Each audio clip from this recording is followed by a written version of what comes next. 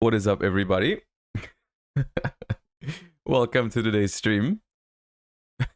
I see everyone in chat is already in shambles. Welcome, everybody. How's everybody doing? People arriving. Today's gonna be fun. Today's gonna be fun. X10 Maple, thank you so much for the prime. Appreciate you.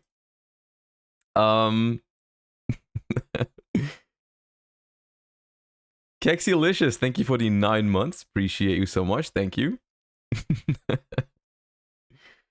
We have a couple things planned today. And I hope you all studied. Because you thought I was joking yesterday. You thought I was joking yesterday when I said we're gonna have an exam on the stuff we learned about Rikka yesterday. Well, I wasn't joking. We're gonna have the exam later. And then we're gonna see if people paid attention yesterday. We're gonna see if people, learned and studied the Rikka stuff. I was serious when I said we're not gonna have it happen again. It's not gonna happen again in Europe. It's not gonna happen again. So it's gonna happen. I missed class yesterday. No excuses. No excuses. You cannot go to the doctor and get yourself a friggin', I don't know what it's called in English, that sets you free of this exam. Everyone has to do it. Everyone has to do it. So yeah, we're gonna talk about how it's gonna work in a second. First, we're gonna warm up as always.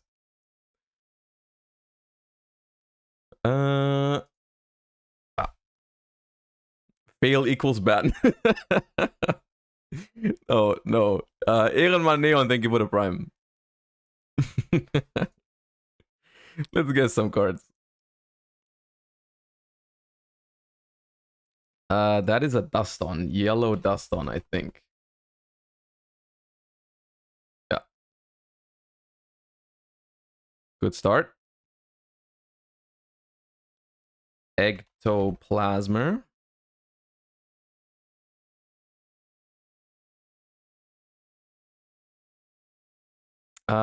This is a Karakuri.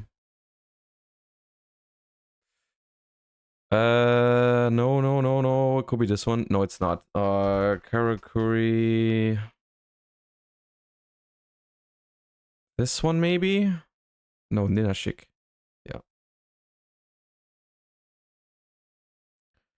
Ooh, this is a trap hole. Is this DD trap hole? I think so. Yeah. Good start. Can anyone share their notes? No. We're gonna go into emote only when we do the exam. You just wait. If you didn't take notes yesterday, I told you at multiple times yesterday during the stream to take notes. We're gonna be an emote only. This is some empowered. I want to say this one? No. Dragodes? Nope. Terra Tiger? Nope. God damn it. Come on. Arnis? What? That.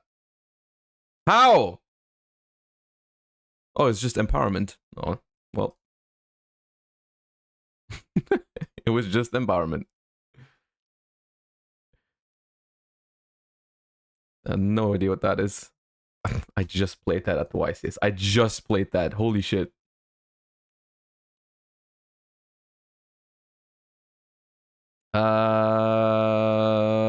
This one is a hero card.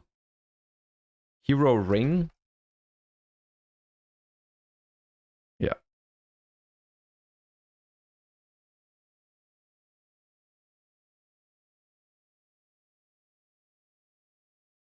This looks familiar. That's a big pair of scissors. This is a 6 samurai. I think it's a secret 6 samurai. But I have no idea which one. Rihan?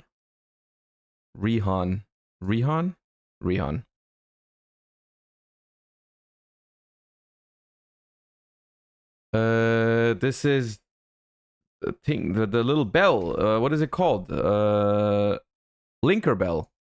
Linker bell. Right? Yep.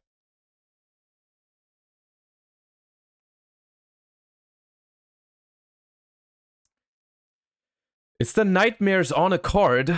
This is Griffin. This is Unicorn. This is, we don't talk about this one.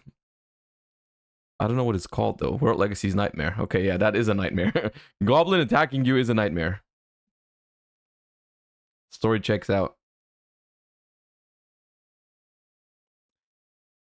Somehow we had a good start and now we're fumbling the back as per usual. Is this Sky Cavalry? Yep. All right. It's a spirit monster. But which one? Which one is that? Razetsu? Razetsu.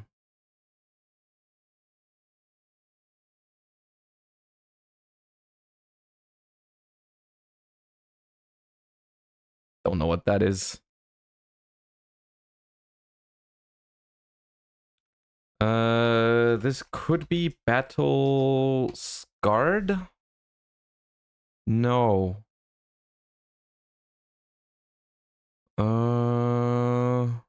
What is it then?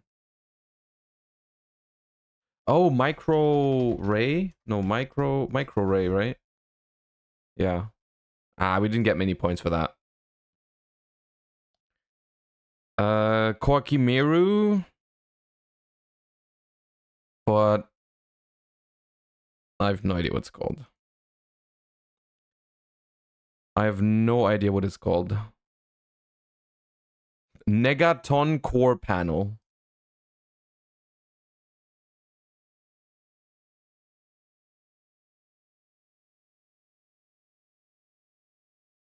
Bro, I don't know these cards.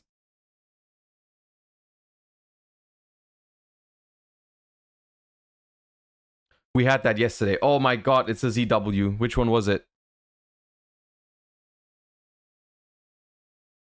Phoenix. Bow. Yeah. This is an awful round again. This is Symbols of Heritage. No? How is it not Symbol of Heritage?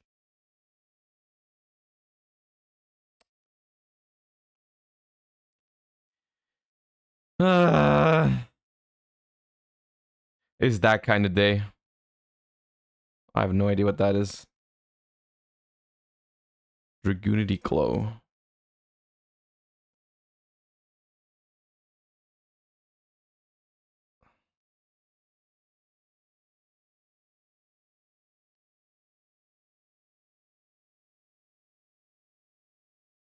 Bro, come on.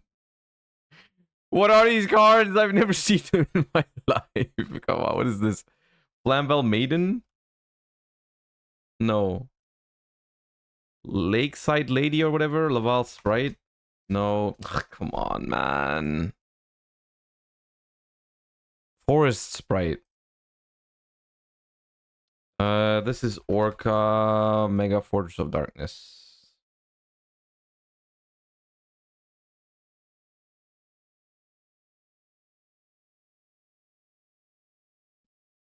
Why did it take me so long? Why did I take 4 zooms for that one? This is a lights one, I think. Celestia, I think.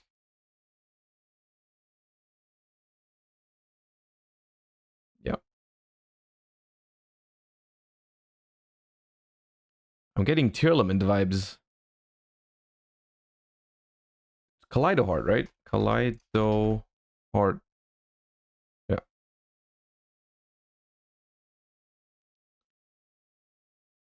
A Miracle Fertilizer.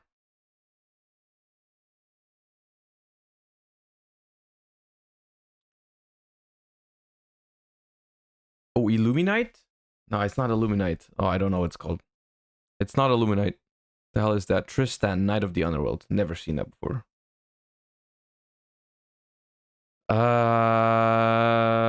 Butter Spy?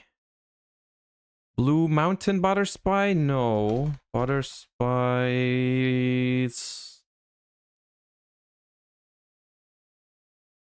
Okay, well, once again, guess the correct one last. Is it Hinoka? No, it's not Hinokagutsuchi. Is it? No. Yamato no Kami. Yeah. Yeah.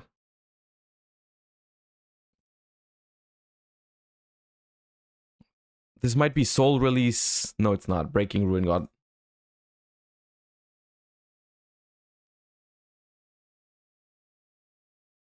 going on here? What the hell is that? Oh, that one. Mysterion.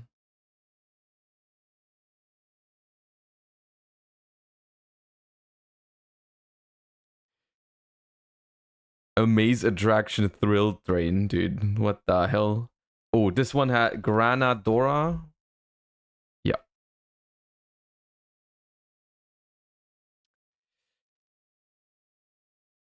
Zeta. I think it's Zeta. No, it's not. Is it just Omega? It's Omega. I thought it was Zeta. This is a Light Ray Greffer.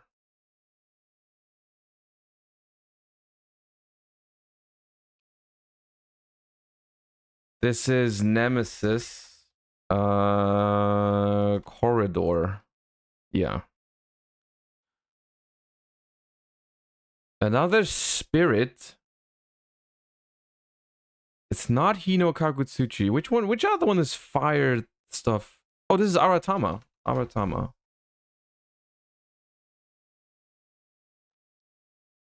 Oh, I think this is a Numeron gate.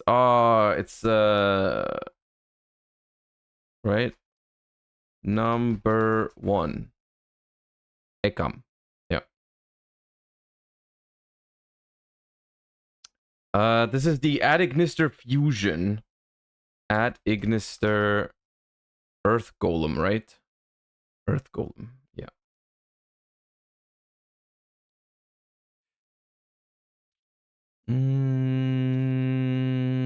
Crane. Crane.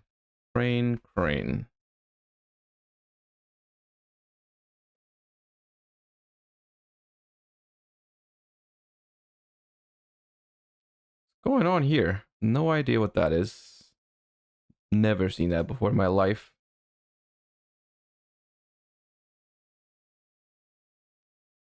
It's not Dream Clown. I thought of Dream Clown first, but it's not Dream Clown. I have no idea what that is. Illusory Gentleman.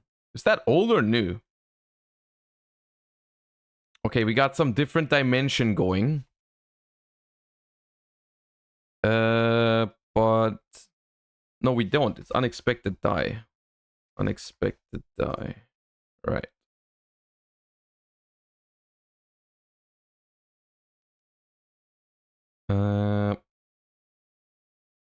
I've seen this, but I think it's another. No, it's not. I was gonna say it's a rank up, but no. It's some fish. Oh, it's Silent Angler.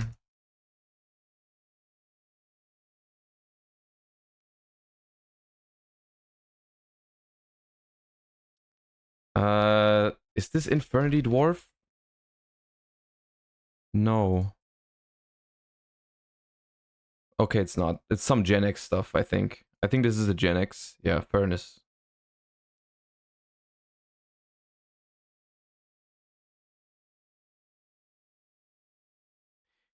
It's fucked up because I try, but I just have never seen some of these cards in my life. There's just too many Yu-Gi-Oh cards. Okay, this is Meltdown.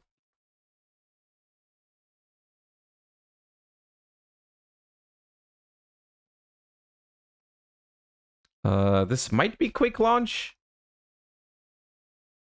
No. What is it then? Tactical exchange. All right. If you say so.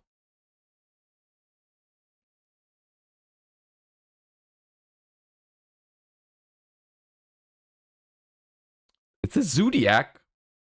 Which one is that? Kata Roost. Really? This is a very old. This is something solar. Solar Ray? Yeah.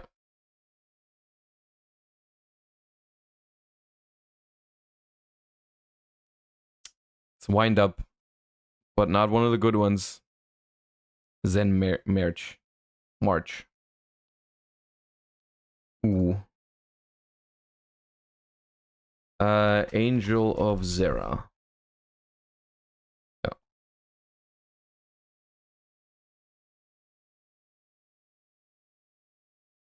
What is happening? Is this Mirror Jade? No. Branded sword then? Yeah, that has a similar color scheme.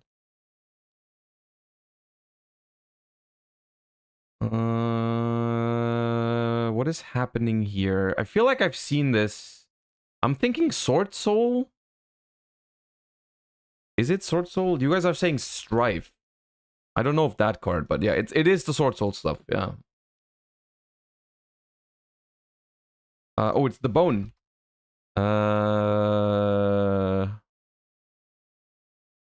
Oh, Elephant's Gift, right? Elephant.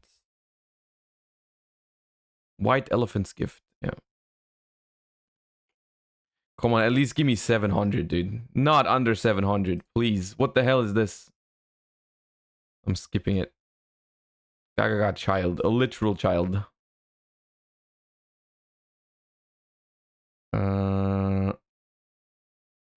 It's gonna be under 700. It's gonna be under 700. No.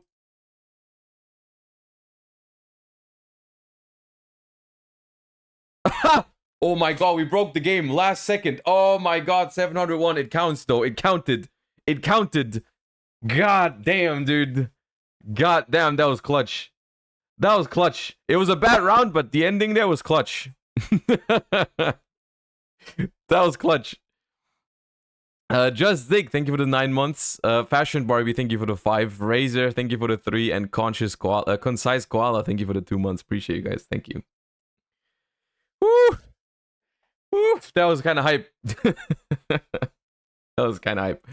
You guys don't get to spam washed before you all pass the Rikka exam with 100%. Until then, none of you get to say washed. Well, HDKO gets to say washed. That's fine. Yeah, that's fair. I'll accept it. I'll accept it.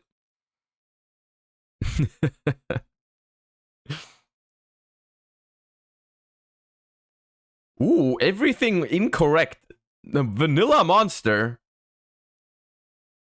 Bat. Where's Bat?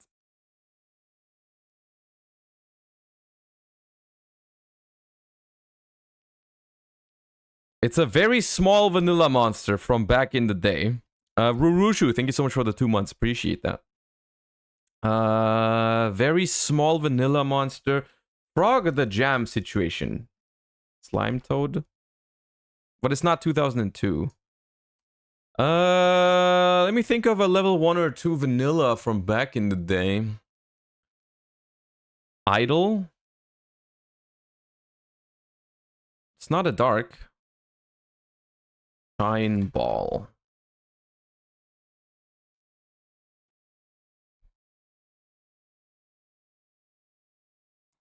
Level 2 vanilla from 2004. Earth, fire, or water. 2004, dude. Whoa. Whoa. Petite Moth?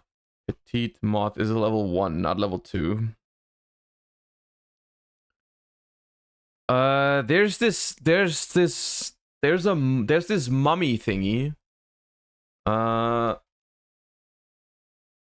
From I think Ancient Sanctuary.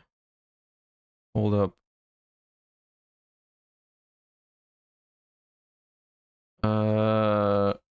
Ancient Sanctuary. I'm trying to think which one I mean.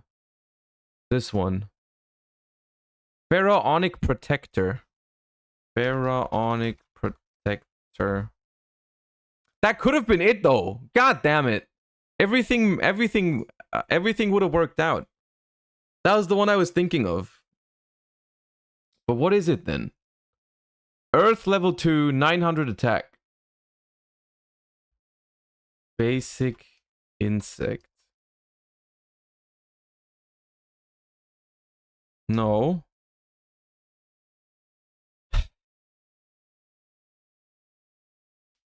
Fiend Scorpion. Come on, man. My pharaonic mummy was just as good of a guess, dude. Why couldn't it just be correct? God damn it. Fiend Scorpion was the one. Yeah, I think they're even from the same set. I think they're both Ancient Sanctuary, right? I think so. So the Pharaonic Protector is from Ancient Sanctuary, and Fiend Scorpion. Fiend Scorpion is also from Ancient Sanctuary. Yeah, they're from the same set. God damn it, we were so close. We were so close.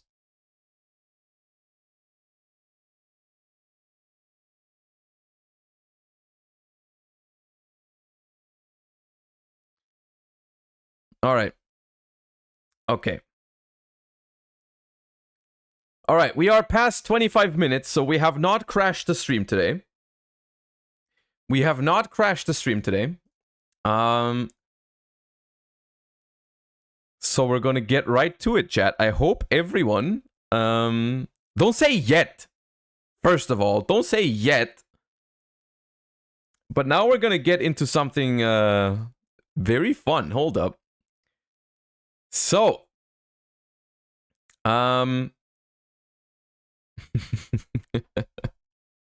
Give me a second. I need to finish setting it up.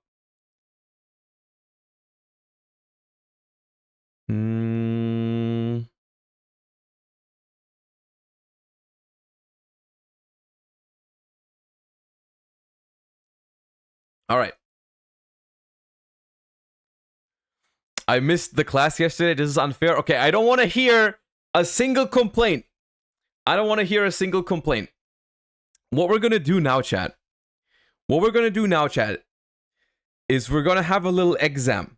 We're going to have a little exam because we learned about the Rikka Sunavalon deck yesterday. And when I said yesterday, we're going to make sure that the Rikka Sunavalon deck will no longer win European events like every year, like multiple times. We're going to study and we're going to learn the Rikka cards. And we did that yesterday, and today we're going to check if you guys paid attention yesterday, if you guys studied your Rikka stuff and you know what's going on. So we've prepared, and when I say we, I mean Skrelp and I. Thank you for the help, Skrelp. We have designed a little exam that we will take together now. All of you will take an exam, and we're gonna see how you guys do. Simple as that. I'm gonna copy the form link. I'm going to put it in chat. You guys are going to go onto the site. We're gonna go over the things. You guys are gonna answer the questions. We're gonna go into emote only mode, so there's no narcs in chat. No one is gonna, no one is gonna be able to tell each other the answers. And we're gonna see how the Twitch chat is gonna do, right? You guys get to play along, and we're gonna see how smart everyone is in Europe now when it comes to the Rikka Sunavalon deck. And we're gonna accept no excuses, no, my dog ate my homework. No, oh, I was sick yesterday so I couldn't study. None of that shit. We are accepting none of it. I told you yesterday, everyone needs to pay attention. No one, you didn't get to go to the toilet or anything. No one has any excuses. After the Rikka Sunavalon deck has won 3 major events in Europe now, we have no further excuses. Everyone needs to do it. All right, so, I'm gonna post. First of all, let's go into emote only. Can one of the mods put the chat into emote only chat right now?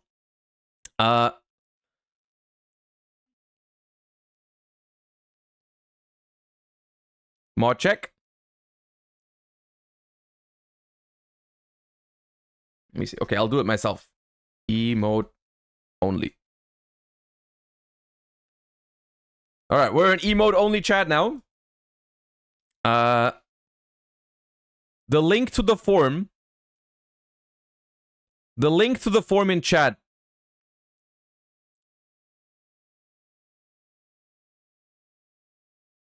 The link to the form is in chat and it's also pinned. The link to the form is in chat and it's also pinned. So let me know if it's working for all of you by, I guess, typing, which one? The Josh YGO heart. If you guys can open the thing and you guys can see it, type some Josh YGO hearts in chat right now. And everyone needs to take part. You have to take part, chat, okay? You have to take part. You cannot simply not click the link and not take part in this group activity. You have to. It is absolutely important. All right, let's go over this. Let's go over this real quick. And while we talk about the Rikka exam, while we talk about it, the way it's gonna work is we're gonna go through all the questions. You guys will have it open on your end as well, and you guys are simply gonna select your answer once we get to the thing, right? One quick thing is you will have to be signed into you know with into your Google account or whatever, but it does not collect any of your guys' emails or whatever. Like it's completely anonymous from that standpoint. I'm not sure if the username thingy is mandatory or not. I don't think it I hope it's not. If you don't want your username to be here, just type like a point into it or like this or whatever. If you don't want your name to show up, that's completely fine. We're gonna go through all the questions on stream, and then once we're done, everyone is gonna submit their results, and we're gonna evaluate them together, and we're gonna see how smart the European Yu-Gi-Oh community is when it comes to Rikka Sunavalon, right? And this is my contribution to making sure that Rikka Sunavalon does never take down a European event ever again. Okay, so this is it's a group effort. It's a group effort, and it's important that everyone answers the thing. All right. So once again, if you've just joined and if you have no idea how to get to it, there's a pinned message in chat. There's a pinned message in chat with the link to the Google form, and you guys can play along.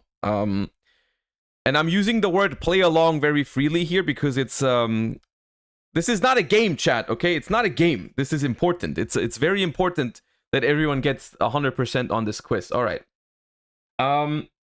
Question number 1. Everyone ready? Everyone ready?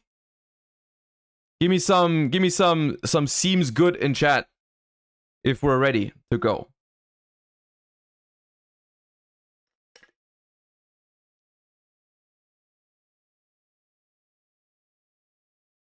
All right.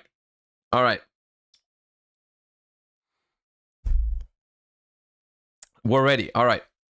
Question number 1. Which of the following effects does not lock the opponent into plants for the rest of this turn? Rikka Pedal to add, Rikka Glamour to add, Rikka Konkon to set, or Rikka Snowdrop to summon?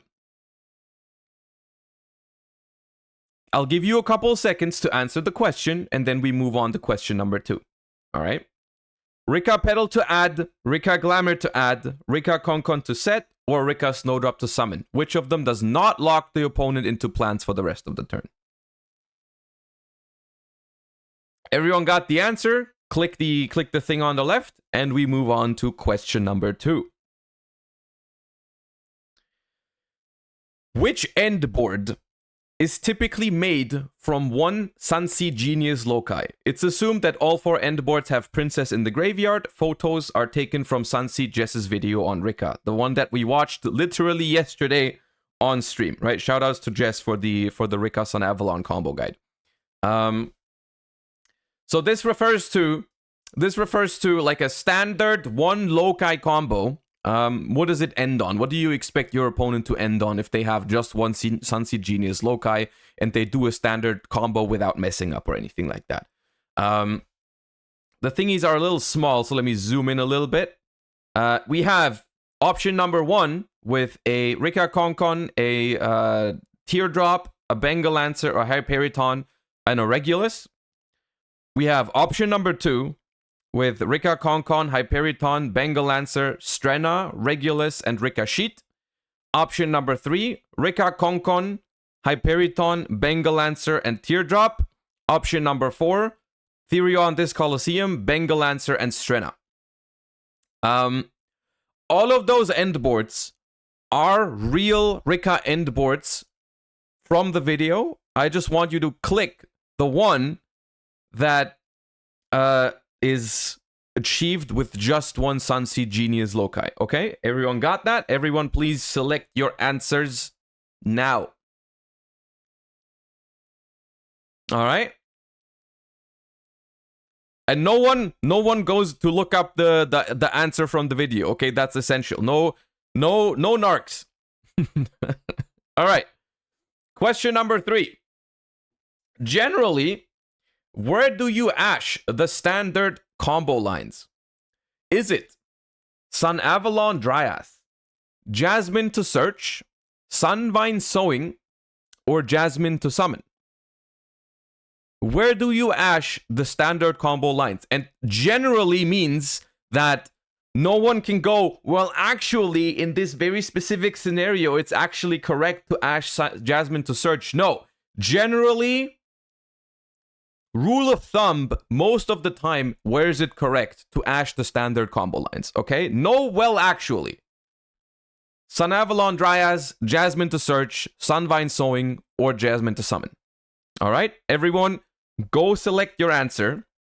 And we move on to the next question. If anyone is joining right now, if you're a little bit late, I will forgive you. The teacher will forgive you. You can still take part in the exam. Simply, you look at the pinned comment, go to the Google form, and catch up to the class. All right. You just have a little bit less time to fill out the exam, but you get what I'm saying. Question number 4. How many combinations of cards can the first place YCS Dortmund main deck search when they tribute for Rikka Glamour? So basically, in a standard Rikka Sun Avalon deck, when you tribute for Rikka Glamour, you get to search a specific combination of 2 cards. How many different combinations can you expect from a standard Rikka Sun Avalon deck? Is it 1 combination of 2 monsters, 2 combinations of 2 monsters, 3 combinations of 2 monsters, or 4 combinations of 2 monsters? All right. How many different options do they have when they activate Rikka Glamour and tribute a monster at activation? Got that? All right. Everyone got that? Let us move on. I'll give you a little bit of time to think about it. I'll give you a little bit of time to think about it before we read question number 5 together. All right. And in general, you guys can give me like a whatever thumbs up emote you have once you have answered a question. Once we can move on to the next question, just give me whatever is your favorite thumbs up emote that you have in your repertoire. You can just spam chat with once you're done with answering a question. Question number 5. Which of the following statements is false? Using infinite impermanence on Dryas is weak to a heart-drawn Sunvine Sowing. The Sunvine Link 1s destroy themselves when Dryas leaves the field by card effect. Monsters should often be summoned in defense position versus Rikka. The Sun Avalon Link monsters cannot be targeted for an attack. Which of these statements is incorrect? Impermanence on Dryas is weak to a hard-drawn Sunvine Sowing. Sunvine Link 1s destroy themselves when Dryas leaves the field by card effect. Monsters should often be summoned in defense versus Rikka. Or Sun Avalon Link monsters cannot be targeted for an attack. Alright, thumbs up in chat. Sunseed Jess. With the Bible thumb. No. We have no mercy with the plants now. You don't get to win 3 events with no repercussion. We're gonna study now. We're gonna study now, and everyone is gonna get 100% on this exam. Don't you worry, Jess. You're not gonna get to do it again. All right. I see some thumbs ups in chat. People are done with question number 5. Question number 6 is the exact same setup for the question. Which of these statements is false? Rikka Sheet can be retrieved from the graveyard by some ways in the grind game. You know, basically, is Rikka Sheet recyclable in the Rikka Sunavalon deck? Yo, Europa Boy, thank you for the gift sub to Sunseed Jez. That's probably the worst day for her to get a sub to the stream, but it is what it is. We take it. All right. Rikka Sheet can be retrieved from the graveyard by some ways in the grind game. Since Rikka Sheet targets a monster first and then performs an optional tribute, you can target and tribute the same monster with it while Konkon is face up. Rikka Sheet can tribute one of your opponent's monsters to take control of another monster while Konkon is face up. Rikka Sheet, in response to an activated effect, will not stop that effect from resolving. Which of these statements is not correct? Which of these statements is wrong? Sheet can be retrieved from the graveyard in the grind game. Rikka Sheet targets a monster first and then performs an optional tribute. You can target and tribute the same monster with it while Konkon is face up. Rikka Sheet contribute one of your opponent's monsters to take control of another monster while Konkon is face up. Rikka Sheet, in response to an activated effect, will not stop that effect from resolving. Which of these is not correct? All right. Moving on to question number 7. Sunvine Sowing protects plant link monsters from destruction by the following methods. It protects them by destruction from battle. It protects them by destruction from card effects.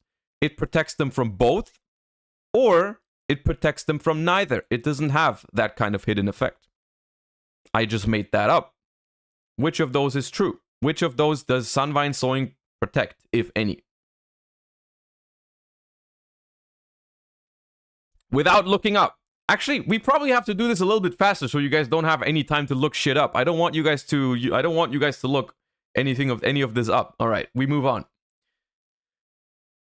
Which of the following does not have a hidden effect to protect monsters from being destroyed in some sort of way? Sowing. Sunvine Sowing, Jasmine, this Colosseum, or Snowdrop. 3 of these 4 have some sort of effect to protect the monsters from being destroyed in some way, shape, or form. One of them doesn't. So you need to pick out which one. It's either Sowing, Jasmine, this Colosseum, or Snowdrop. All right. While a Rikka player has Rikka Konkon face up, which of the following monsters can it tribute on the opponent's field? By the way, question 16 is worded wrong, and I think the form had a mistake when you sent the link. I'll check if it's we'll check how bad it is, but whatever. While a Rikka player has Rikka Konkon face up, which monster can they tribute off the opponent's field? Arrival, Cybers, Adignister, X Purely Noir, both, or neither? All right, thumbs up. Some thumbs ups in chat once we have an answer. There we go. In the standard 1 Loci combo, using Infinite Impermanence on Jasmine's effect to summon will leave the Rikka player with what board without any further extenders? So basically, standard 1 Loci combo, you decide to use your Infinite Impermanence on the Jasmine effect to summon from the deck. What can the Rikka player still end on if they optimally finish their turn and, don't have any other extenders? Do they end on a Jasmine plus a Regulus? Do they end on Bengalancer?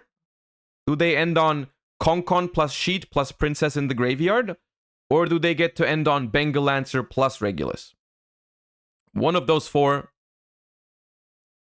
is correct.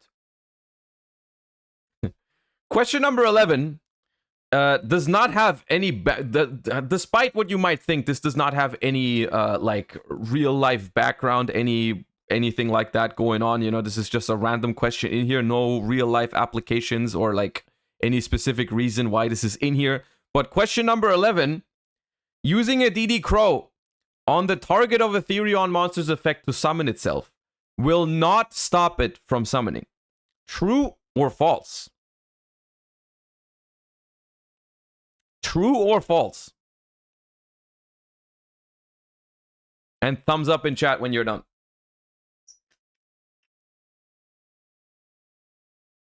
All right, we're done. Question number 12.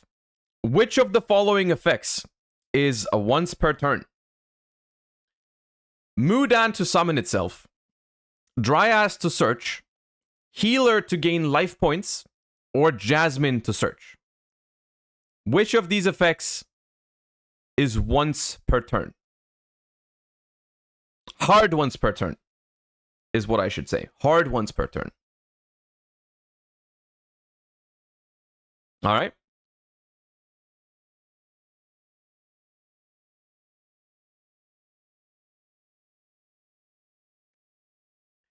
Question number 13. Which of the following can Hyperiton negate? Anything, it's an Omni negate.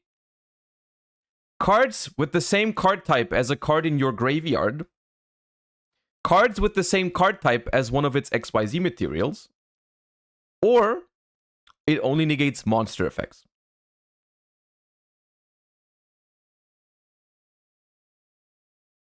All right. We got that? Which of the following can Hyperiton negate? Omni negate, anything that has the same card type as a card in your grave, anything that has the same card type as one of its materials, or it only gets to negate monster effects. How many different targets to set from the deck with Rikka Konkon should you usually expect in your opponent's deck? And when I say usually expect, I mean there could be more potential targets for it in the universe of Yu-Gi-Oh cards, but any like normal Rikka Sunavalon list, how many targets do they have for Rikka Konkon? Like, and of course, the point of these sort of questions is to know what's going on before the effect resolves, right? Before you say okay to the effect, what do you expect out of it? How many different targets are there to set with Rikka Konkon? Is it just one that they always set? Are there two? Are there three? Or are there four that they can set with Rikka Konkon?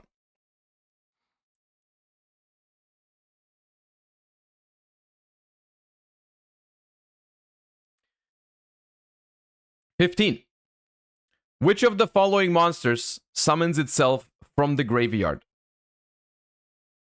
Sunseed Twin, Sunavalon Melias, Bengalancer, or Primula?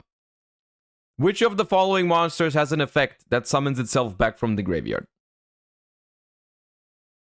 Sunseed Twins, Sunavalon Melias, Bengalancer, or Primula. All right. Okay, I see there's a wording issue here with question number 16.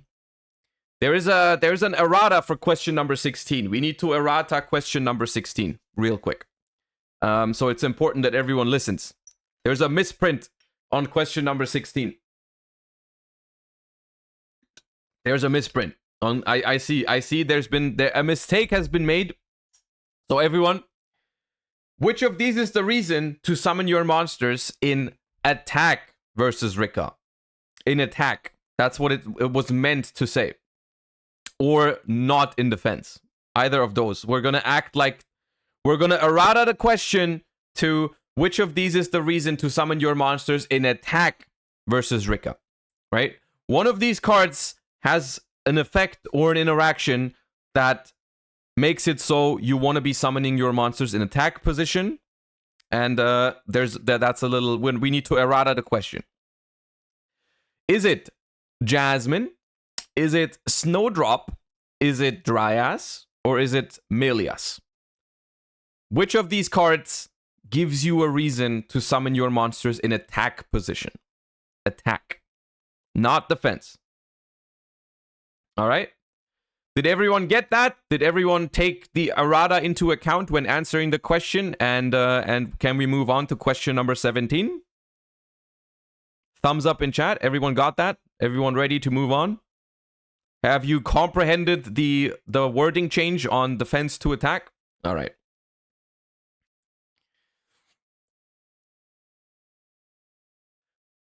Question number 17. Which card can you attempt to use Ghost Bell and Haunted Mansion on in a standard Loci combo played out optimally? Sunseed Twins to summon back Loci. Rikka Queen Strenna to summon an XYZ monster. Sunwine Sowing to summon Loci. Sylvan Dance Spion to excavate the top X and summon plants.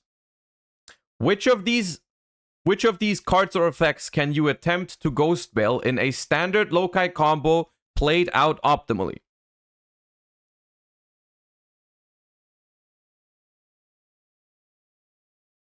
Think about that for a second. Think about that for a second, and then select your answer. All right.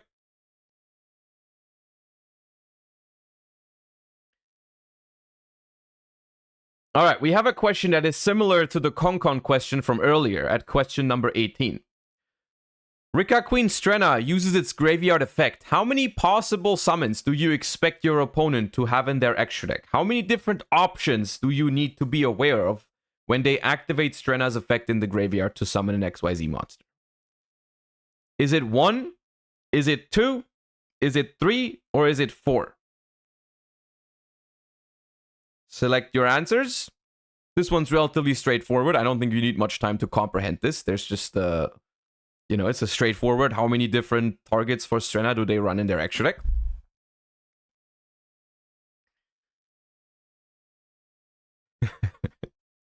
Question number 19. What is the summoning condition for the Link 1 Sun Avalon monsters? Do they require a plant monster? Do they require a plant normal monster? Do they require a level 4 or lower plant monster? Or do they require a level 4 or lower plant normal monster?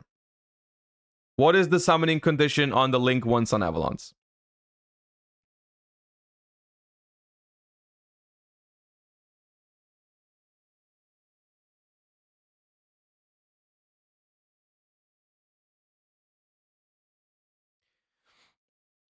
Question number 20. Which card? We're almost at the end, chat. We're almost there. We're almost there. We're almost done. Which card would you never imperm against a typical Rikka Sunavalon deck? If you're playing well, right? Which card would you never imperm against a typical Rikka Sunavalon deck? Is it Therion Lily Borea? Is it Sunavalon Dryas? Is it Aromage Jasmine? Or is it Bengalancer the Resurgent? Which of these would you never imperm against a typical Rikka Sunavalon deck? All right, think of the possible scenarios.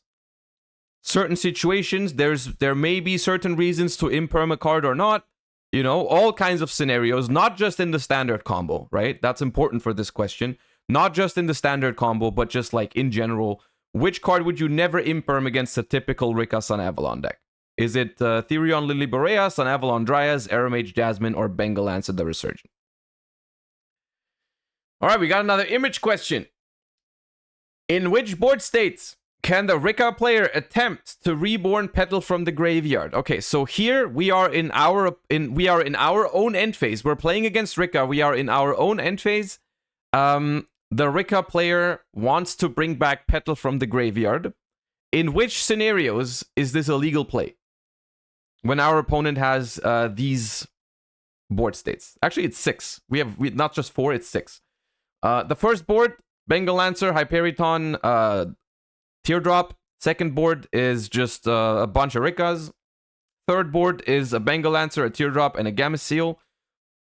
Fourth is just completely empty board. Fifth is Bengalancer, Teardrop, and the Regulus. And number 6 is a Mudan, a Teardrop, and a Mathmech Circular that was taken with Rikka Sheet. Which in this case is a little bit weird because this would mean that we would be the math mech duelist, which would never happen. It's just, this is just a completely hypothetical scenario, right?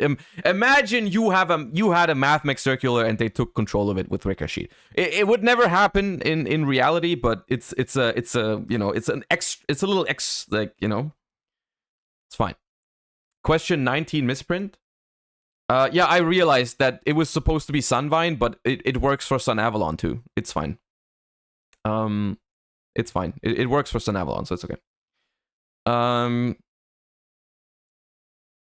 Yeah, so in this 21, which of these are legal board states to bring back Petal in? We got that. Everyone filled out the quiz. We'll give you a little bit of time for this one because there's 6 options, but it's all right.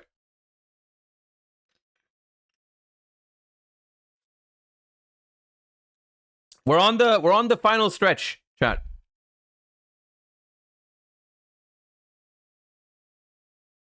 Wait, the question is there twice. Why is it there twice? This duplicated itself somehow? Okay, well, it's the same question. Question 21 is just there twice. You opened it in a weird period? Well, I opened it because you said it was done. Just put the same answers on both questions. There's been a misprint. Fortnite. No, it's serious. This is a serious business. Okay, Skrelp, I hope question number 22 is actually correct. I hope you found all of them. Question number 22. In the first place YCS Dortmund deck list, if you go small world, reveal Lily Borea in your hand and Gameciel in your deck, which of the following monsters can you search? Can you search Snowdrop, Regulus, Mudan, Borea, Lonefire? Can you search Mudan, Lonefire, Snowdrop, Borea, Ash? Can you search Princess, Regulus, Lonefire, Borea, Petal? Twin, Ash, Petal, Primula, Lokai? Regulus, Mudan, Petal, Princess, Primula? Or Lokai, Twin, Petal, Mudan, Princess? This is a question. This question, by the way, I just want to say, chat, this question was not approved by me. This question was made by Skrelp.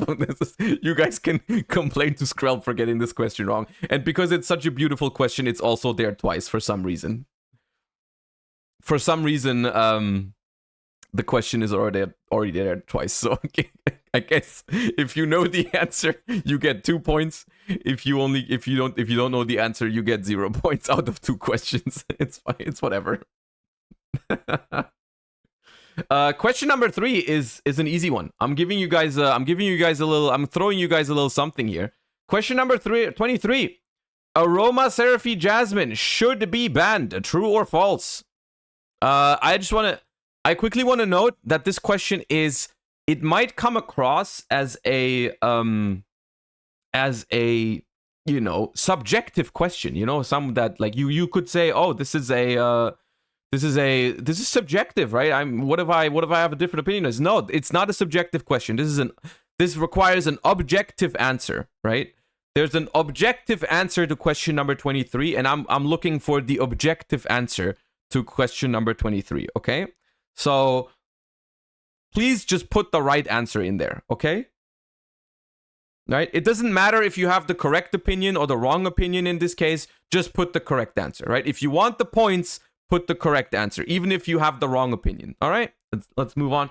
And then, chat, the most important part of this quiz is actually not like a multiple choice question. The most important part, this is where we will find the true geniuses in chat when it comes to, the Rikka Sunavalon deck. There's an extra credit open text entry field here at the bottom of the thing. Extra credit, write an essay on why Sunseed Lokai is just as bad as Math Mech Circular. Okay? That's where that's where the majority of the points are going to be, right? This is the most important input field in the entire quiz. And that's the end of the quiz. That's the end of the exam. I'll give you guys a little bit of time to write the essay. Don't make it too long. Let's get this done in a couple minutes. And you can go and revisit some of your questions, right? You can go and revisit some of your questions, and when you're done, very important, you have to click send to submit your answers. You have to submit your answers in to the sheet, and then we'll be able to evaluate and look at the stuff on stream and see how many of you guys were correct. Keep in mind, there's 2 questions that are in there twice for some reason, which I don't know how that happened. And the question number, which one was the question that had a small mistake in it? This one. Question number 16 is meant to say attack. Right? This one is supposed to say attack. 19. No, 19 is correct. 19, we're just gonna leave it like this, Skrell, because it works as Sunavalon. To avoid confusion, question 19 can just work like this.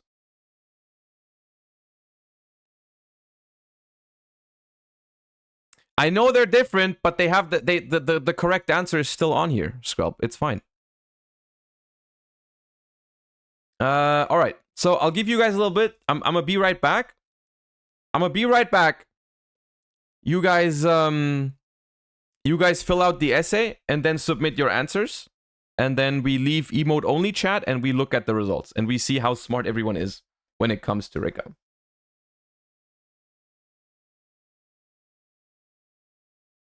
All right. I'll be right back.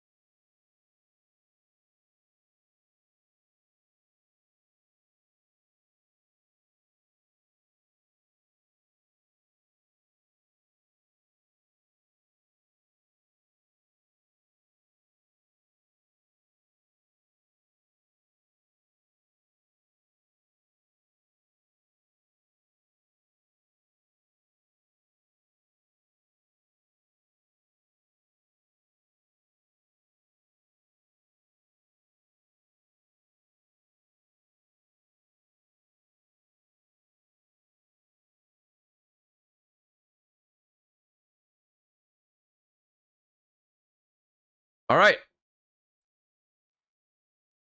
Has anyone finished their essay? Can we leave emote only and get to, you know?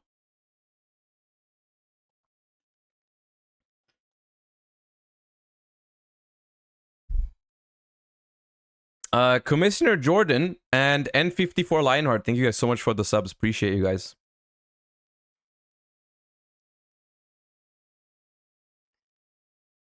Is everyone done? Also, I need to find out how I can view the results of this thing. Forum closes when emote only goes off. Submit now, chat. Yeah, as soon as we leave emote only, chat, we need to close submissions, because otherwise people will be narking.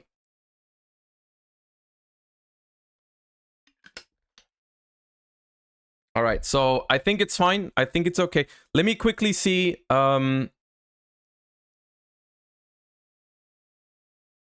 me quickly see if I can, how I can see the results. Give me a second. I got the email. Open answers.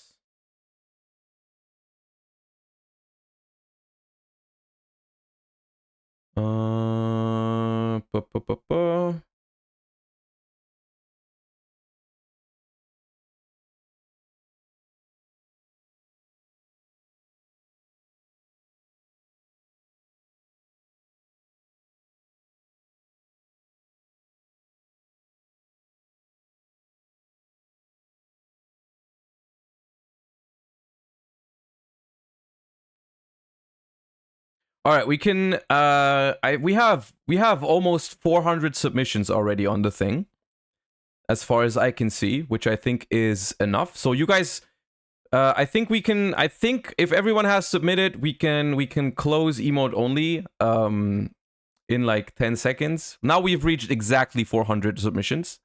So let's close submissions. Let's close submissions and let's go emote. Let's end emote only. And how do I end emote only? Emote only off.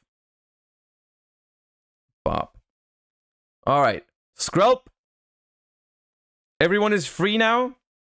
And we need to close the submissions. We need to close the submissions ASAP. And I'm going to look at the...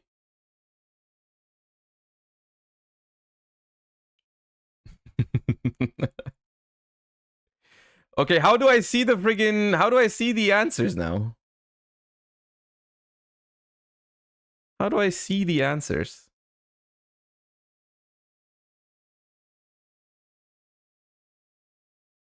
Click responses. I have clicked responses. I need coaching, Skrelp. I need coaching. Oh no, I have it. I found it. I found it. Okay. I have it. Let me just see if I can... How do I set Google Sheets to English? Because mine is German. Ooh, German. How do I do that? Katiri, thank you so much for the tier 1. Appreciate you.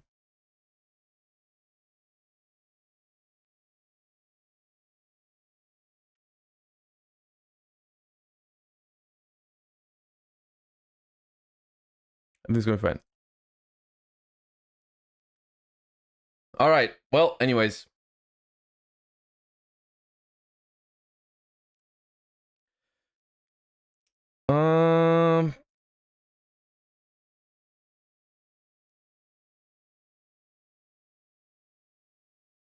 Okay.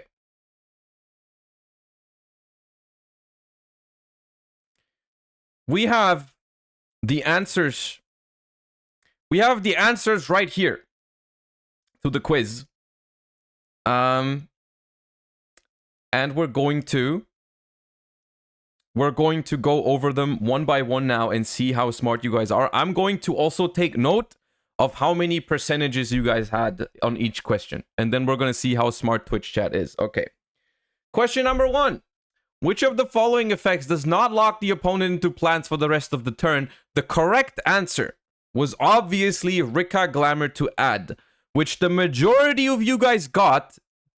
However, 64.7% is, in my opinion, still critically low. But all right. So question number 4, you guys got a score of 64.7%. Which I don't know how happy I am with that. I don't know how happy I am with that. But okay. Question number 1, 64.7%. Which endboard is typically made from one Sansi Genius loci?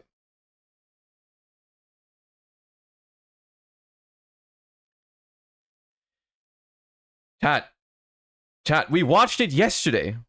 It was obviously option 1. It was option 1. It was option number 1. 61%, dude. Oh my god, Europe. This is why it keeps happening. This is why it keeps happening. Okay, anyone here? Okay, I need a serious answer now. If you were here yesterday, what's your score so far? Is it 0 out of 2, 1 out of 2, or 2 out of 2? If you were here yesterday, what's your score right now? I need to know. Please. Am I that bad of a teacher? God damn, there's a lot of 2 out of 2s in chat, but there is some 0 out of 2s. All right. Anyways, ooh, okay. Question number 3.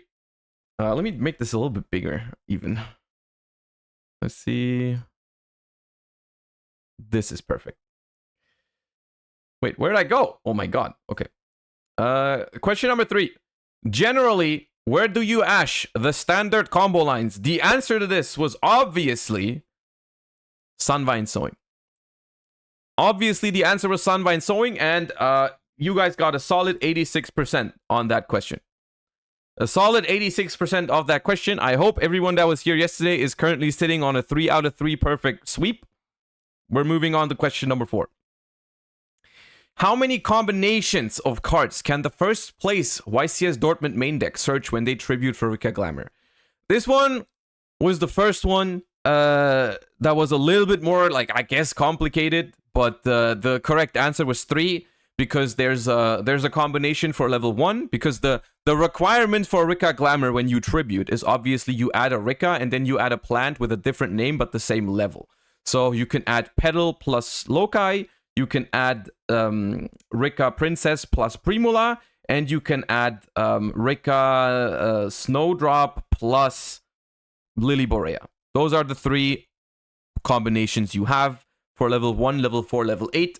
So 62.9%.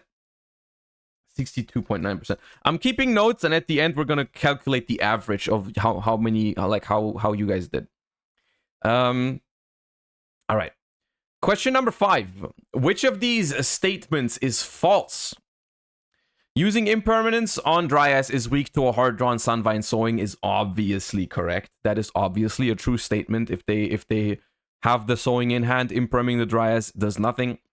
The Sunvine Link ones destroy themselves when Dryas leaves the field by a card effect. Kind of an hidden effect, so I understand why this is like the second most voted, because this is kind of like, it doesn't happen very often, so, you know, some people might not know that. And Sunavalon Link monsters cannot be targeted for an attack was also correct. The wrong answer was, the correct answer, the wrong statement was obviously monsters should be summoned in defense versus Rikka. They should be summoned in attack, if anything. I am honestly curious how many would have gotten this one before the finals of YCS Dortmund. Because I would guess before the finals of YCS Dortmund, a lot of you guys would not have gotten this one. And question number 6, we have the same structure. Which of these statements is false?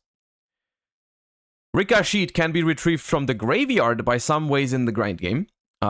This is true because Rikka Queen Strenna can add back Rikka cards from the grave to the hand. Since Rikka Sheet targets a monster first and then performs an optional tribute, you can target and tribute the same monster. We literally talked about this one yesterday. We talked about this one yesterday, that this is not possible. This was obviously the wrong answer, or the correct answer was obviously that one. Only 72.1% got this one, but it's not your worst question so far, chat. It's not your worst question so far. But yeah. Rikka Sheet, contribute one of your opponent's monsters and then take control of another one. This is the main use of Rikka Sheet. I don't know, the 19 people that answered this one, this is what you do with Rikka Sheet. This is the best use of Rikka Sheet. That's kind of its thing, but okay. Rikka Sheet in response to an activated effect will not stop that effect from resolving. This is, I think, a very common misconception when it comes to cards that say effects cannot be activated, right? If an effect is already activated and then you chain an effect to it that says this effect can't be activated, it's too late. It's already been activated. So, you know, there we go. Question number 7 was a little bit of a tricky one because it was about the hidden effect of Sunvine Sowing. Sunvine Sowing protects plant link monsters from destruction by the following methods: battle, card effects, both, or neither.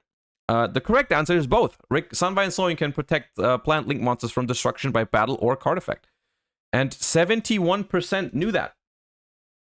71.5% knew that. All right. All right.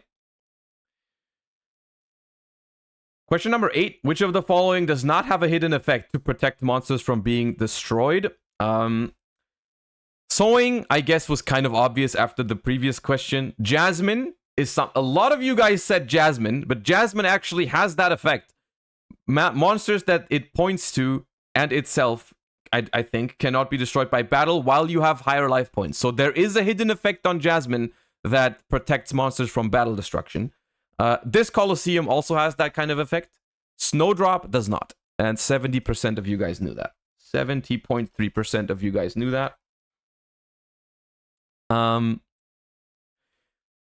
While a Rikka player has Rikka Konkon face up. Which of the following monsters can it tribute on the opponent's field? The Arrival Cybers ad Ignister, X Purely Noir, both, or neither? I'm not seeing a whole lot of 9 out of 9s in chat anymore. I feel like people are falling behind. I want to say if you are at an 8 out of 9 so far, you're still doing pretty good. 7 out of 9, I'm already questioning my teaching skills from yesterday. I'm gonna be honest with you guys. Anyways, you can in fact tribute an X Purely Noir with a Rikka Konkon. Even if it has 5 or more materials, because X Purely Noir is only unaffected by activated effects. And Konkon needs to affect a card to be able to tribute it, but it is not an activated effect.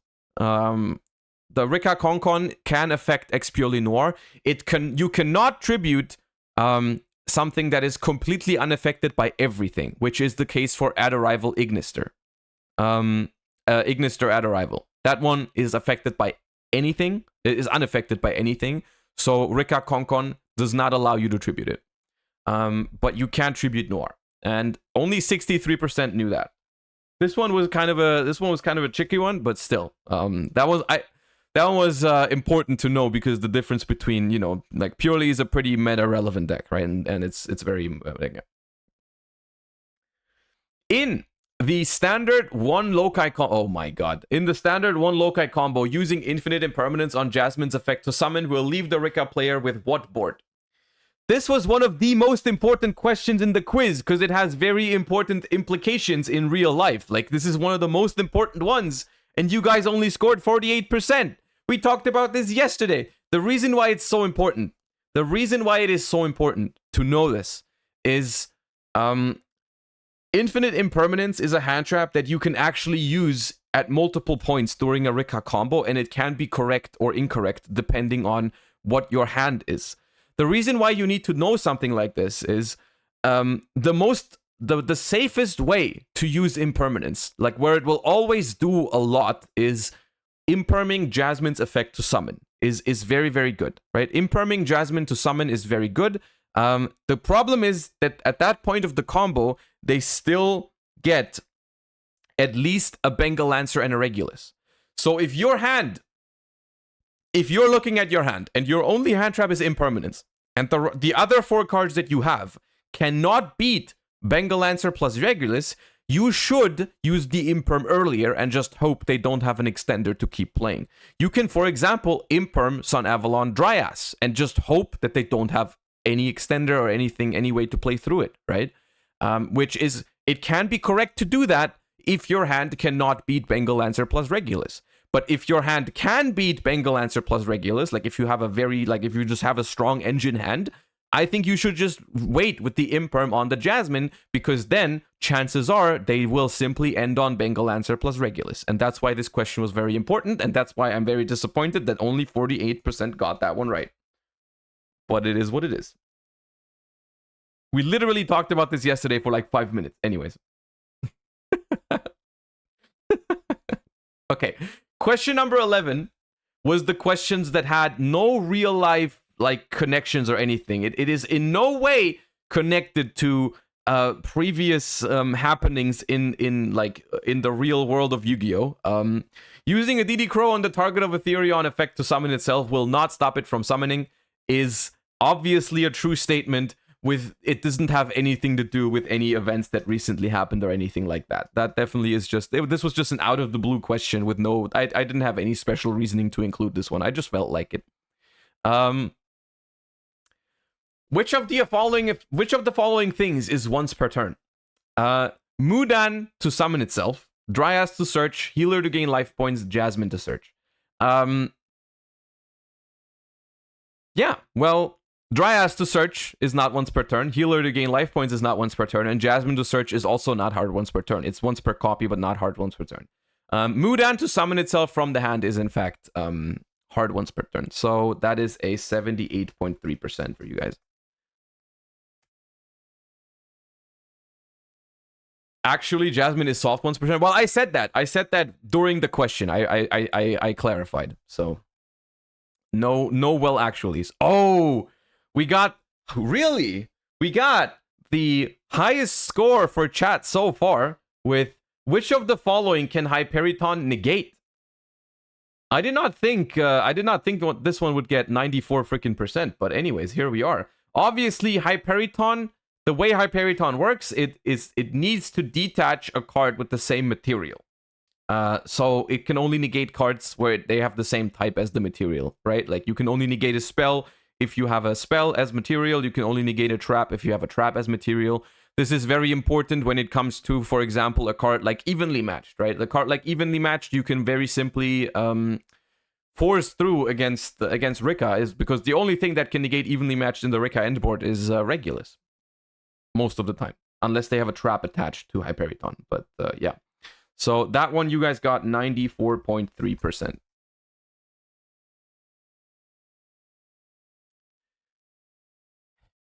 How many different cards to set from the deck with Rikka Konkon should you usually expect in your opponent's deck? The answer to that is very simply 2. They should very simply have a Rikka Sheet and a Rikka Glamour in their deck as an option for this card. So that is an 85%.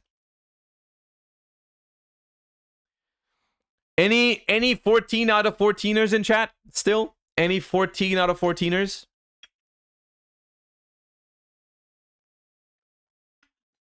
$12 out of 14, 13, 14. Me. Okay. All right.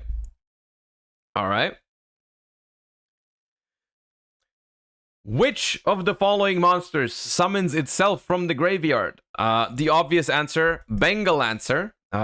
They all have some sort of way to special summon. Some of them even special summon from the graveyard, but not themselves. Sunseed Twin summons Lokai from the grave. Melias also summons Lokai from the grave. Primula summons itself, but only from hand. And Bengal Lancer summons itself from the graveyard. So that is an 80.3%.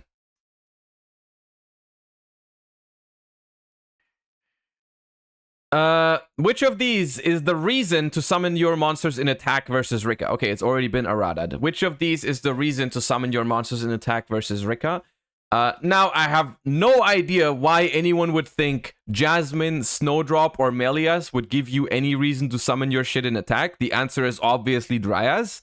So, you know, out of 291 people knew that, and over 100 people didn't. Over 100 people didn't. Over 100 people would have also lost the YCS Dortmund finals. So there's that. 73.1%.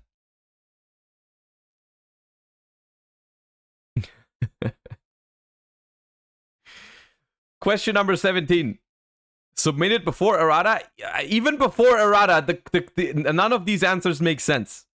None of these answers make sense. The errata is not an excuse at all.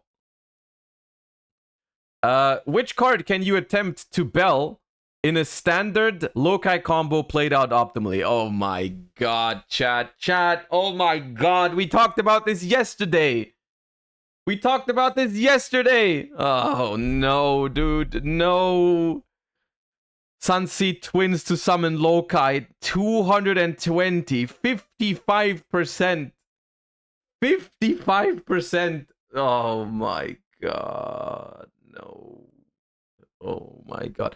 The important statement here is that in a standard Lokai combo played out optimally, because what happens when they play it out optimally is they will activate Sowing, they will special seed, and they will go Chainlink 1 seed, Chainlink 2 Dryas to play around Bell specifically. So you cannot Bell the twin to Reborn from the graveyard. You can the only thing you can Bell is the Strenna to summon an XYZ, because Strenna to summon an XYZ actually says summon an XYZ from your extra deck or graveyard. So you can Strenna, you can Bell the Strenna when they try to summon an XYZ. Of course, they will have a Regulus by the time.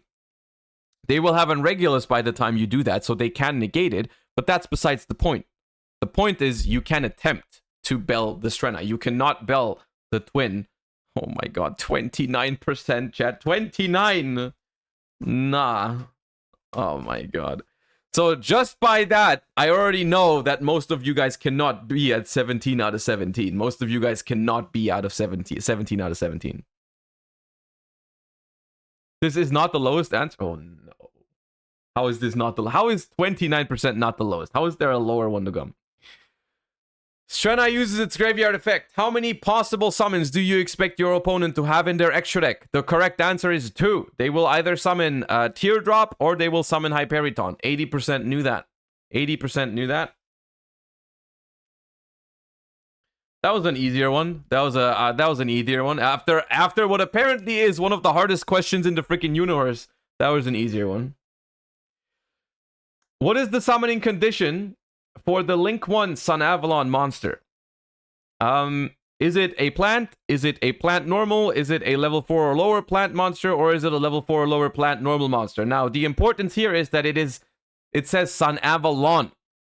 And the Link 1 Sun Avalon monster is Sun Avalon Dryas, and that requires a level 4 or lower plant monster. Now, if it was a Sun Vine, if it was a level 4 or lower plant normal monster. But the Sun Avalon Link 1 only requires a level 4 or lower plant, and 63% knew that.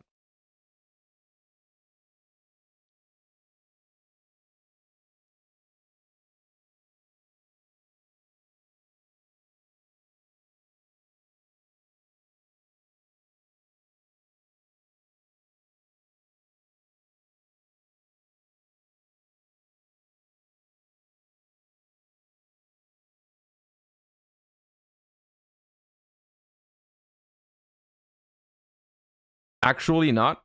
No! Dude, it's correct. Hold up. Sun Avalon Dryas needs a level 4 or lower plant monster. What do you mean? Sun Avalon Dryas needs 1 level 4 or lower plant monster. What are you talking about? The Sunvines are the ones that need vanillas.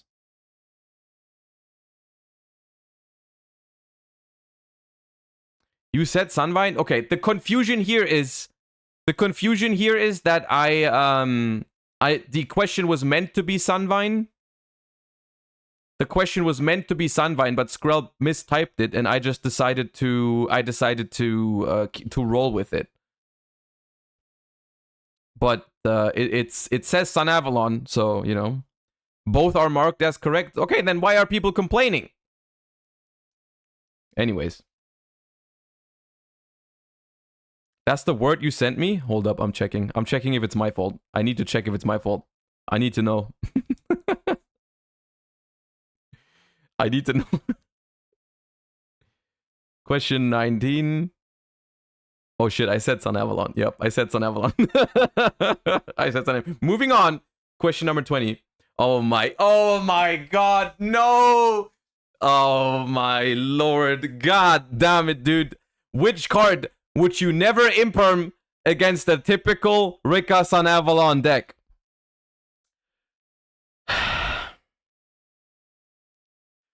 Therion Lily Borea, Sun Avalon Dryas, Arrow Mage Jasmine, or Bengal Lancer the Resurgent?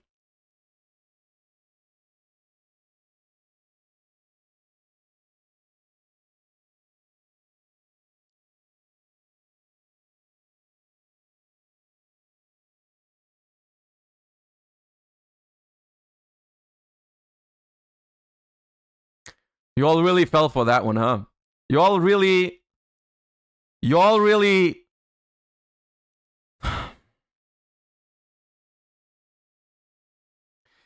This is a core problem. Like, Yu-Gi-Oh players and reading... Yu-Gi-Oh players and reading is really an issue. You know? So literally, freaking 5% of Yu-Gi-Oh players had the capabilities of reading the question and answers.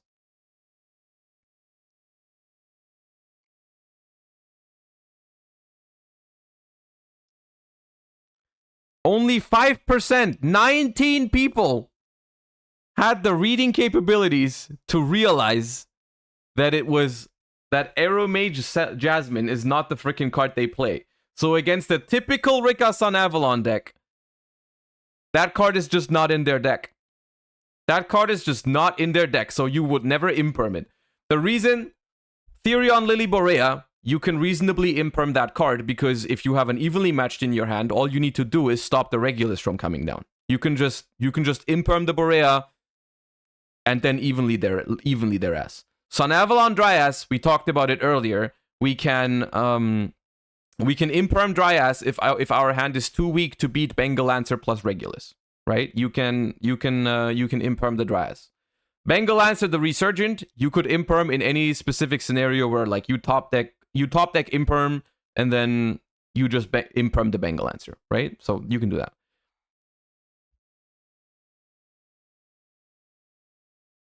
The one you would never imperm is Aromage Jasmine because they don't play that shit.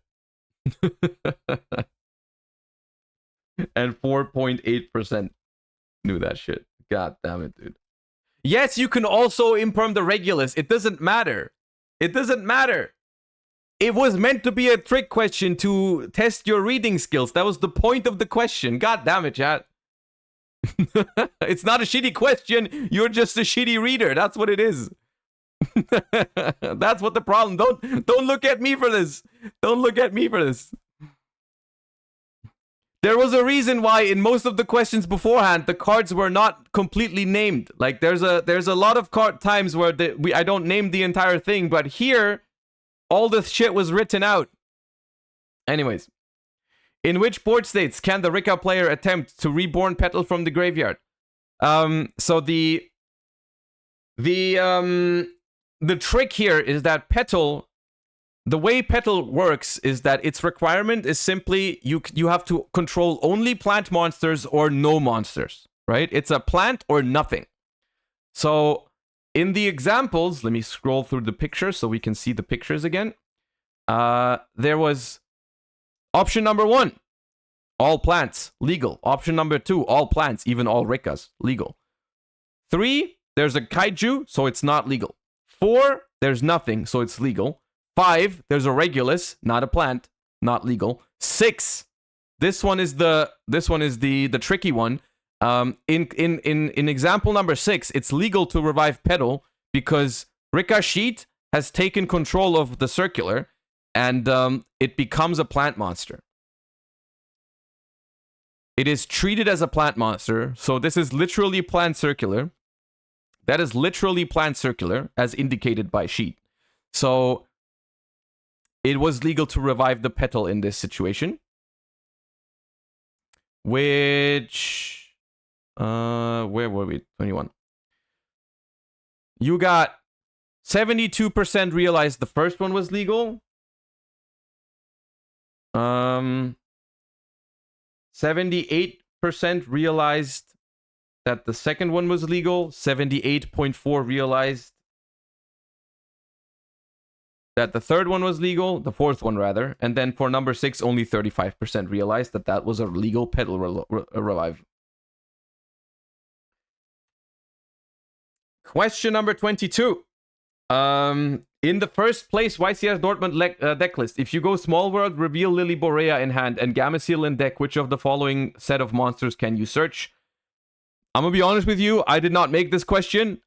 The correct answer was apparently Regulus because it's a level 8, Mudan because it's a water, I think, Petal because it's a water, Princess because it's a water, and Primula because it's a water.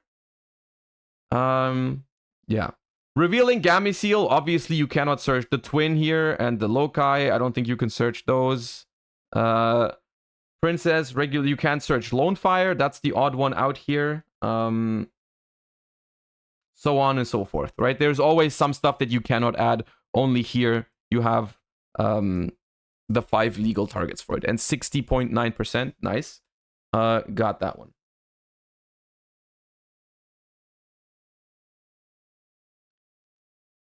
'23. Aromaseraphy. Chat. Aromaseraphy Jasmine. Okay. Aromaseraphy Jasmine should be banned. The correct answer was obviously true. I can maybe 25.1% just thought we were talking about Aeromage Jasmine. Maybe that's why 25% got it wrong, but 74.9% were actually correct on this one. They were actually correct on this one. All right. So this is all the questions where we got. Let me calculate an average score. Has anyone calculated? Scrub, have you calculated an average score already of percentages? If not, I'll do it quickly. It says at the top of the page. Oh, do we really? Okay. The average out of everyone that has answered the quiz, there has been 3 people in this chat. 3 people, step forward. Who was it? 3 people that have acquired 25 points. Who was it? Okay, there's more, chat. There's more than 3 people. More than 3 people are saying me right now. It was 5 people. Oh, was it 5 people because of the Sunvine question? I got 25 out of 25. I see. All right. Well, the average has been 16.11 out of 25, which 16.11 divided by 25 equals 64%. 64% was your guys' average.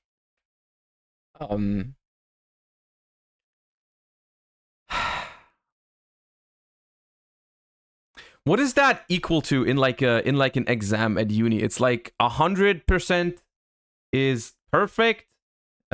University grading out of 100. What's like the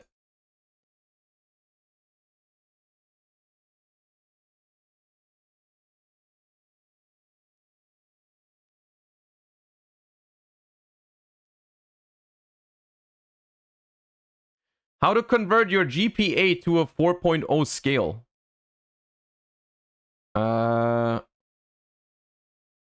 Percent grade.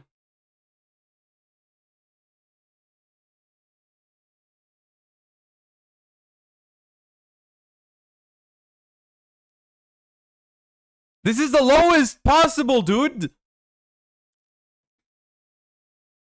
Chad.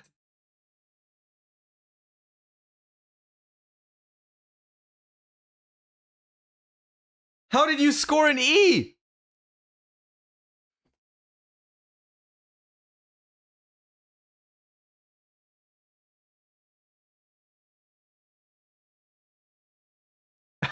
How did EU score? How did EU score an E? We scored an E. Check the European scale. Okay, what's the European? Okay, now we're using European grades. How do I? God damn it.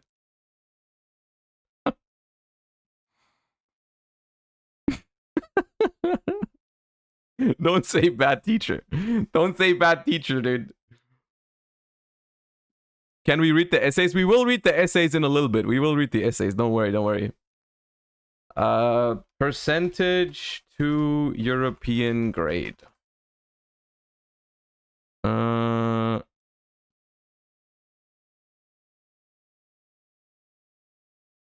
64%.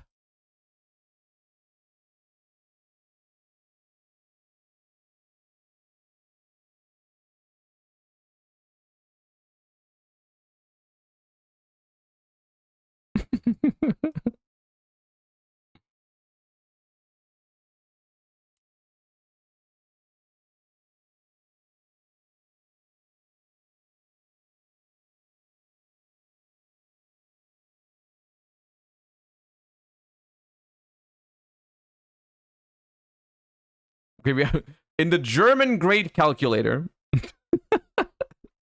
according to the German grade calculator, okay, that's how I know it from school, right? That's how I know it from school. 100 is the max, and you need 50% to pass, right? That's how I used to know it.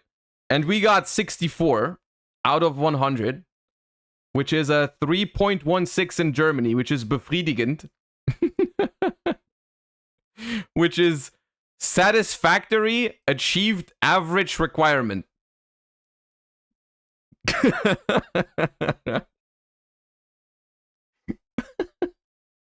So even for European standards, 64% is only like barely average.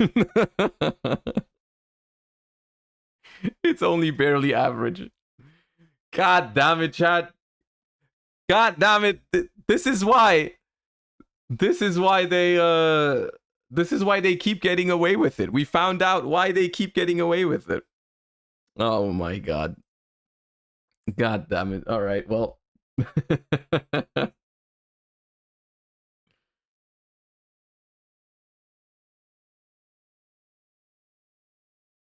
let's look at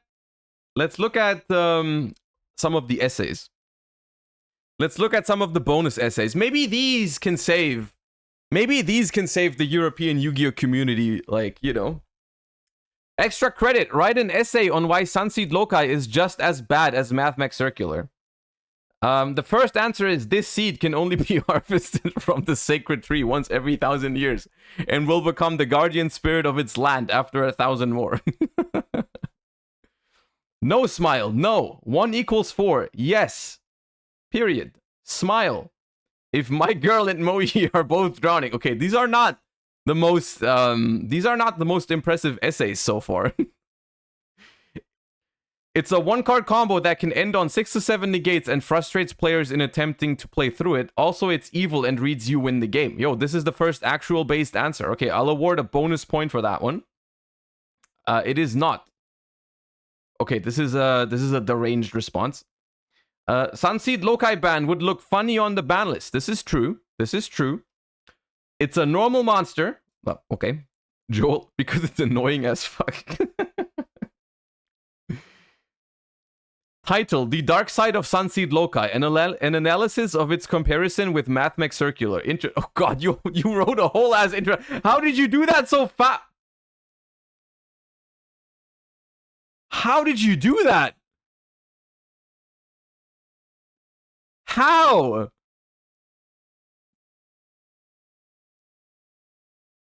ChatGPT? Oh my god. Introduction. Okay. Alright, chat. Okay. In the ever-evolving world of Yu-Gi-Oh! Trading card game, new archetypes and strategies emerge with each expansion set. While some are celebrated for their innovation and balance, others garner criticism for being too powerful or frustrating to play against. Two such archetypes, Sunseed Loci and Mathmech Circular, have been subjects of debate among players and enthusiasts alike. This essay aims to shed light on why Sunseed Loci is just as bad as Mathmech Circular, focusing on their perspective flaws and the negative impacts they can have on the game. Yo, this is great. Oh my god. Chapter 1, Sunseed Loci, a closer look. Sunseed Loci is an archetype introduced in the Yu-Gi-Oh! Trading card game known for its focus on manipulating levels and summoning high-level monsters with ease. Okay, this is just wrong. The archetype's main card, Sunseed Genius Loci, allows players to lower its level while increasing the levels of other monsters on the field. This is just wrong! Thereby enabling the quick summoning of powerful monsters. While the concept of manipulating levels is intriguing, it has led to several issues that make Sunseed Loci as... No! This is not correct! Why did ChatGPT think that? Lack of interactivity. One of the major problems with Sunseed Loci is its lack of interactivity. That's true. The archetype can often set up unbreakable boards, leaving opponents with limited options to respond. This lack of interaction diminishes the strategic aspect of the game and can lead to frustration among players. Well, that's just true. One-dimensional gameplay. Sunseed Loci's gameplay often revolves around the same few combos, making it repetitive and predictable. This one-dimensional playstyle can quickly grow tiresome for both the players using the archetype and their opponents, resulting in a less enjoyable gaming experience. Also true, dude. ChatGPT is cooking.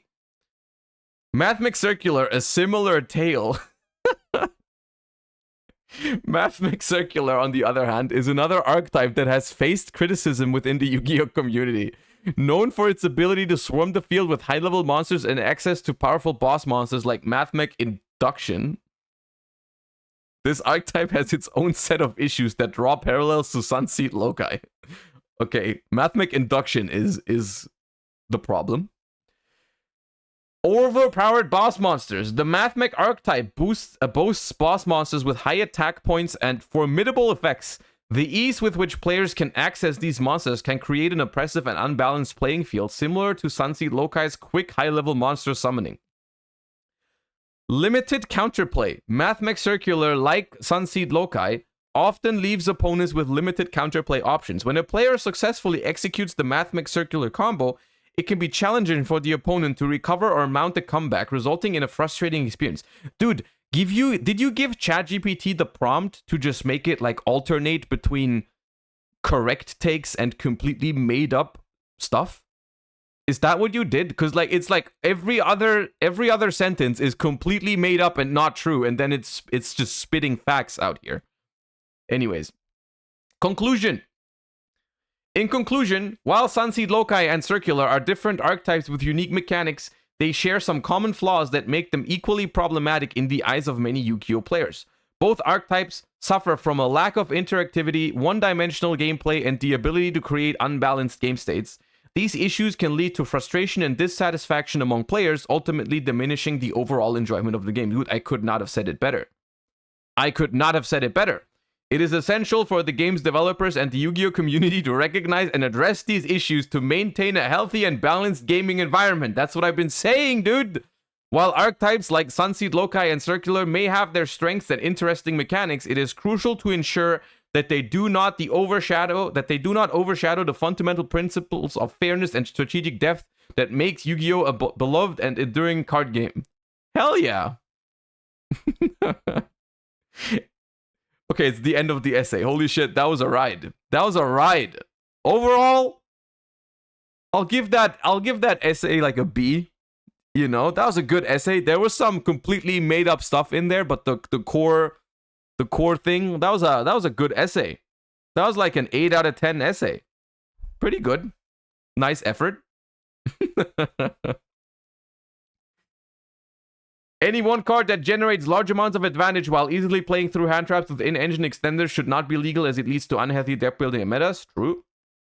Normal monster on Banlist is funny. Make the madness stop. Not once per turn. A normal monster should end on Bengal Lancer, Con, Regulus, and Teardrop with Sowing and Princess in the graveyard. There's literally no problem with that. Nice. True. Circular, like one-card combos, are the reason why my dad left. Huh? Thank you, Tiraman's strongest. Plant Stimkey.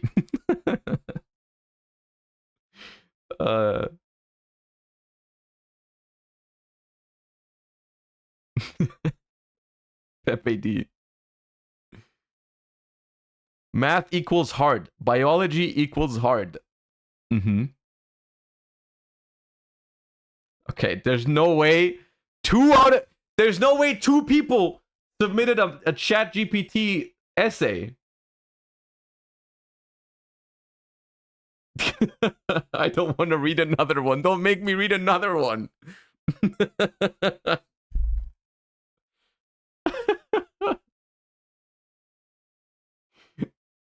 No.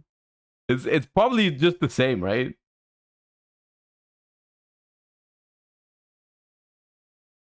Before delving into the specifics of Loci and Circular, it is crucial to understand what one-card combos entail in Yu-Gi-Oh! One-card combos refer to sequences of plays that can be initiated with just a single card, typically leading to a powerful board presence or game-changing effects. These combos often involve a series of card interactions and strategic decisions to maximize their potential. Oh, that was a good intro.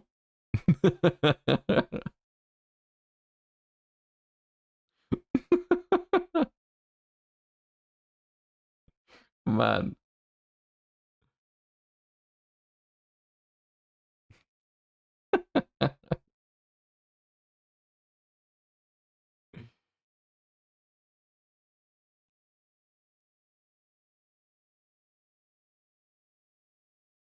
As an avid Rikka enjoyer, oh, hold up.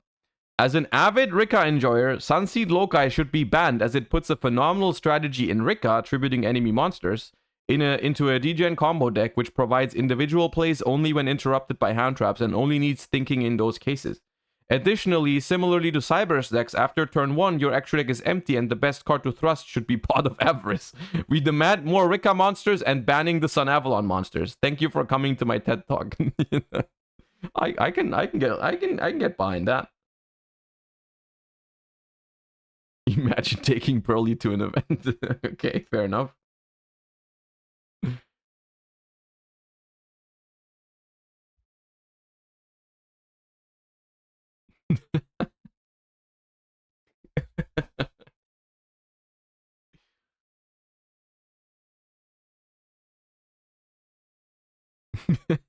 Damn.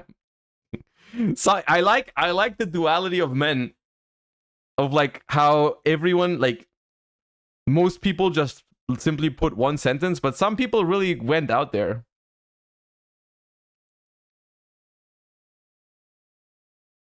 I just play Edison, dude. What the fuck are these cards?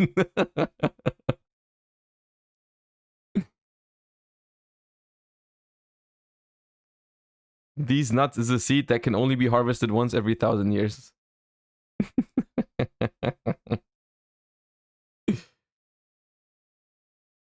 Lokai has won more events than Circular, making it objectively better. Actually true. Actually true, though. Like, if they thought MathMech was a problem, they should address Plants, right? Plants has been more successful. Because Josh lost to it, actually true. Lokai is just a silly little guy and doesn't deserve to be banned. In fact, this seed can only be harvested from the sacred tree once every 1,000 years. Thank you, Jess, for letting me help everything I know about this deck and helping me find my favorite deck. Okay, got me there. Got me there.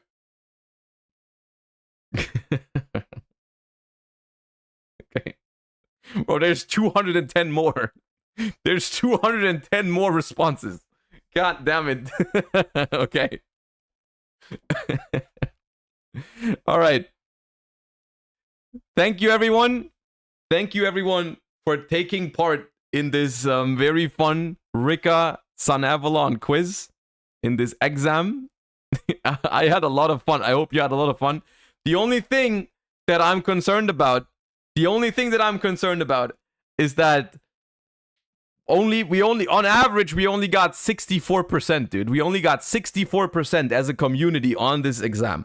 There were only like a couple people that got every question correct. So that's probably the reason why. We have worked out the reason why Sunavalon Rikka has been so successful in Europe. Because we were only able to score a very average score on the exam.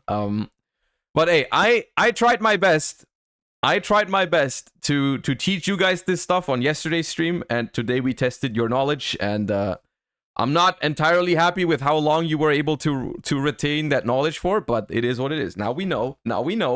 And for anyone that didn't know any of this stuff before, I hope it was also somewhat educational. You know, I hope that was the intention. The intention for it was to be fun and educational at the same time. And yeah, that was fun. Thank you everyone for taking part. And that was the Rikka exam. Terrible teacher dooming the youth to lose to Rikka yet again. Dude, I tried, man. I tried. I really tried. All right. That shit was fun. That was fun. All right. Would you have won your plant match at Nats if you knew all that? So I mean, no. Like my plant match, I actually have. It's funny because I have a positive win rate against Rikka. It's like the only time I've lost to the deck was during I think it was top 16 at German Nationals. It was the only time I lost to Plants, actually. I haven't played against Plant that often. Like, I played against Plants in big tournaments maybe like 3 or 4 times, but I've beaten it every time except for German Nationals. But I will still admit, sometimes when I played against Plants, I did not know all the stuff that was going on. Like, for example, the first time I played against Plants in a tournament was actually the European Championship that Plants won. I played against Plants in the last round of Swiss. It was not against Marcus Patel, though. It was someone else. It was also someone from the UK, obviously, but it was not Marcus Patel himself. I beat that in the last round of Swiss. But that was the first time I played against Plants in a tournament, and I had no idea what was going on. I'm gonna keep it 100 with you guys. I had no idea what was going on. I just did my sprite stuff, and it was enough. That was it. Like, that's how I beat it. I just sprite comboed it, and that was good enough. I did 2-0 it though. I did beat it going second, but I believe they did not full combo me going second. When they went first, I don't think they did full combo. I don't remember what they ended on, but I beat them with, like, I had a couple board breakers. Like, I had, like, I think it was Talon, Stark Ruler or whatever, and then I beat them. But yeah, no, there's definitely been, people always make fun of, like, people for not knowing what a certain deck does, but the reality of things is there's just so many Yu-Gi-Oh decks that are, like, kind of viable that it's actually a very hard task to learn all those decks. Like, it is genuinely a big ask of someone to know exactly what every single deck does, right? I do think that Rikka at this point probably should be respected by people to at least know. That's why we did this, right? But there's a lot of decks out there where it's definitely not a shame to not know exactly what they're doing. And Plants a year ago was probably okay to not know what's going on. Plants now, after winning 3, like, literally, not even just, like, you know, small events, it was freaking Euros 2022, Euros 2023, and YCS Dortmund, which almost had 2,500 people. At this point, people should just know to, you know, how to play against that deck. Can I go to the toilet? Now you can go to the toilet. Now the lesson is over. Now you can go to the toilet. Bankster, thank you for the Prime. Appreciate the support so much. Thank you for the first time Prime. Really appreciate that. A very nice way to support the stream. Thank you. All right. Yes, the Rikka class is now dismissed. We are done with the Rikka class. I hope you had fun. Can we do this monthly? It's so funny and helpful. I did have fun doing this. We could do this at some point if there's ever, like, the thing is, it needs to be a deck that is kind of like in the spotlight that makes sense for everyone to learn. You know, if we get, like, you know, if we have, like, a certain deck winning an event and then we learn it, I think it makes sense. Yeah, it could be fun. It could be fun.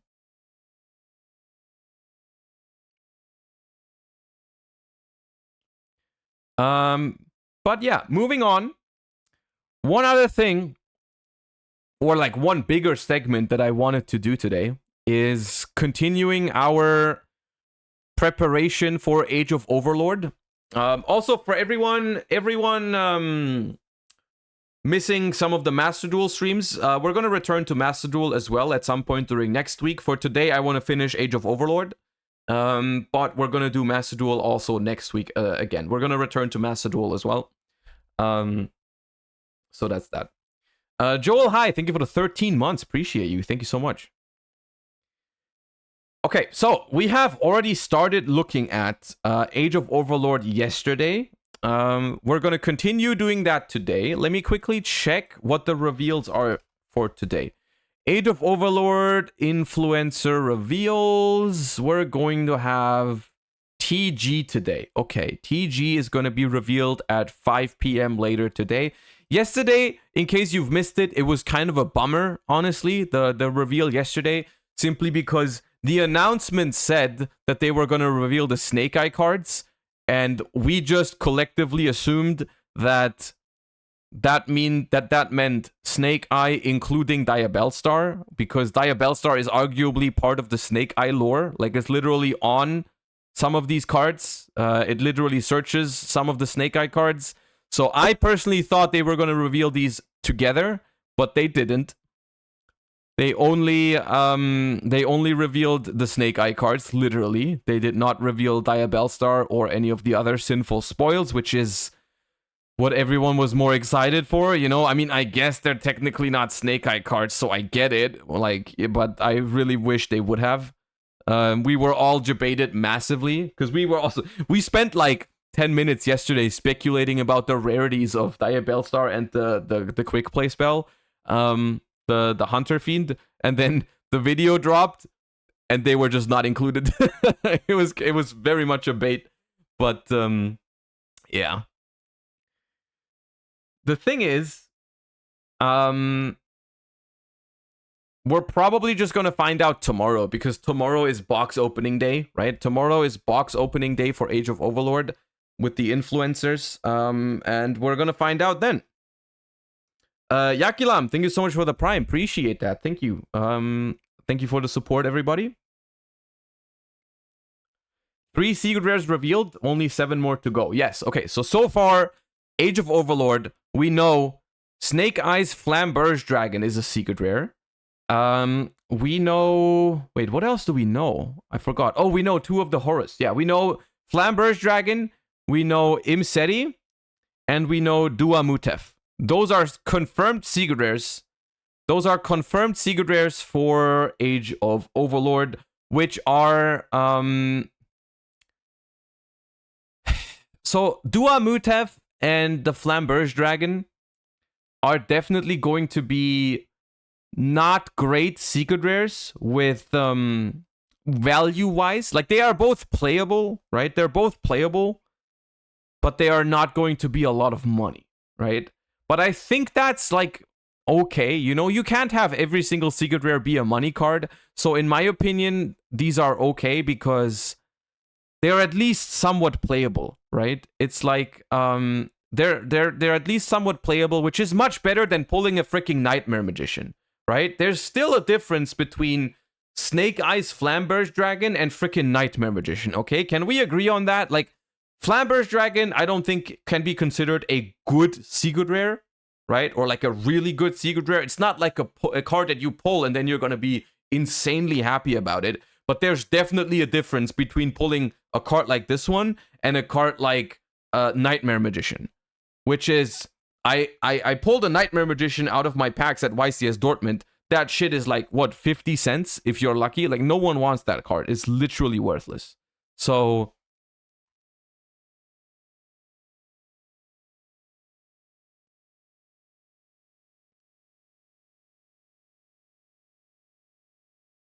It's €1.80. So, you know. Is TG playable? That is something that we're going to try and find out today, because today we're going to look through the entirety of Age of Overlord and see what other stuff is in there. Now, I will say we have probably read most of those cards at some point, like months ago, but I still think it is, you know, better... I think it's better that we look at it again, because I personally have also forgotten some of these cards. So we're just going to go through all of it. We have already looked at Snake Eyes and Sinful Spoils yesterday. We've already talked about the Dark Zeus a little bit. But yeah, let's just move through. Let us move through Age of Overlord today and get prepared for it, because it is releasing in 2 weeks. So, let's talk about the Horus cards a little bit, because we already have the reveals on the Horus cards, but we haven't really talked about it in that much detail. So let's do that. Unlucky Sora, thank you for the 12 months, the full year. Now a Ronin Toadin badge. Well, welcome to the full year squad. Thank you so much. Appreciate you. The Horus cards are quite simple and easy to explain, actually. The entire archetype revolves around a card called Pharaonic Sarcophagus, which reads, Horus monsters you control cannot be destroyed by card effects unless they target them, which technically also applies to the old Horus cards. but you're not going to use it for that. Josh dodged me on my full year this month, Sag. Oh, my bad. So the problem is sometimes, and I don't know why, but sometimes since I've been using the headphones, I don't have a sound for the sub notifications. So sometimes I'll miss them now. But yeah, normally I always hear the, you know, perfect information kind of thing. But right now I'm not hearing it, for example. So if I ever miss your notification, I'm sorry. But I try to still read all of them. But yeah. So Pharaonic Sarcophagus protects Horus monsters from being destroyed by card effects unless they target them. You can send one card from your hand to the graveyard, send one Horus from your deck to the graveyard. So discard a card to foolish a Horus, and you can only use this effect up to 4 times per turn. Only 4 times, chat. Only 4 times you can foolish burial a Horus with this card. Once per turn, at the start of the damage step, if your Horus monster battles an opponent's monster, you can send that opponent's monster to the graveyard. Okay, so this card has 3 effects. 2 of them I would consider bonus effects. One of them is the actual reason to use the card, and that is that it gets to foolish burial your Horus monsters, because your Horus monsters have effects while in the graveyard. There are some very funny like synergy points with this card. Like, for example, a card like Volcanic Shell can be used for 3 discards for this card, because, you know, you discard Volcanic Shell, send a Horus, pay 500, get another shell, discard that shell, and so on and so forth. But of course, this is only good because all of the Horus monsters have an effect in the graveyard. So if you control Pharaonic Sarcophagus, you can special summon this card from your graveyard, and you can only summon it once per turn this way. All of the Horus monsters have this. The new Horus monsters. All of them have this, and they are all level 8s, which means that if you have a Pharaonic Sarcophagus and you have a couple cards to discard, you can hypothetically summon 4 level 8s onto your board.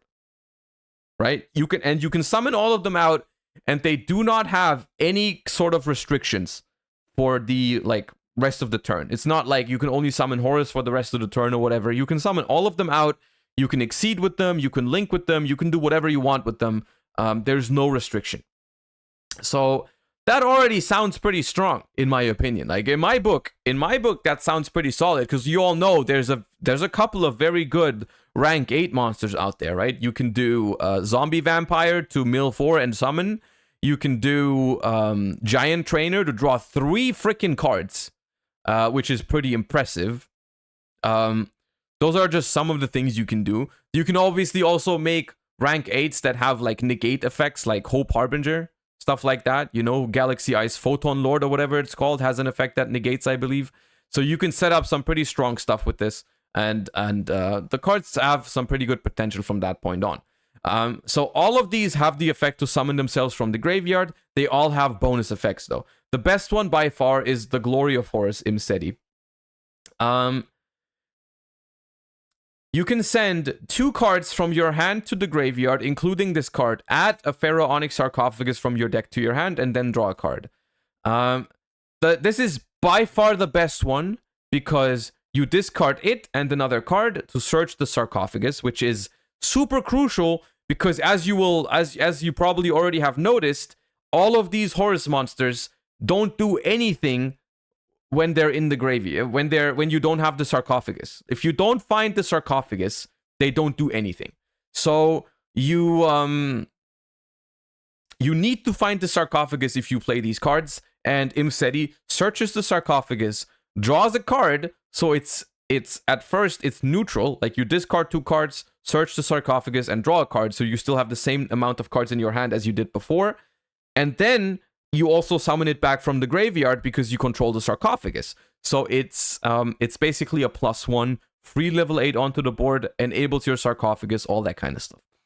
On top of that, if another card you control leaves the field by an opponent's card effect, while you control this monster, you can send the card on the field to the graveyard. This is just a small bonus effect. Most of the time, not going to come up that much. Most of these have some bonus effects that would only really matter if you play like a pure Horus deck, which, as far as I'm aware, is not really a thing.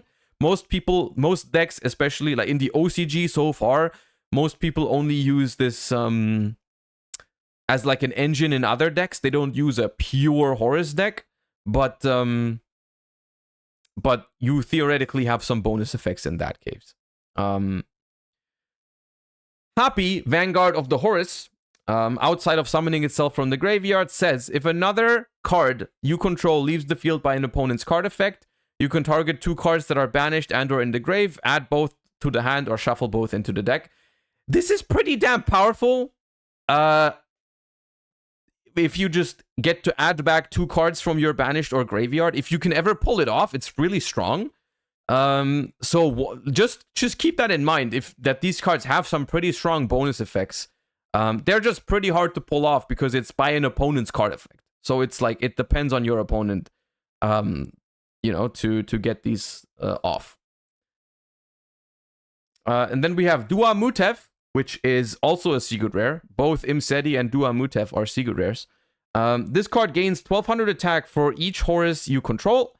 If another card you control leaves the field by an opponent's card while you control card effect while you control this monster, you can draw cards equal to the number of monsters with different names in your main monster zone. Also, pretty damn powerful if you ever get to do it. Now, of course, since it's only triggered by your opponent's card effect, they will make sure that you don't get it, but it sometimes can make it awkward for your opponent. Sometimes it can make it awkward for your opponent. Kebesenuev, Aegis of Horus, is if another card you control leaves the field by an opponent's card effect while you control this monster, you can activate this effect. This turn, your opponent's monsters cannot target Horuses for attacks, also can't target Horus monsters with card effects. So the idea in this entire thing, because some of these effects may seem kind of arbitrary to you, the idea behind the deck, if you play it as a pure Horus deck, is that the sarcophagus makes it so that your opponent cannot destroy them by card effects unless you target them. So you can't like Raigeki a bunch of Horus monsters. You can't Darkhold a bunch of Horus monsters.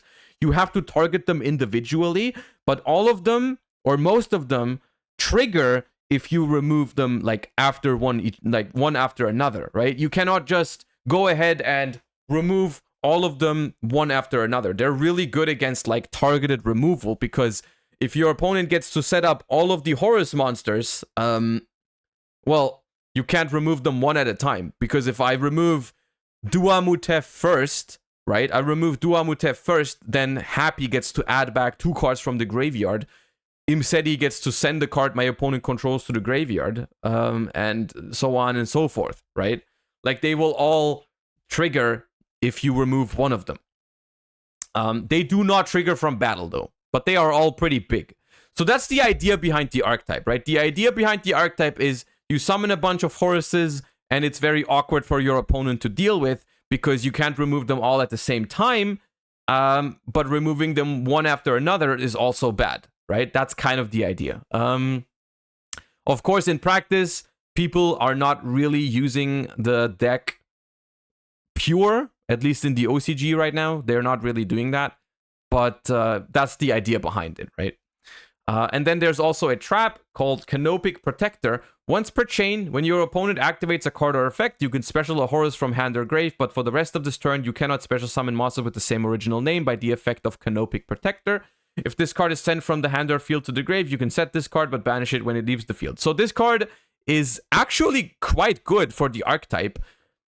Like, if you were to ever build a deck with the pure Horus cards, like, this card is really, really good because it kind of works in tandem with the other cards.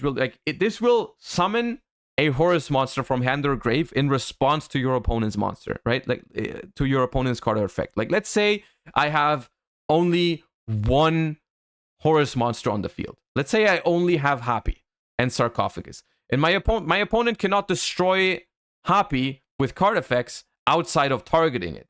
So my opponent activates a card that targets Happy to remove it from the field, right?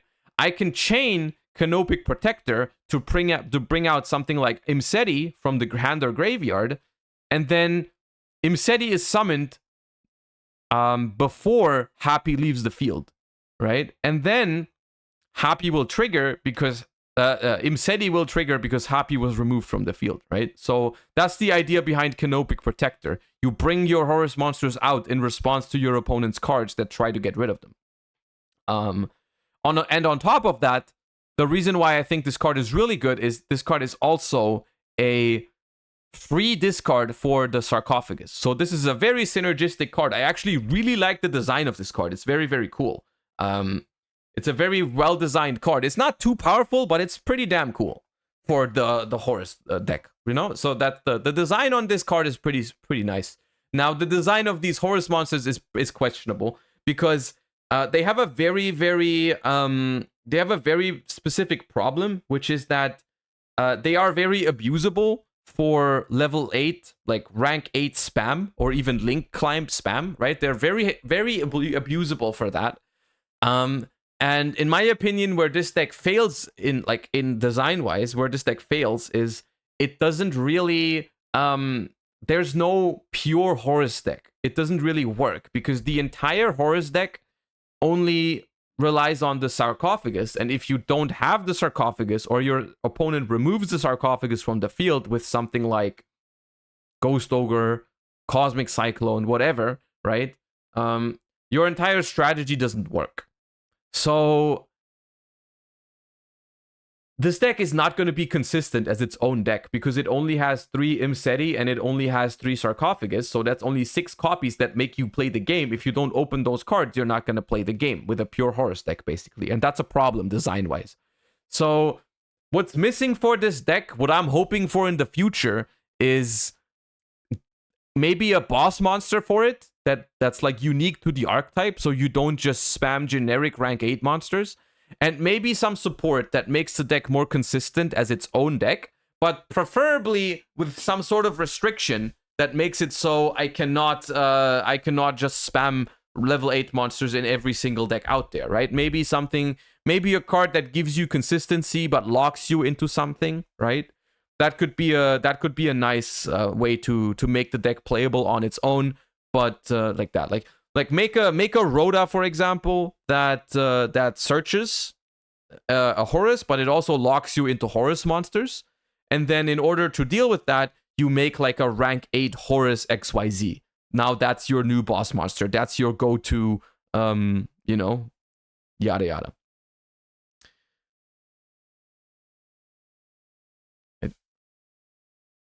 They do get a field spell, right? They do get a field spell already, yeah. So that's the Horus cards. In my opinion, good cards, potential for the future. Not as its own deck right now.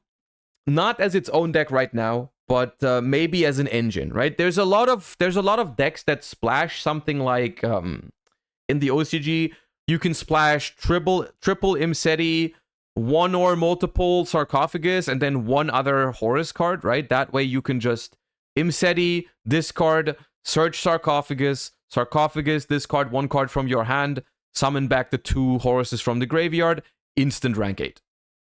Right? That is something that the OCG is experimenting with right now for something in Tearlament, because they don't have Chaos Ruler anymore.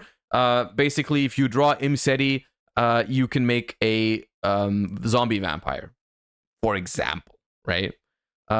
3 Imseti, 2 Sarcophagus, 1 Happy is often what they played. Yeah, I could see that. So the reason you could obviously play 3 Sarcophagus. The reason why drawing Sarcophagus is weaker than drawing Imseti is because you have to discard 2 cards from your hand to set up a rank 8 with just Sarcophagus.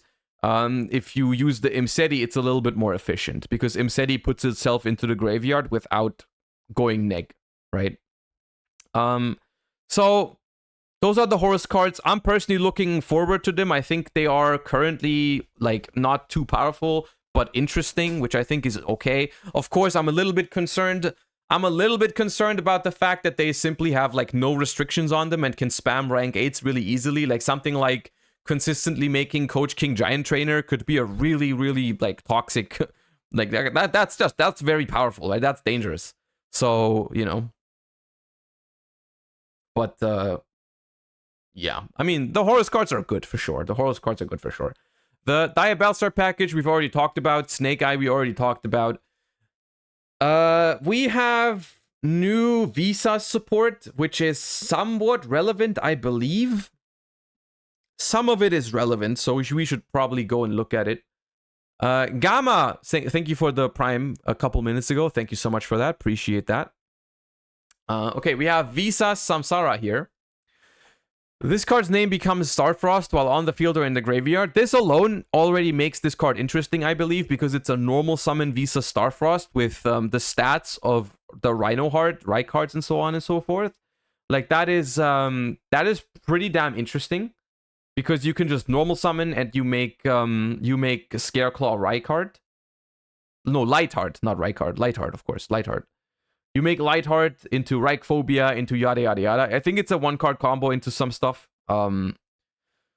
So you can target any number of Visa's monsters that are banished or in your field and or in your grave. Shuffle those into the deck. If you do, special summon this card from your hand. If you do that, it gains 400 attack for each monster with different names shuffled. You could only use this effect once per turn. And if it would be used as a synchro, you can treat it as a tuner. This card is just pretty good. This card is just pretty good as a normal summon in Visa Starfrost decks, I believe, and that's that, right? I could see this card being a secret.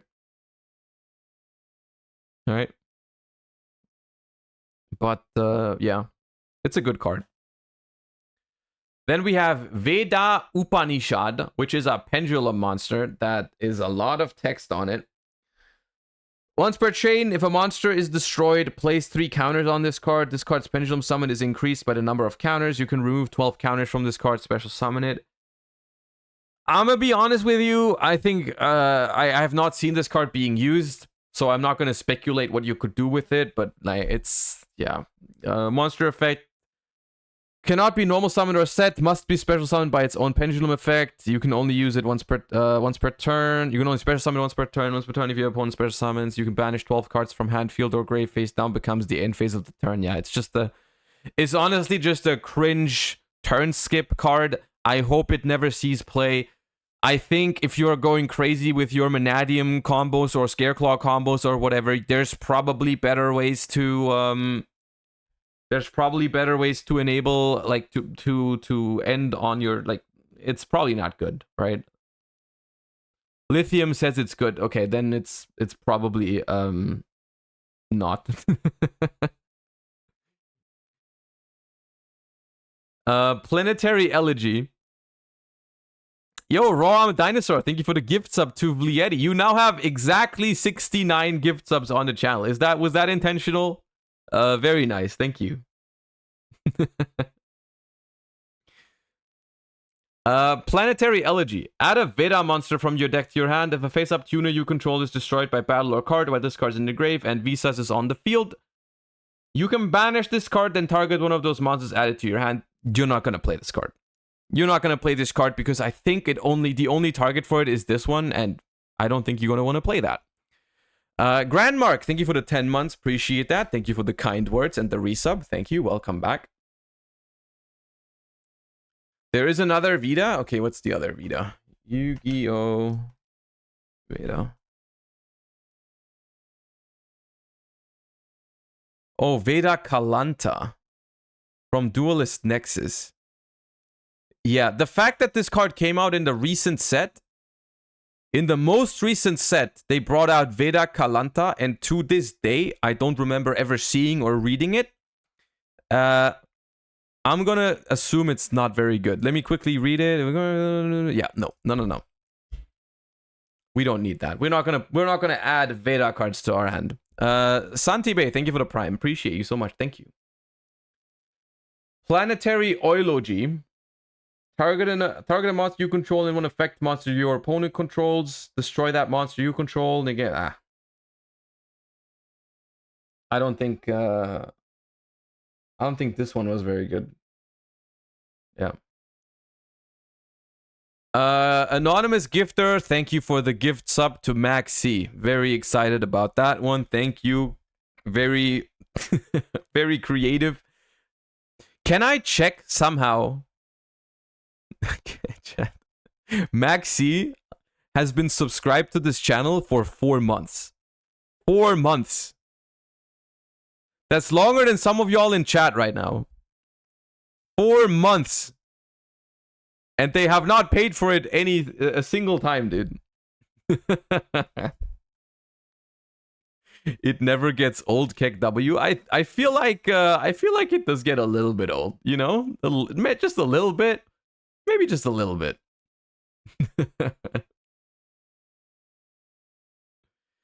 I'm gonna be honest with you guys. All of these new Visa Starfrost lore cards, they're all kind of stinkers. All of them except for Visa Samsara. Visa Samsara is a potentially good card. All of the other ones, I remember reading them. I think we can just skip them because there's a lot of words on them and they're all not very good. From the main deck cards, the Synchro is good. The Synchro is good. Yeah. The Synchro we can read. The Synchro we should read because it's literally Manadium Kit Kalos. Manadium Trilo Sagda. 1 tuner plus 1 non-tuner monsters.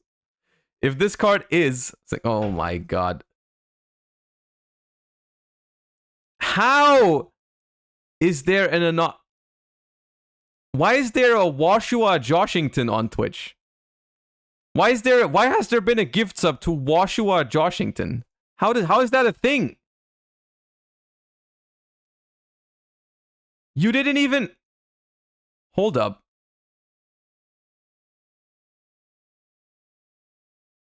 You didn't even just create that account. That was created like 7 years ago. How? Why is this a thing? God damn it. Also, the sub to Cattycorn. Thank you. God damn it.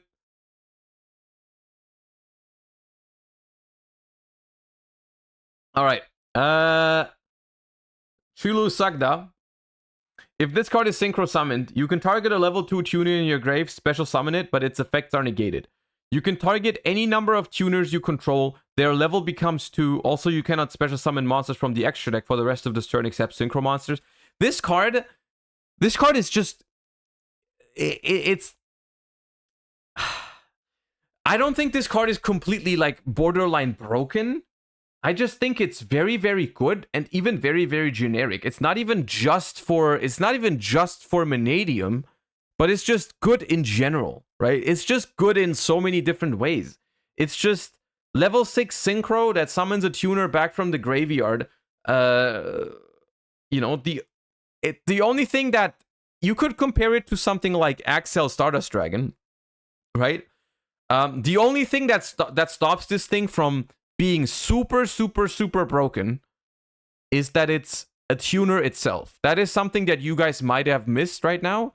That is the one reason why I think it's not completely busted, is because it is a tuner, right? So if you, like, it's not an instant Baron, right? It's not an instant Baron because you cannot revive a level 2 tuner and then make an Axel Stardust and then make a Baron with that, right? It's a tuner, so it doesn't work like that. AV Cole, thank you for the tier 1 sub. Appreciate you. Welcome to the channel. Thank you so much. Well, I mean, welcome to the sub club, I guess. Dead Eye Bullseye, thank you for the 7 months. The class did not pass the quiz with a very good score. They did pass it with 64%, which is concerning, but you know, story for another day. This card is particularly strong because you can go in Manadium, you can actually synchro climb with this, right? You can synchro climb with this in Manadium because Visas Armitara does not like it says it can go with 2 tuners. You can make it with 2 tuners, right? So that's fine in that regard. This makes Rhymeheart a 1-card calamity. Yeah, this card is, even though Manadium, let's be real, Manadium doesn't get a lot of support from this set. It's only really 2 useful cards, I think. It's only like maybe Visa Samsara and then this card. There's not that much support in here for Visas, I think, but this one is huge. This one is huge. Oh my god, Anonymous Gifter, thank you for the gift sub to Vanity's Emptiness. This is also the second month. The second month for Vanity's Emptiness. Subbed for 2 months. Very nice. Troll Despair. Yeah, this card is very, very strong. The Crimson Dragon cards can be used in Vanadium. I would have to check which ones those are. I'm not sure exact. This one. These? No. D Kurokawa, thank you for the Prime for half a year. Thank you so much. Welcome back. Appreciate you. Okay. We will probably look into Vanadium post Age of Overlord. I'm not sure if we're gonna do it today. But I guess we could look at one. We could watch a video real quick on Vanadium combos post Age of Overlord just to get an idea. Vanadium Age of Overlord. Vanadium Age of Overlord.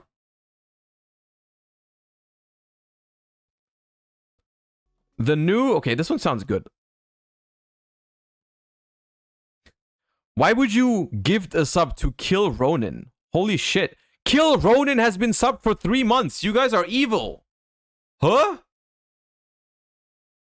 Holy shit. Don't do that. Don't do that. That's mean.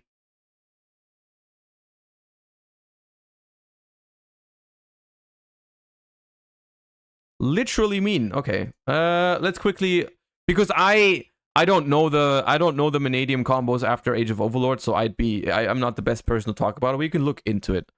Hello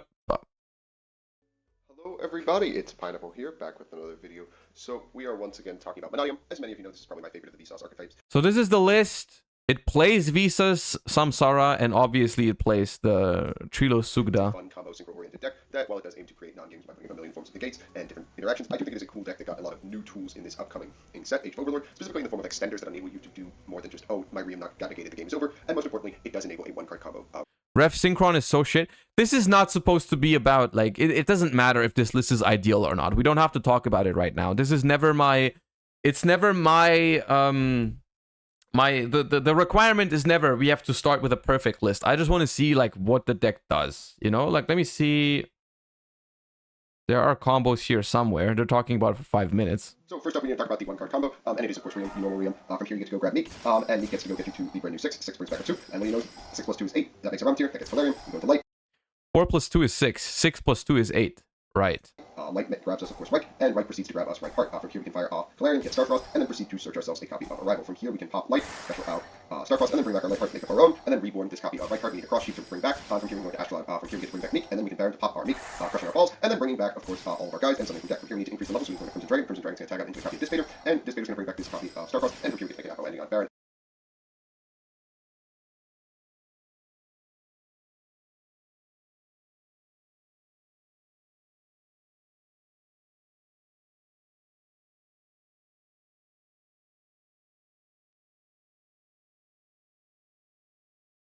All right. This is the bad one. Dissipator, all off of one card, which should in theory be enough to beat pretty much any deck. A pop, a negate, and then 3 monster effect negates is really, really strong, especially off of one. This is what one card should end on, right? That's what I've been saying, dude. I feel like one card these days should be worth, like, more than that even. God damn, dude. Yeah. Okay, what's the other combo? Is it a 2-card combo? 2-card combo. So, of course, we get to now start with Ream as our normal summon instead of, popping an orb. This means that we can get Abscus, which gets us Calarium, which, of course, then, gets us into Meek. From here, we can search Starfrost, and then special out Starfrost in order to make a Baron in under 5 summons, which is really good. We can then crush our balls with Astral, and then trigger Calarium and Meek in sequence here, increasing the level of this Meek we summon from deck in order to go into Crimson Dragon. From here, we can tag out into a Dissipator to bring back, of course, Starfrost, and from here, we get to make an Armatier. Armatier's going to search, of course, Refraining, which is our installation and start build. From here, we get to search Phobia, and then proceed to add ourselves a copy of Right Heart, searching Scareclaw Arrival, and drawing a card in the process. From here, we get to go for Arrival, and then we get to trigger Light Heart and go for a copy of Appa with a counter trap set, and drawing. Oh, I already hate Vanadium, dude. I already hate Vanadium. I hope it's not going to be viable. These combos are so bad. Once again, if you guys are saying there's better combos than that, if there are better okay, hold up. This is the right combo. Hold up. Where is it? Where is it? Where is it? Where is it? Where is it? Where is it?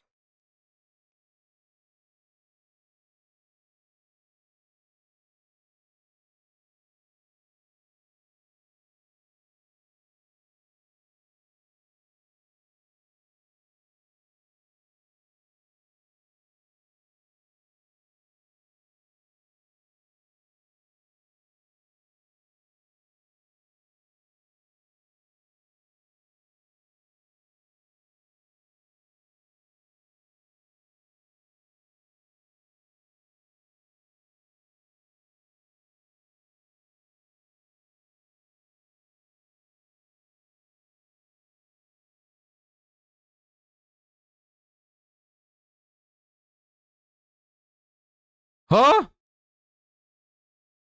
Target one tuner or one level 7 or 8 dragon synchro in your grave, special summon it in defense. Also, you cannot special summon monsters from the extra deck for the rest of this turn after this card resolves exact synchros.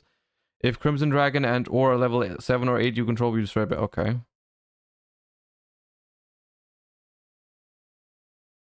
I forgot that Crimson Dragon added. Oh my, nah, no.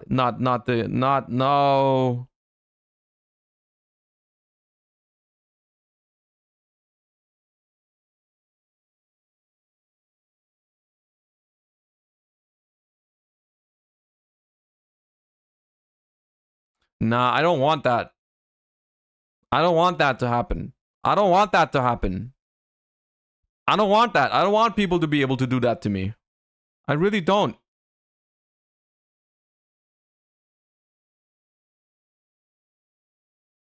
Whatever. It doesn't matter what the exact combo is. I don't know what the exact best combo is.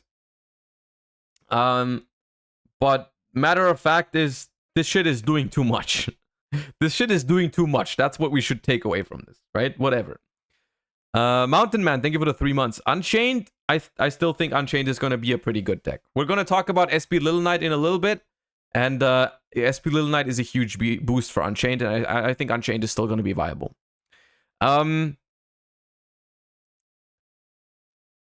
Yeah. This card enables some pretty broken stuff. And I am concerned about it. So, we'll see. We'll see if the thing is Mannadium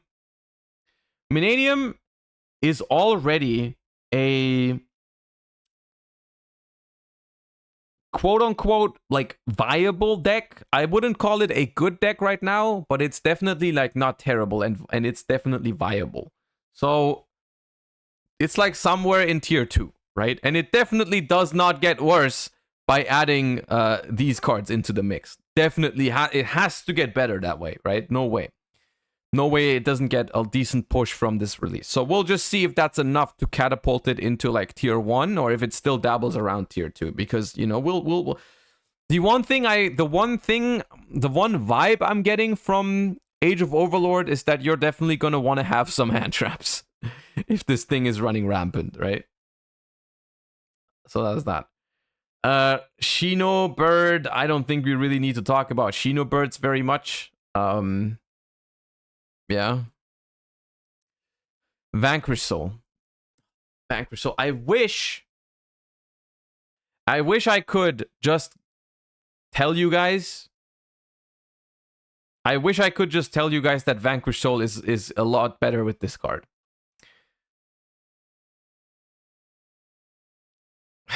Vanquish Soul Jiaolong is a fire worm monster. If you reveal a card in the hand to activate a Vanquish Soul effect, you can special summon this card from your hand. Quick effect, you can activate one of these effects by revealing monsters in your hand with the listed attribute Fire, change the battle position of a monster on the field. Fire and Fire, add a Vanquish Soul card from your deck to your hand, except Vanquish Soul Jiaolong. Now, this card is very good for Vanquish Soul. It definitely goes into the deck at some amount. Like you definitely play one. Maybe you even play multiples. It's a very good card because of like multiple reasons. First of all, it's a searchable fire monster that you can reveal for all of your effects. And it's also a fire that you can reveal for Stake Your Soul. So in a way, it makes getting to Raisin a little bit easier because that is still one of the core issues of Vanquish Soul is finding Raisin, right? Finding Raisin in an efficient way is the hardest thing about Vanquish Soul. The problem is that this card does not really help you find Raisin, even though you might think it does. You might think it helps you finding Raisin because it can add a Vanquish Soul card from your deck to your hand, but realistically, if you don't already have Raisin, you're probably not gonna have a way to summon this guy and then still have 2 fire monsters in hand, right? Still, this card is powerful. It is going to be a buff to Vanquish Soul for sure.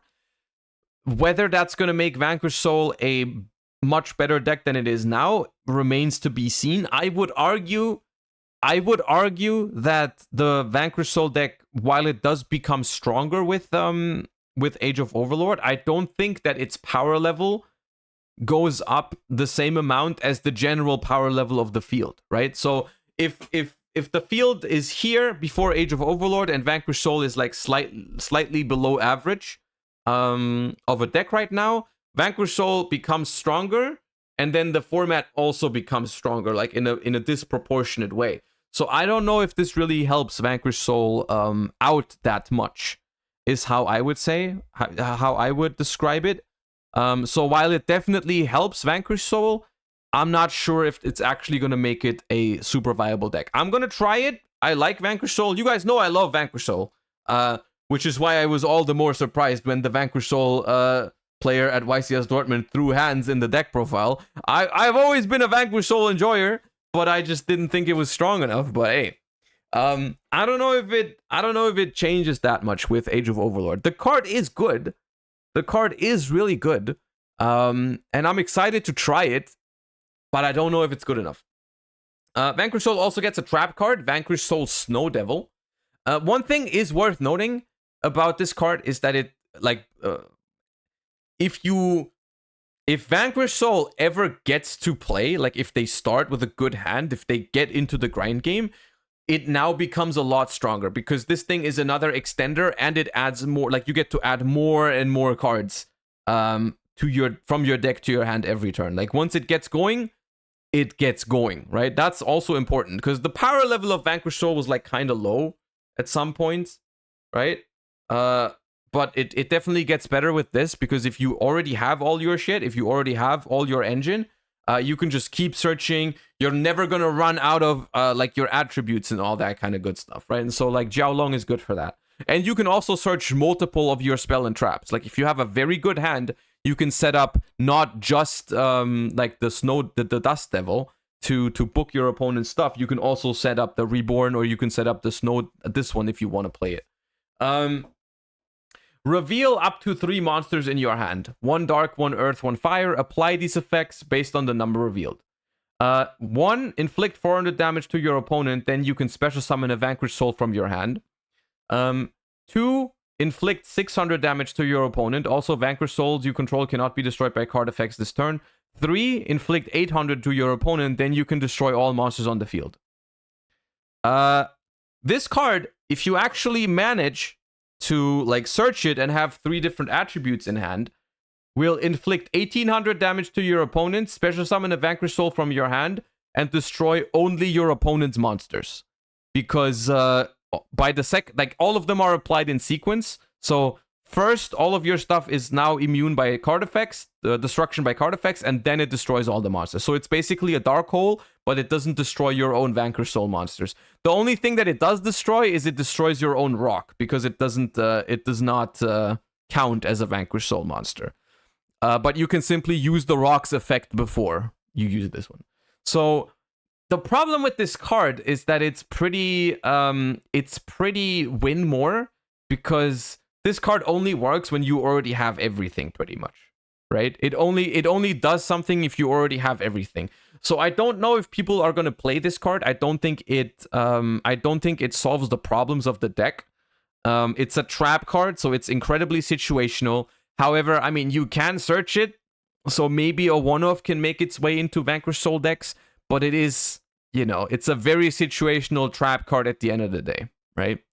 Because the first and the second effect, like if you only have 2 different attributes in your hand, this card is not going to be good enough, right? It's like you have to use this thing for 3 effects. If you don't use this thing for 3 effects, then it's not good enough.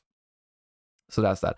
And that is unfortunately all the Vanquish Soul support that we have from the set. Unfortunately, that's already it for Vanquish Soul support. There is nothing else in this set. I'm still hopeful for more in future sets like Phantom Nightmare, but for now this is all we got. Which Vanquish Soul after Age of Overlord is gonna remain in my opinion, in a very similar position as it is now, which is it's gonna be a very, very hand trap heavy deck with like some mid-range grind game potential, which is not bad by any means, but also not super like crazy or broken or anything. And it will still be like a there can be only one turbo kind of thing, which could still be a very powerful card after Age of Overlord. So maybe there's a world where if hand traps are good and Tikaboo is good, then maybe that means you can play Vanquish Soul, because, you know, you're just going to have a solid engine that gets carried by hand traps, and there can be only one, right? I mean, it's worked a couple times in the past now, right? The deck has topped Worlds. The deck got second at YCS Dortmund. It's just proven that even though the Vanquish Soul engine isn't super powerful or anything, right? You know, there can be only one is a hell of a card, and in some formats, being a hand trap focused strategy can just be, you know, beneficial, right? And so it's going to remain like that, and maybe if that ever ends up being a good meta call, the deck can perform, I think. So that's cool. One thing that's for sure, though, is that this thing, being a new Fire Vanquish Soul, makes the freaking Pluton HG completely obsolete. You're never going to play that card anymore again. You can literally throw them out. You're not going to play it. It's completely unusable, pretty much. And I think that's why they made this one, specifically this one. I think they wanted them to finally have a good fire one that isn't Raisin, because literally the Pluton was by far the worst one. I don't see a world where you still play Pluton in Vanquish Soul. Unless you want to have like a million fire monsters to always have 2 fires for Jiao Long. But I don't know, like, more Vanquish Soul cards that I hope don't become secret rare. I mean, I think I can probably like, you can probably calm down on that. Like, even if Jiao Long becomes a secret rare, which I don't think it will. I think it's gonna be an ultra. But I think if it is a secret rare, I don't think it's going to be that expensive. Like, I think it's going to be fine as a secret. It's not going to be that, like, Vanquish Soul is not super popular. So even as a secret, I don't think it's going to be. Honestly, after seeing what they did to like Bestials and shit, where they released them all in like different rarities, I can see them making this a secret. You look at the entire Vanquish Soul deck, none of it is secret. All of it is ultra rare. Literally every single Vanquish Soul card is ultra rare. If they make this thing a secret, that's literally some psychopath behavior. Making this a secret would make me so like mad, which is probably why it's gonna happen, right? It's probably why it's gonna happen. This shit is gonna be like an ultra rare or a secret rare, or worst case a super rare. Super rare. Oh my god! Please not a super rare. My god.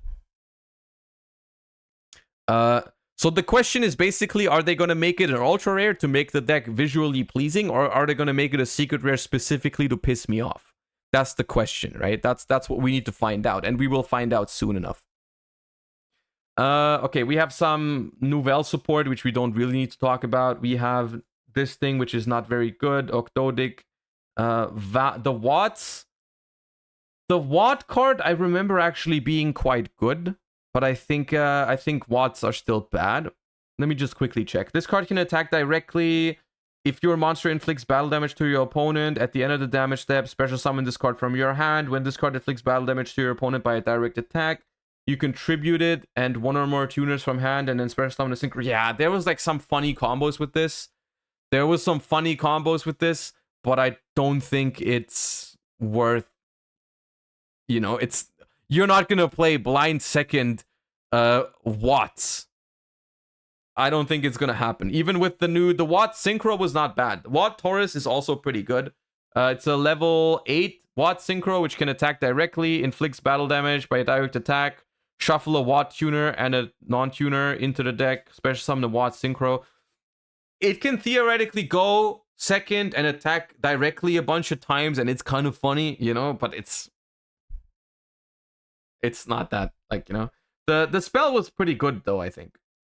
Your opponent cannot activate the effects of any of their monsters in the same column as this card and or one of your Watt monsters that activate when they are normal or special summoned. You can target one Watt monster you control. You cannot special summon for the rest of this turn. Special summon a Watt. You cannot special summon except Thunder. Also special summon a Watt with a different name from your deck. This card is pretty strong, but the thing is, Watts are probably like the 5th best blind second deck, or probably even lower than that, you know? And so, you know, that's about it. That's about it. That's all there is to it, right? That's all there is to it. Try me. I mean, you are free to prove me wrong. You are very. It would be so funny. I'd be so down for a timeline where people start going to events with blind second Watts after Age of Overlord. I think it'd be so funny. I don't think it's gonna happen though. You know, like, go ahead, prove me wrong. I'm happy to be wrong here. I just don't think it's gonna be that good. Sorry. Arias the Labyrinth Butler, though, on the other hand, is a very, very viable card, I think. If I remember correctly, this card is being played a lot in the OCG right now. It's a big deal. During the main phase, quick effect. You can send this card from your hand or field to the graveyard. From your hand, either special summon a lab monster or set a normal trap. That set card can be activated this turn. When your opponent activates a card or effect in response to the activation of your Labyrinth card or effect, except Butler, or your normal trap card or effect, while this card is in your graveyard, you can special summon this card. You can only use each effect of Arias once per turn. This card is very good. This card is very good. It's another way for you to trigger Coup Clock, right? Coup Clock. Returns to the hand or special summons itself when a card is sent from hand to grave. Yeah, you can trigger Coup Clock with it. You can set it's one of those cards. This is exactly one of those cards that Labyrinth needs, because it makes the trap deck able to use trap cards going second on your opponent's first turn, which is a broken mechanic, right? People are saying, "Oh god, D-barrier." You know, it's like you have to hard draw this with D-barrier and play against a deck that's weak to D-barrier. It's not gonna happen that often, but it's a good card for sure. I don't know if the Labyrinth decks are running multiples or just one to search it, but I think this is one of the decks that could potentially make the Labyrinth deck more interactive when going second, or less interactive if you draw it with D-barrier, of course. But that's a D-barrier problem, not an Arias the Labyrinth Butler problem. I think in general, I think we can all agree that trap cards are by far the weakest type of Yu-Gi-Oh card and deserve powerful cards like this one. If a card like D-barrier is way too toxic, that is not a general issue of trap cards or a general issue of Labyrinth cards. It's freaking it's because D-barrier is too powerful. It's not because Arias lets you activate it on your opponent's first turn. It's like D-barrier is always toxic, right? But yeah. The thing is, people are saying skill drain and anti-spell. That does not work. It has to set normal trap cards from your hand. You cannot set a continuous trap with this, which is another part of it that I like. But yeah, Arias the Labyrinth Butler, I believe, is the only Labyrinth support in this set, but it is a pretty good one at that. What else do we need to look at? I guess we looked at this one a little bit. Crimson Dragon support. Darkhold Dragon is a card that it's probably going to be a common. I hope it's going to be a common because it's a bad card. But on the other hand, it looks so dope, man. It's so cool. It's so cool. It's not a good card, but it's freaking cool, man. It's also the card that's on the new regional playmats, which is pretty damn sick. So actually, I wouldn't be too mad if this was an ultra rare, because it would also look sick as a quarter century, probably. But yeah.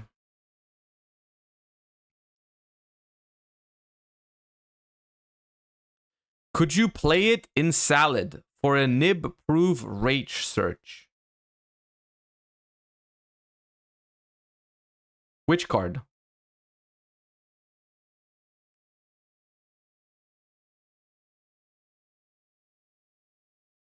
Which card are you talking about?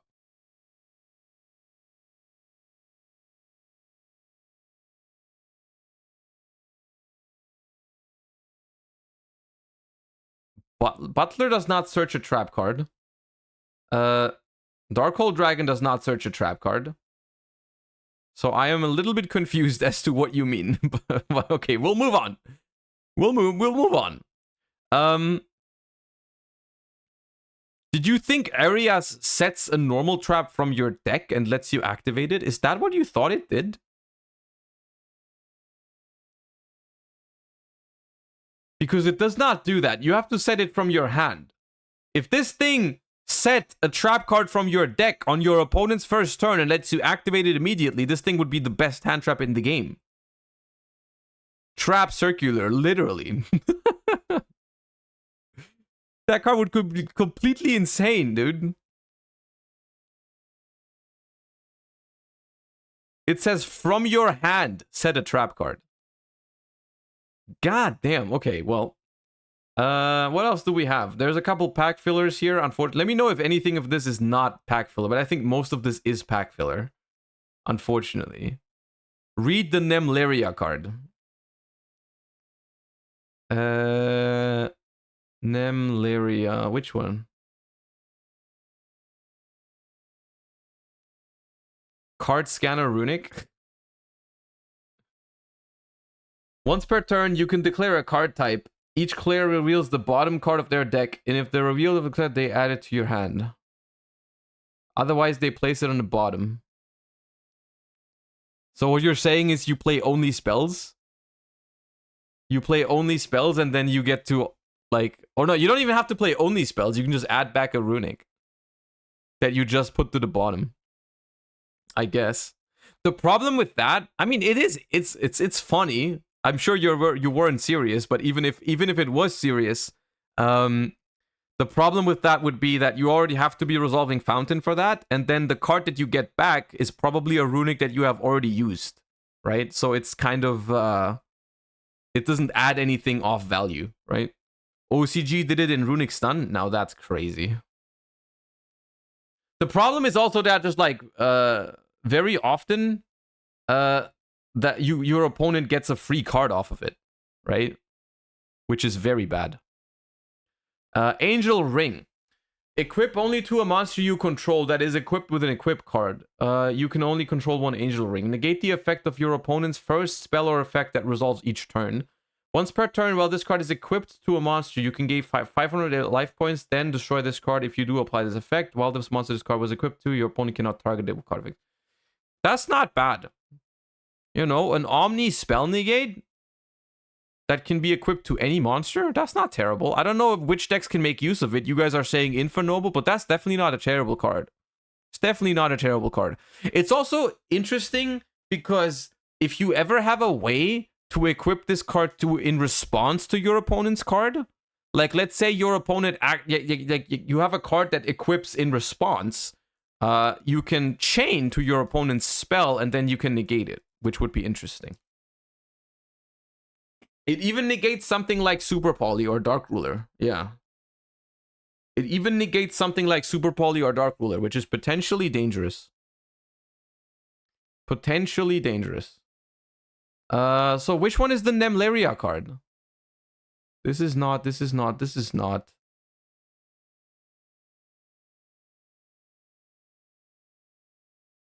Where's the Nemleria card?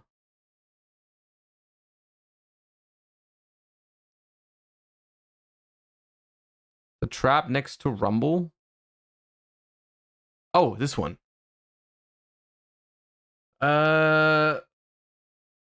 If you control another Nemleria card, you can banish up to 3 cards from extra deck face down except Dreaming Nemleria to activate the appropriate effect. 1, add a Nemleria card from your grave to your hand. 2, any damage you take this turn is halved. 3, send a level 10 beast you control. I have no idea what any of this means. Like, I literally have no idea what this means. I don't know what you are telling me.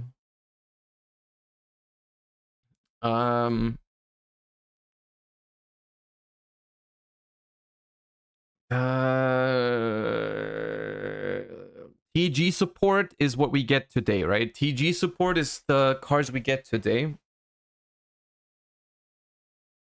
I guess we could watch... I think there's a Lithium video on the TG cards, which is always fun. Yo, what's up? Yep, there definitely is.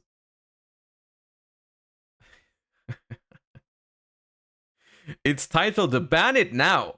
Tech Genius Deck Testing. Let's go. Alright, I want a fat yo, what's up, guys, from this one. I want a fat yo, what's up, guys. Thank you, 69 Ronin, for the yo, what's up, guys. Appreciate that. Yo, what's up, guys? Welcome back. So, new Good Tech one. Genius Good parts. TG from, what is it, all the way back to 2012. So that's more than 10 years ago. They got more support. And this new Synchro Monster, one of the few support cards they got, it's kind of broken. Luckily, it's for TGs, but... When do we get Bonfire, chat? Is Bonfire in the next Collector's Rare set? Like, when is that? January?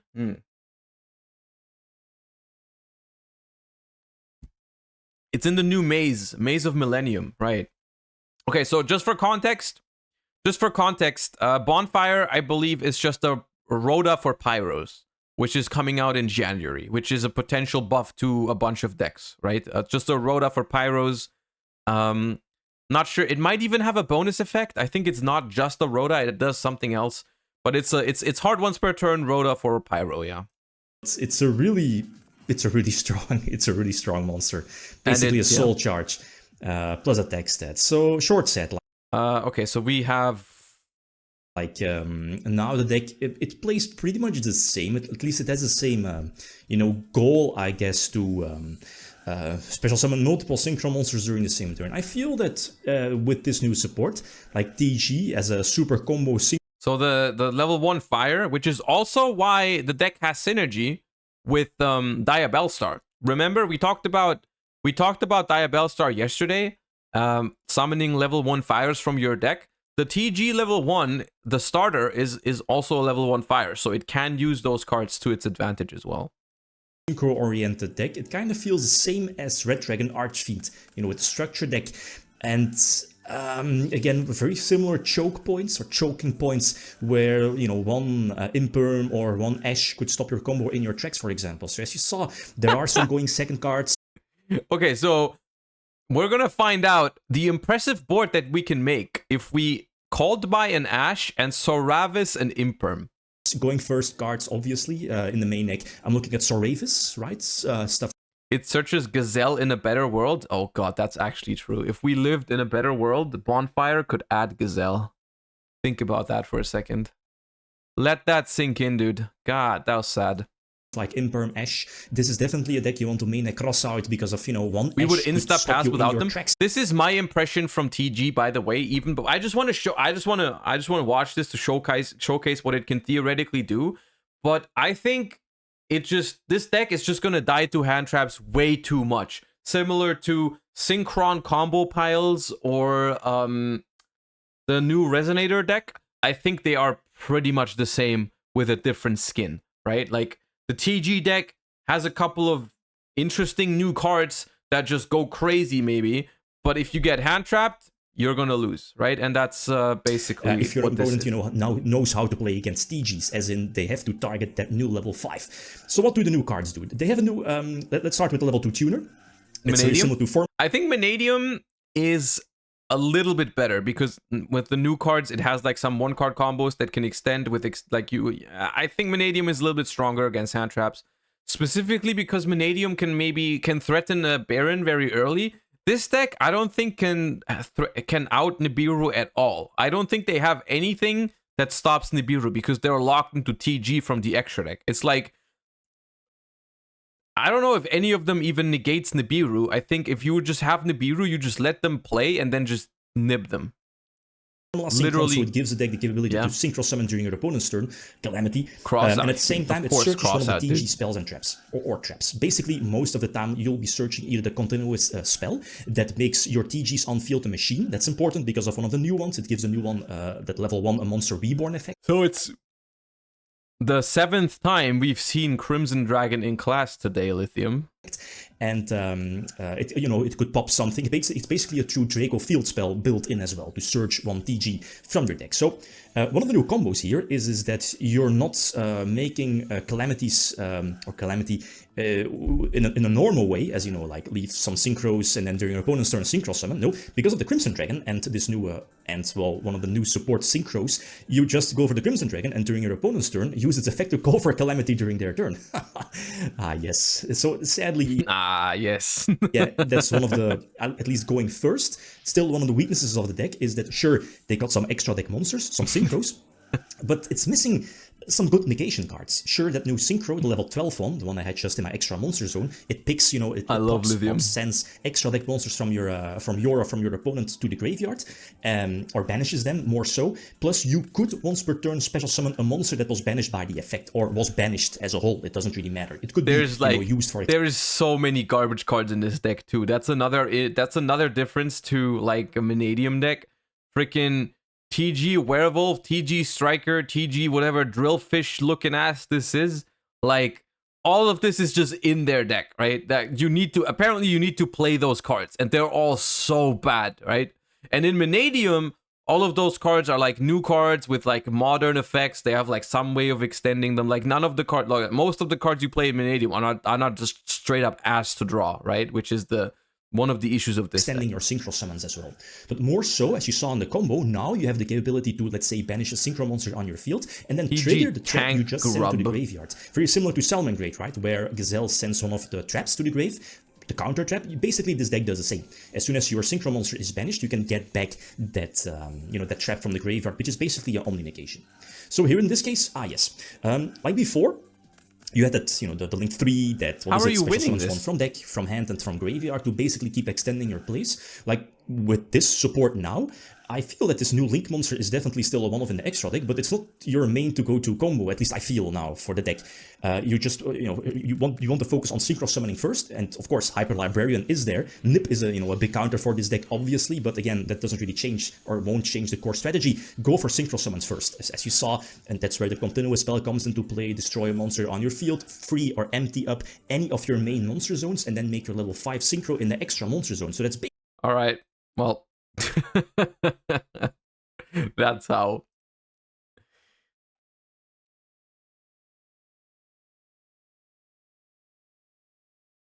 TG, we're not going to go through each individual cards because there's a lot of new TG cards, which I honestly think is...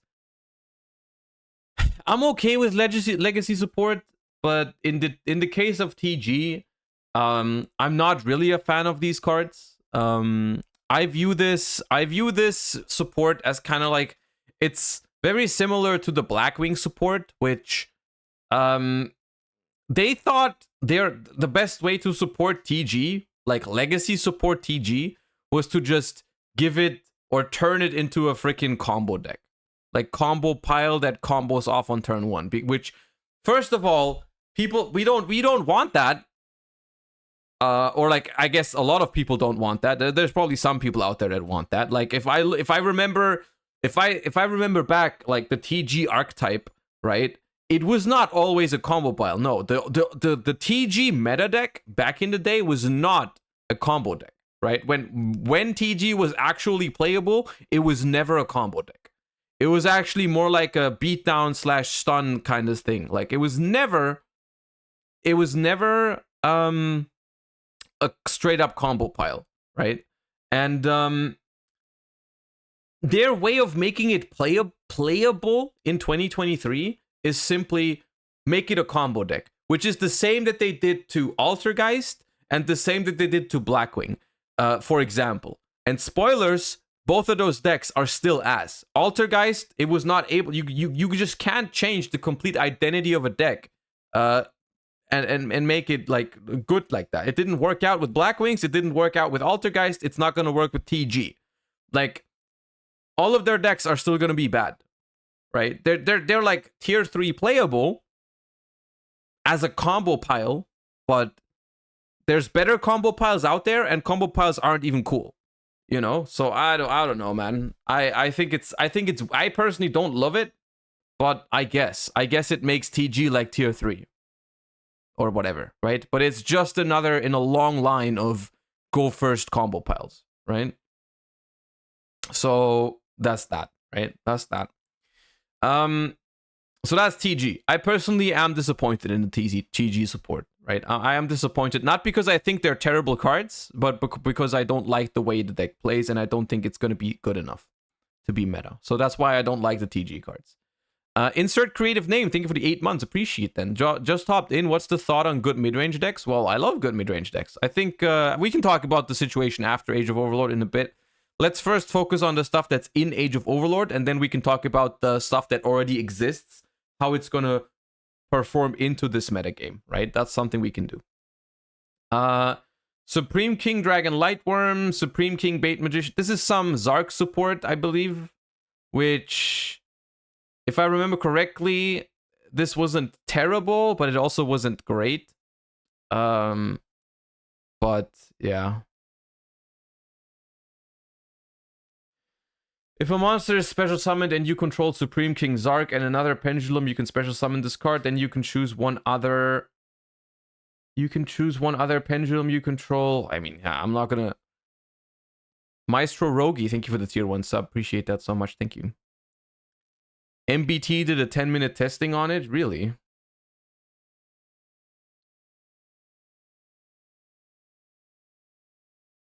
This card is normal or special. You can add a face-up King Dragon or King Gate Pendulum from extract to your hand. Immediately after this effect resolves, Synchro Summon or XYZ Summon one Supreme King.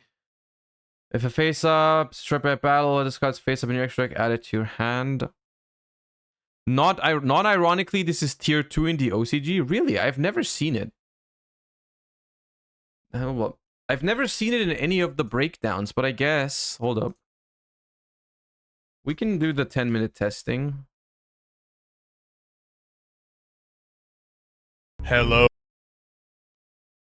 Where is it?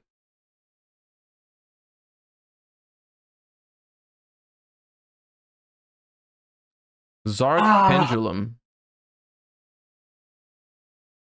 Why is the 10-minute testing 18 minutes? Can someone make sense of that?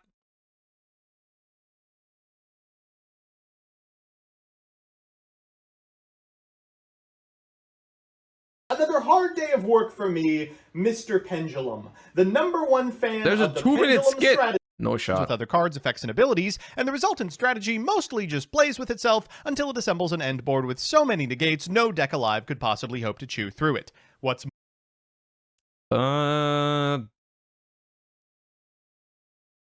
yeah, this looks toxic. more, when playing against Pendulum, games are just as boring, as Konami's left like 8 different cards that automatically win the game on the spot legal, Dimensional Barrier, Anti-Spell, and more functionally prevent the Pendulum player from getting anywhere near repeating their favorite YouTube catchphrase.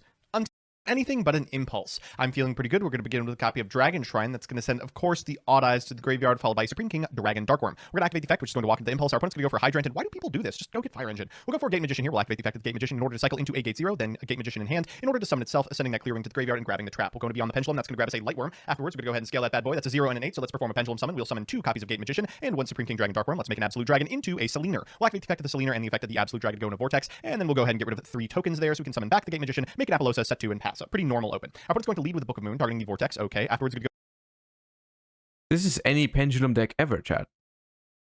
Nothing here is new.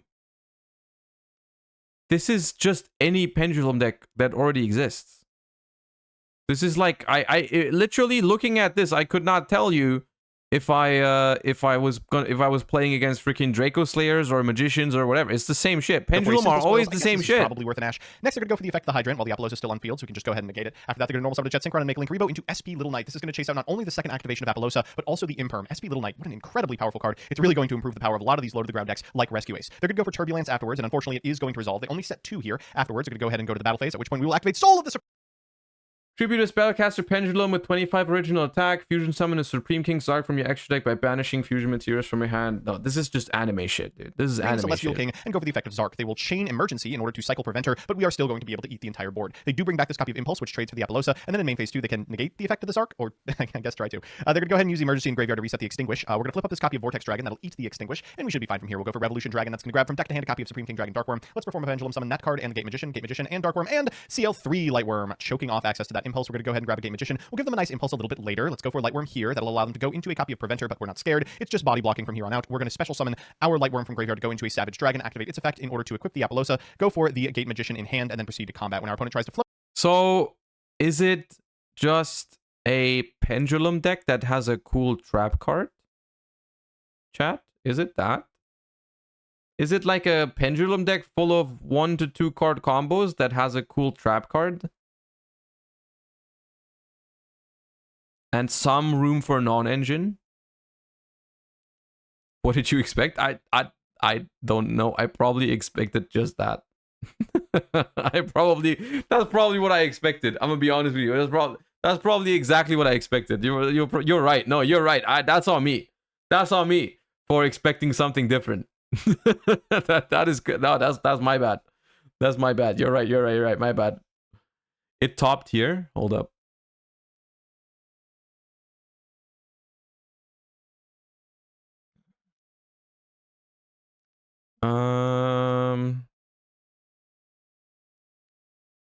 CCT Shenzhen. This is 1.5 months ago. You had to go back 1.5 months to show me a top 4 Supreme King Magician deck out of 32?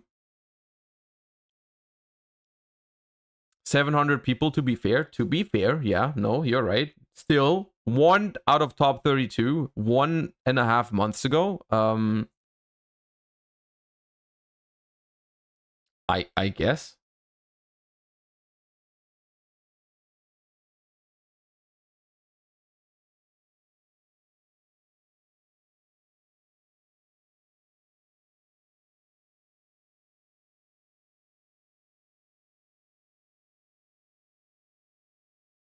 Yeah. Cool. I'm glad that we talked about that. Pendulums are always fresh and cool and very refreshing to talk about in general. Very nice. Love it. Love that for us. Okay. Another thing we should probably talk about is the Baphomet, the Phantom Beast, Dark Ruler. A new Chimera fusion. It takes 2 Beast, Fiend, and or Illusion monsters with different types. So it is definitely summonable in the Chimera decks. And if I remember correctly, I think this card was very powerful. So let me quickly make sure. This card's name becomes Chimera, the Flying Mythical Beast, while on the field or in the graveyard. This is important, of course, for a bunch of their effects. You can only use each of the following effects of Baphomet, the Phantom Beast, Dark Ruler once per turn. If this card is fusion summoned, you can send a Beast, Fiend, or Illusion monster from your deck to the graveyard. During your opponent's turn, quick effect, you can banish this card from your grave, then target one of your banished Beast, Fiend, or Illusion, special summon it. Okay, this card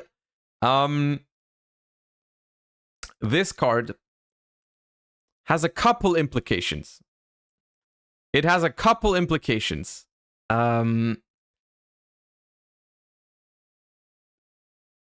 It's a generic foolish, so you can do very, very dumb stuff with this.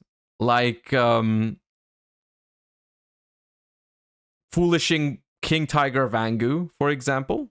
And then summoning it back on the opponent's turn. Yeah, you can do some pretty weird stuff with this card. Overall, it's a pretty good card. People are saying super poly target. It is a good super poly target. However, it requires different types, so you can't like take 2 fiends or whatever. Read Tau? What the hell is a Tau? What is a Tau? This one? Tau the Great Chanter? If this card battles a monster, neither can be destroyed by that battle. If this card is sent to the graveyard, you can target an illusion in your grave, special summon it. Also, you can't special summon from the grave except illusions. Okay. So I can send Tau. I can send Tau and then revive an illusion? Sure. Doesn't seem that crazy to me.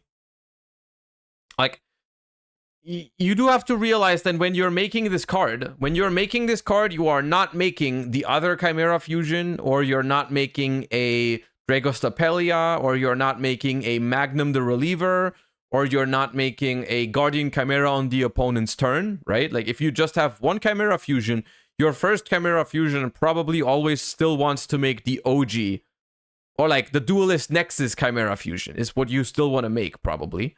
And then you get back that Chimera Fusion, and then you have the choice of, do I use it again to make this one, or do I make Guardian Chimera on my opponent's turn? And like most of the time, you're gonna want to make Guardian Chimera on the opponent's turn.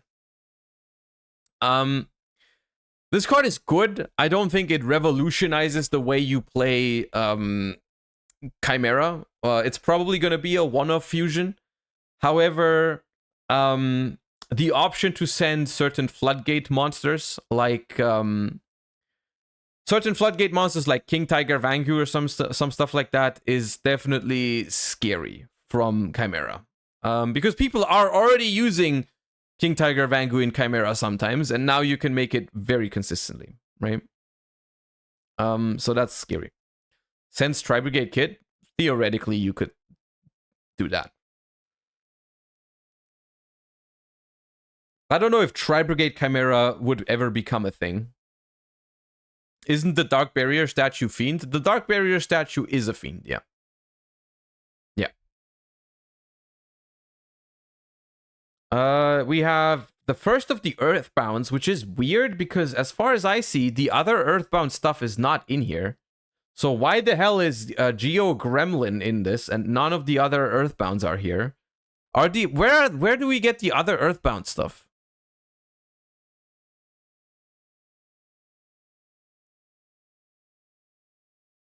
They are also in the Maze set? Really? Okay. Why is this one not in the Maze set? That's weird, I guess. But okay. Yeah. Tagazok, thank you for the 5 months. Welcome back. Appreciate you so much. Thank you. Yeah, this card is useless until we get Earthbound support. So let's skip it for now. Gaia. Some of these. I don't think these are any good. We've read these before. These are the ones that like rank up into each other and shit like that, right? And they're like not terrible, but not great either. Right? So that's these. Then we have... Oh, this is a good one. This is a good one. Infernal Flame Banshee was not bad. You can detach one material from this card, take a Pyro monster from your deck, either add it to your hand or send it to the graveyard. Just a generic rank 4, right? It's nothing crazy because it's Pyro support, but it's just a very generically good rank 4. It's like a Pyro version of King of the Feral Imp or whatever. Which is not a... King of the Feral Imp is not a problematic card or anything. Or Gear-Gigant X, right? Not problematic cards, but they come up eventually, right? At some point, they're going to be fine. If this card is banished and you control a Pyro, you can special summon this card, and if you do, it gains 100 attack. Fine. Fine card. You know, fine card. Generic rank 4 that can add any Pyro. So, well. It was played in the OCG to make Protoss in Vanadium. I prefer to live my life without knowing about that. I will forget that you said that. We've already talked about this thing yesterday. It's obviously very good and probably an ultra rare. All right, we've saved the best for last.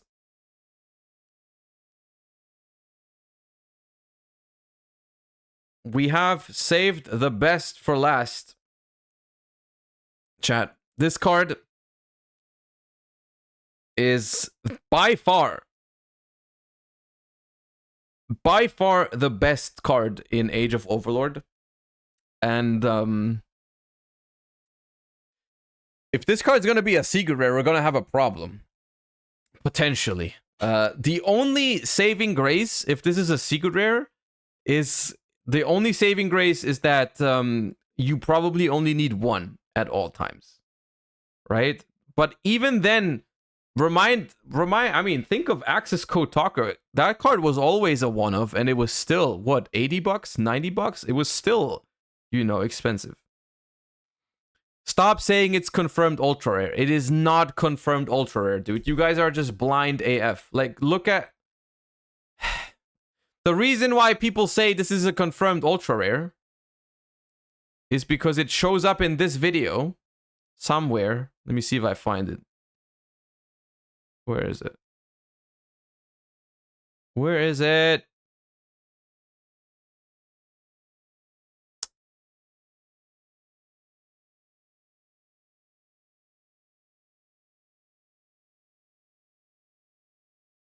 I'll find it just to prove you wrong.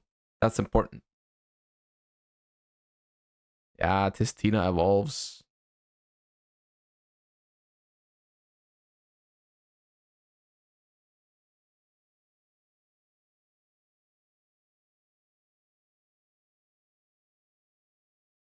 There. This is why people keep telling that it's an ultra rare, because it has gold lettering in this picture, right? That's why people have been saying it's a confirmed ultra rare, but it's not. This is a quarter century version. I must have said this like once every stream this week, because every day people come in here and be like, oh yeah, SP Little Knight is going to be an ultra rare poggers. No, it's not. Or it might be, but we don't know. We only know it's a quarter century secret. There's even a stamp in the text box. It's here. There's a stamp for the quarter century. It has the silver border. As you can clearly tell, the Typhoon Sky Crisis has a black border, like a normal ass Yu-Gi-Oh card, and this is the quarter century version. Like on the Jiao Long, it's a quarter century. Oh, I guess that means we know Jiao Long is at least an ultra rare. But like, you know, they use the quarter century version on these cards. So yeah. SP Little Knight is a confirmed ultra rare or higher. It's not a guarantee that it's an ultra rare. It could be ultra, it could be secret. It's one of the two. So I would appreciate if people could stop spreading misinformation. You know, only perfect information in this chat, okay? Only perfect information. Let's talk about SP Little Knight for a second. If this card is link summoned using a fusion, synchro, XYZ, and or link monster as material, you can target one card on the field or in the graveyard, banish it. Also, your monsters cannot attack directly for the rest of this turn. When your opponent activates a card or effect, quick effect, you can target 2 face-up monsters on the field, including at least one monster you control. Banish both monsters until the end phase. You can only use each effect of SP Little Knight once per turn. The reason why this card is so good is that it's super flexible removal, and it not only provides like removal at one spot, it's removal at 2 spots in the game. Right? That's why it's so powerful, is because it does something on summon, and then it does something after that, right? It has 2 points of interaction with your opponent, basically, which is crazy for a Link 2. That's something you don't even get out of Link 3s typically, right? Like the fact that this card is removal on summon, that is even better than like Nightmare Unicorn, for example, because you don't have to discard for it, and it banishes. But then on top of that, it also has bonus. Like once you have it on the board, it is a recurring like interruption. It's just completely crazy, right?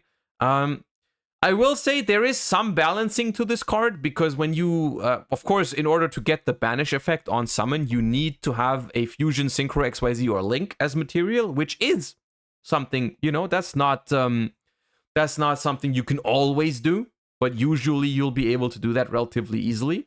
And you cannot attack directly, so you will not be able to like OTK your opponent going second, which I think is a big deal. It's like, it still is an insane card. It still is an insane card, because there's workarounds for those restrictions, right? For the first restriction, Link 1s ruin it completely. Like if there's a Link 1 available, it's basically any 2 monsters can just make it, you know, anything like that. And then not being able to OTK is a good restriction on it. I like that it has that restriction, but it still is a powerful card because it's such a good board breaking tool. And it's also, this card alone is going to make IP Masquerena insane again, right? IP Masquerena was a really good card when it first came out, but in recent years, it's only felt like a small bonus to your end board. Like usually you wouldn't want to end on IP in most decks. Like it was not that powerful to end on IP Masquerena because it was very easy to bait IP Masquerena by just simply going into the battle phase. And then most of the time, the things you would summon with IP Masquerena weren't that powerful. Like measuring with the investment you had to make an IP Masquerena and then what you got out of it, it was not that great. Like, you know, turning 3 monsters, having 3 monsters, turning 2 of them into IP Masquerena, then turning IP Masquerena plus 1 more monster into Unicorn, discarding a card just to shuffle a card away was not that powerful. Like, it was not that good in recent formats. Now, SP Little Knight changes that in multiple ways. First of all, turning an IP Masquerena into 2 disruptions is really strong. It's very, very powerful.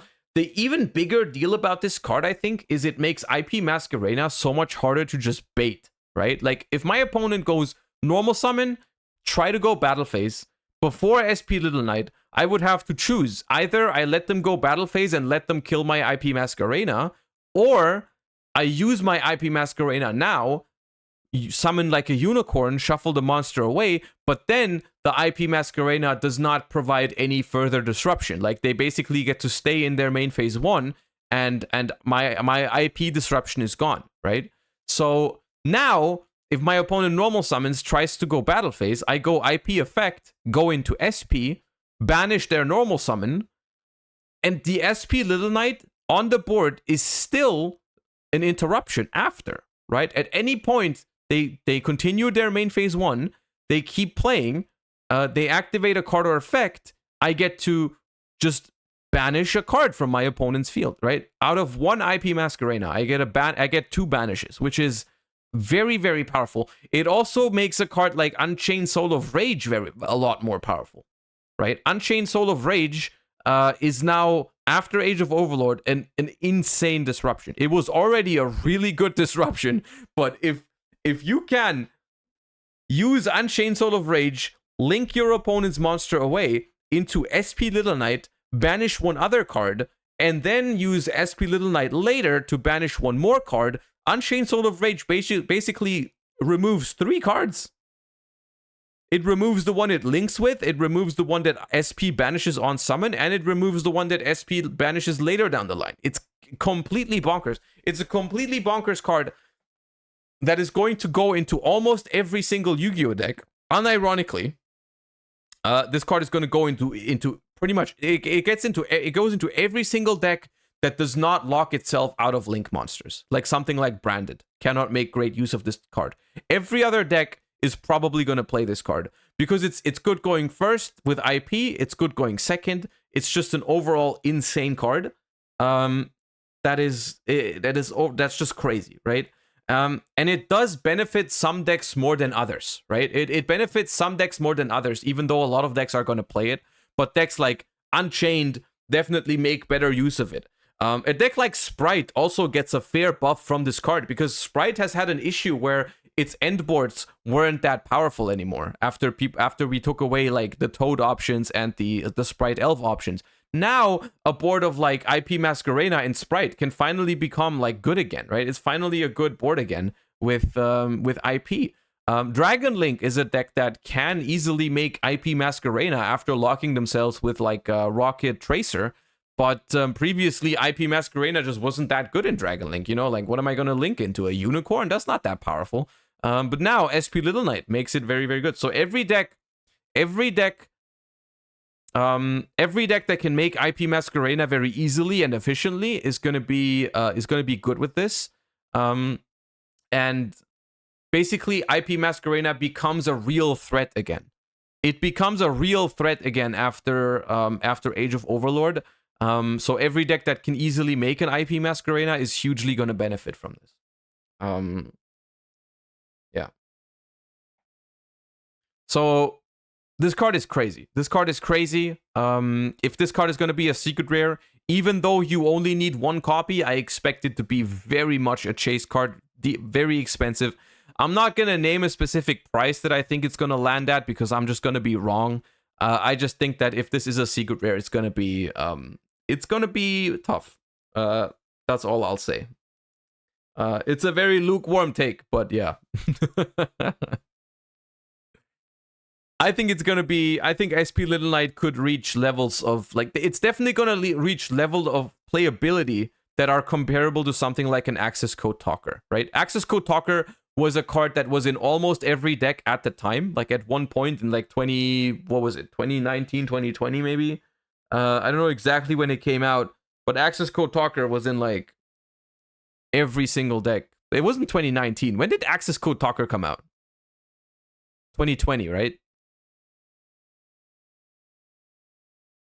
So at the time, Access Code Talker was in pretty much any deck, and I assume it's going to be very similar to SP Little Knight. Now, there is an argument that Eternity Code overall, which was a much worse set than Age of Overlord, which I think is true. Like in Eternity Code, there was not that many really good cards. There was not that many chase cards, so Access Code was definitely the highest priority one for everybody. But for this set, there's a lot of stuff that people are going to want, right? It's not just SP Little Knight, right? This set will be opened like crazy. So maybe the card is going to be cheaper than Access Code Talker.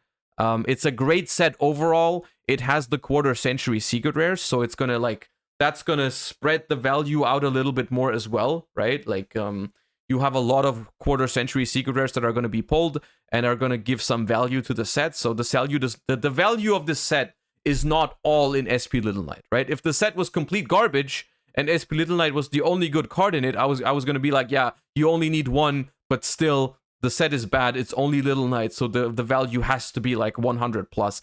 Not the case in this set, but yeah. Guts Royale, thank you for the 4 months. Appreciate you, thank you.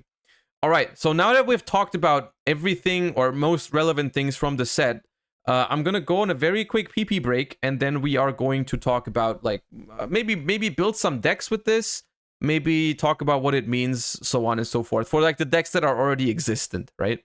So yeah, I'll be right back, and we continue.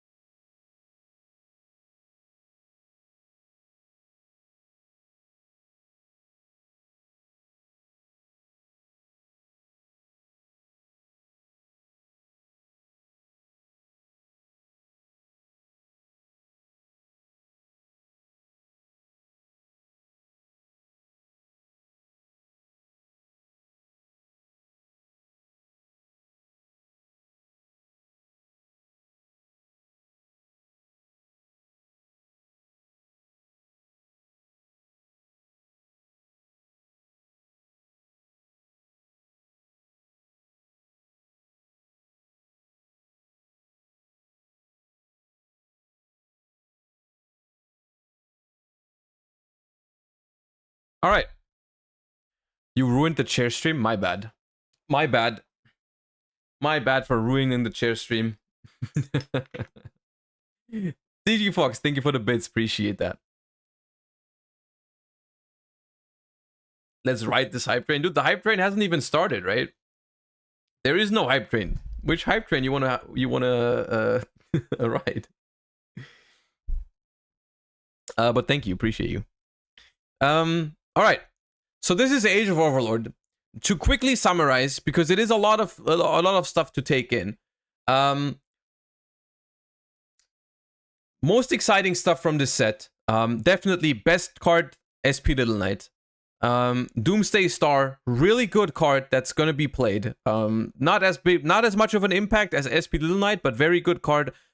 Make yourself familiar with it. It's gonna impact the way you play going second in a decent amount of decks. I think it's a very good card, and even a little bit underrated at this point. Like a lot of decks that maybe should be playing the card are not playing it yet, but I think it's pretty good. So yeah, keep an eye out for Doomsday Star. It's pretty strong.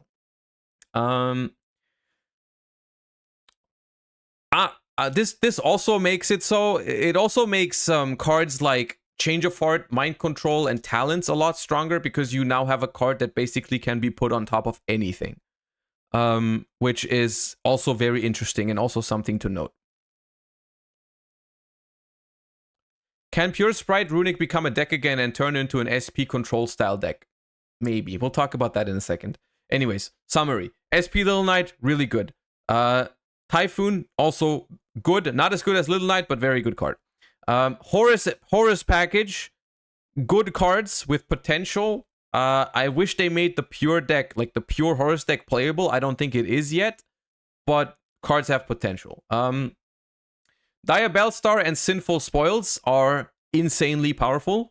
Very, very strong engine, of course, especially in Rescue Ace. It's like the first thing you're gonna see with this is Rescue Ace. There's probably some other ways you can play these as well. Like, they're very good cards even outside of Rescue Ace, but for now I would expect to see them mostly in Rescue Ace. But still, very powerful engine, very powerful package. Snake Eyes, on the other hand, I don't think are a good deck just yet, but they also have potential. Like pure Snake Eyes as a deck or engine or whatever. Diabellstar is definitely the more exciting part of this engine, but the Snake Eyes are also, like, they're not terrible, I don't think. Vanadium support, I'm not looking forward to it, but it is good cards. They are good cards. They are going to support Vanadium. Vanadium gets a boost with this set and could potentially break into a top tier position, which in tandem, it's only going to really mean that, like, you'll have to respect Vanadium by playing hand traps in your deck. And if people do that, then Vanadium is probably going to fall off. Like, if people start playing Droll again and something.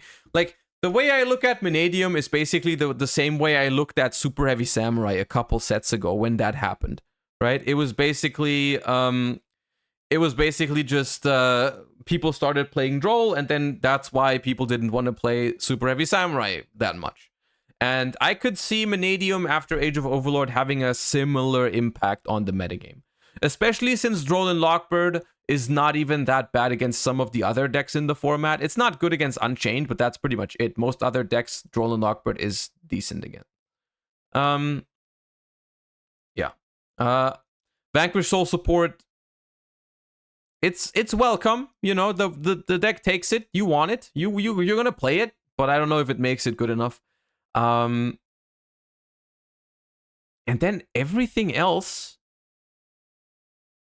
there's a couple of good things in there, but that's about the most important things, right? That is the most important stuff, right? Like Horus, Diabellstar, Sinful Spoils, Little Knight, Doomsday Star, Vanadium support, Vanquish Soul support,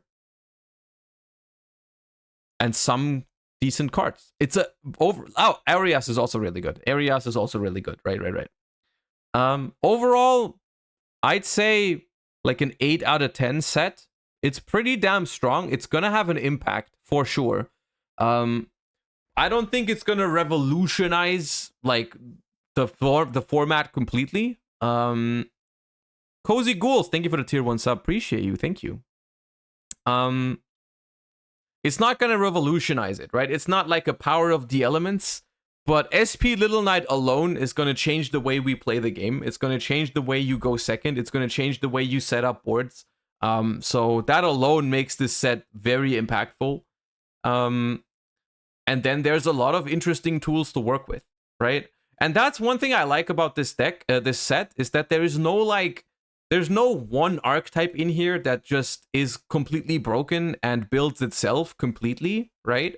Like Sprite or Tearlament or whatever. There's nothing like that, right? It's not like the Horus deck is now here and it's gonna dominate.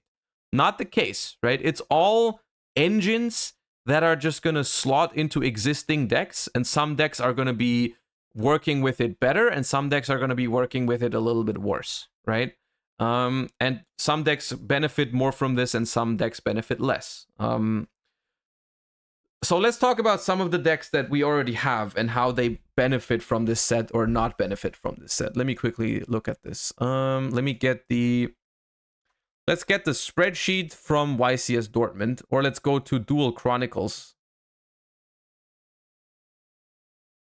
YCS Dortmund, yeah. Top decks from YCS Dortmund. Let's see how it's going to affect them. Tearlaments gets some interesting tools from Age of Overlord, because you can use the Horus cards in Tearlaments theoretically. However, I don't think people are really gonna do that at the beginning. It is theoretically a way to make Zombie Vampire, which is a pretty strong card in Tearlaments. So people might want to experiment with it. I don't think it's a better version than what we already have, but people are going to experiment with it. Another thing that you can do in Tearlaments is you can play the Diabellstar package. However, that is a little bit awkward without Chaos Ruler. Like, people use the Diabellstar in Tearlaments mainly to go summon out Jet Synchron and make Chaos Ruler. You can't do that in the TCG. So I'm not sure if that's a big deal for Tearlaments, but I would say Tier more or less stays in a similar position. Like, you get some options, but they're probably not going to change the deck too much, because they might not even be the best way to play the deck. But the deck also, I don't think, gets like much worse from this set, right? I think Tier is going to be in a fine position after Age of Overlord. Unchained, I believe, is also kind of like net neutral. Like, Unchained gets a huge buff from SP Little Knight if you get to pull off your combo. Like, it's a very strong way to use your Unchained Soul of Rage, like actually insane. So maybe it's even a positive for Unchained, or maybe Unchained gets even better with this set. The only thing about Unchained is that it doesn't make great use of SP Little Knight when it goes second. Like, going first, setting up a Soul of Rage and then going into SP Little Knight is crazy. Going second, it's not that easy to pull it off. But it's definitely, it doesn't suffer much from the set. Definitely, it's definitely. I think it's a little bit like of a positive for Unchained, this set. So that's that. You can anguish into it when not locked. Yeah, you can anguish into it when not locked, but that usually requires you to already be playing a very decent amount, right? Like the SP Little Knight, I think, is better when you can make it very early while playing into a board, right? Because one of the best things about SP Little Knight as well is, let's say your opponent has a Baron de Fleur, you summon SP Little Knight, target the Baron de Fleur. Does it even target the first thing? I think it targets. Yeah, it targets. So, you target Baron, they have to negate. You chain the SP to bounce, to hop out into the banished zone. So that's one of the best things with SP. You can't really do that in Unchained going second, right? It's like you still have to go. You have to already be playing pretty much to make it, but it can definitely help sometimes going second. However, I don't think it's the deck that benefits the most from SP Little Knight, but it is definitely it definitely is going to be good after Age of Overlord still. Dragon Link is, I think, gonna, like, I mean, it's gonna play IP and Little Knight probably. It's gonna play IP and Little Knight, but I think Dragon Link is gonna stay roughly at the same power level, roughly. However, I mean, one thing that is just in general true and doesn't have much to do with, it doesn't have anything to do with Age of Overlord, is that if Tearlament and Unchained remain that popular, Dragon Link in general is going to be well positioned in Age of Overlord format, right? It's going to be well positioned in the format. Also, going second, that is true. Going second, this is one of the decks that can very easily make SP Little Knight, because you can just make Striker Dragon and link it away into SP Little Knight and get the banish effect. So that's really nice. That's very nice. Pearly is a deck that also Shifu Sansu, thank you for the 3 months. Appreciate you. Pearly is a deck that can also make great use of SP Little Knight because all of its monsters are level 1. So you always have the option to turn your level 1 Pearlies into a relinquished anima, and then turn that into SP. So that's a big deal. And honestly, I do think it's a massive deal. It is a massive deal how well your deck uses SP Little Knight, because the card is so busted that it genuinely might make or break a deck depending on whether it can make use of the card. Like, genuinely, that's how strong I think the card is. And Pearly is a deck that can make really good use of it. And something that Jordan already pointed out in chat is that Pearly is one of the few decks that can actually still OTK after Little Knight. Because Little Knight doesn't say something like your opponent doesn't take damage. It only says you cannot attack directly for the rest of the turn. So you can still OTK with happiness, theoretically, if you find a spot for it. So that's that. Fluon the Reese cannot use SP Little Knight, which is bad for them. On the other hand, SP Little Knight also is not very good against Flunder because of Empen and Link monsters always being in attack position, and that's that. Flunder, for Flunder, it's kind of like whatever, right? It's kind of whatever, but the deck is so ignorant that it's no. I don't know. I think it gets slightly worse because SP Little Knight is not good in it, and it can still be used against it sometimes. So I don't know. Branded is like the first deck on this list that actually I think suffers from SP Little Knight, because Little Knight is a very good it is a very, very good card, and the deck can't use it. The one branded deck that can maybe be considered a little bit better after Age of Overlord is branded Chimera, because they get the new Chimera fusion monster, which is good, right? That's a good thing. But branded Despia, I mean, it doesn't get anything from Age of Overlord, I think. Like, branded Despia just legitimately gains nothing from this set. Everything else gets a little bit stronger. Branded does not. So yeah, that's that. But that's literally it. Mannadium, a deck that already, as we can see here, it already was performing. This is YCS Dortmund top cut, top 64. There were 4 Mannadiums in it. 4 Mannadiums in top 64 at the YCS, which is not few. That's decent. That's a decent result for Mannadium at a large YCS. And the deck only gets better from here. The deck definitely gets better in Age of Overlord. Whether you like it or not. I personally don't like Mannadium. Like, the deck, I don't like it. But can't deny that it gets better from the freaking new Synchro and Visa's Samsara. Like, it's gonna get stronger. The one thing that might happen is that people start playing Droll and Lockbird again after Age of Overlord. Simply because, it's good. It's decent against Tier. It's good against Dragon Link. It's good against Pearly. It's good against Flu. It can work against Branded, and it's really good against Mannadium. So, like, Droll and Lockbird is a card that I could see coming back. It's a card that I could see coming back. But and that could make Mannadium suffer a little bit. But it definitely gets a boost from Age of Overlord, right? And what else do we have? There was Labyrinth gets a small buff. I think Labyrinth is still going to suffer from the fact that Unchained is going to remain powerful. So that's that.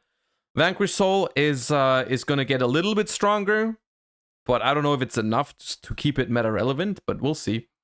And then we just have to talk about it. Like, Rescue Ace is one of the big winners of the upcoming format of Age of Overlord in general. Like, Rescue Ace is a deck, arguably right now, it's not even really viable, right? It's like not even really there, right? It's just some people play it for some reason. I actually don't know the reason. I genuinely don't know why you would play Rescue Ace right now before Age of Overlord. But after Age of Overlord, I kind of get it. You know, I kind of get why. I kind of understand why you would want to play Rescue Ace after Age of Overlord. It's actually going to be a decent deck with the Diabellstar consistency. You know? So, yeah.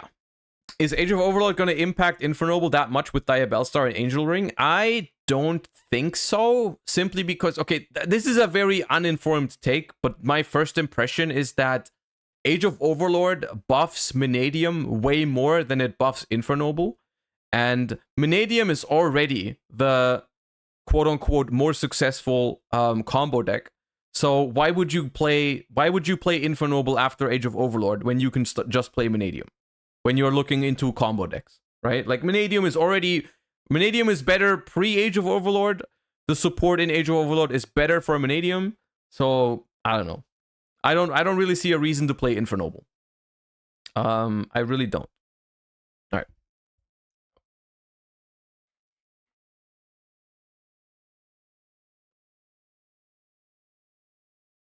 Money budget? I mean, yeah, those are reasons, but we're talking from a competitive perspective. Like, I'm like sheer power level. I don't think so. Jonate SP, thank you for the Prime, and Zhead Ed, thank you for the Prime as well. Appreciate you guys. Thank you.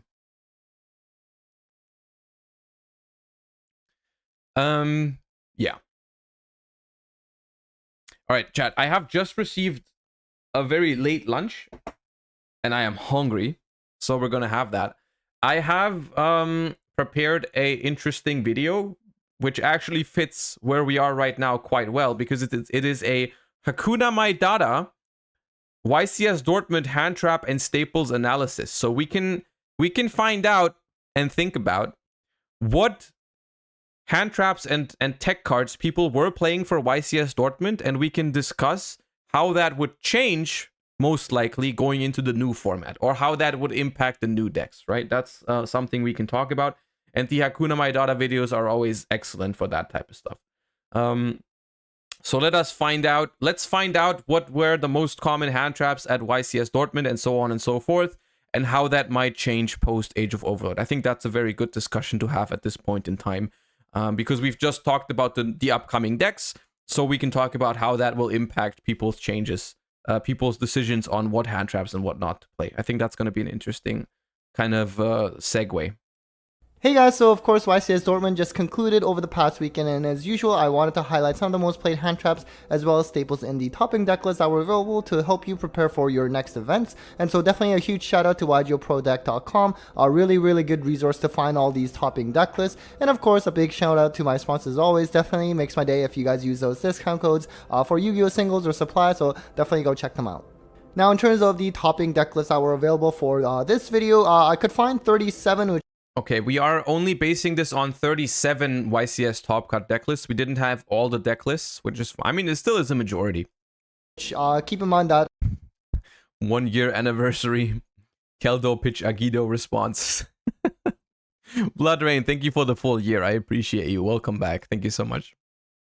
You know, it was top 64 at Dortmund, so basically we had a little over a half, and this is basically what the pie chart looked like among the deck lists that were available. So it kind of, for the most part, I think reflects what the top 64 was like, but at the same time, again, when you look at some of the most played hand traps and staples, keep in mind of, you know, some of the deck lists that were actually available for this video, which might influence that. Alright, so let's just provide an overview of the hand traps. And so we actually had a median of 6 hand traps in the main, ranging from 0 to 15. This is actually a lot lower than the 9 that we saw after YCS Brazil and Vancouver that I had done. So certainly a downward trend in that. This is interesting to me.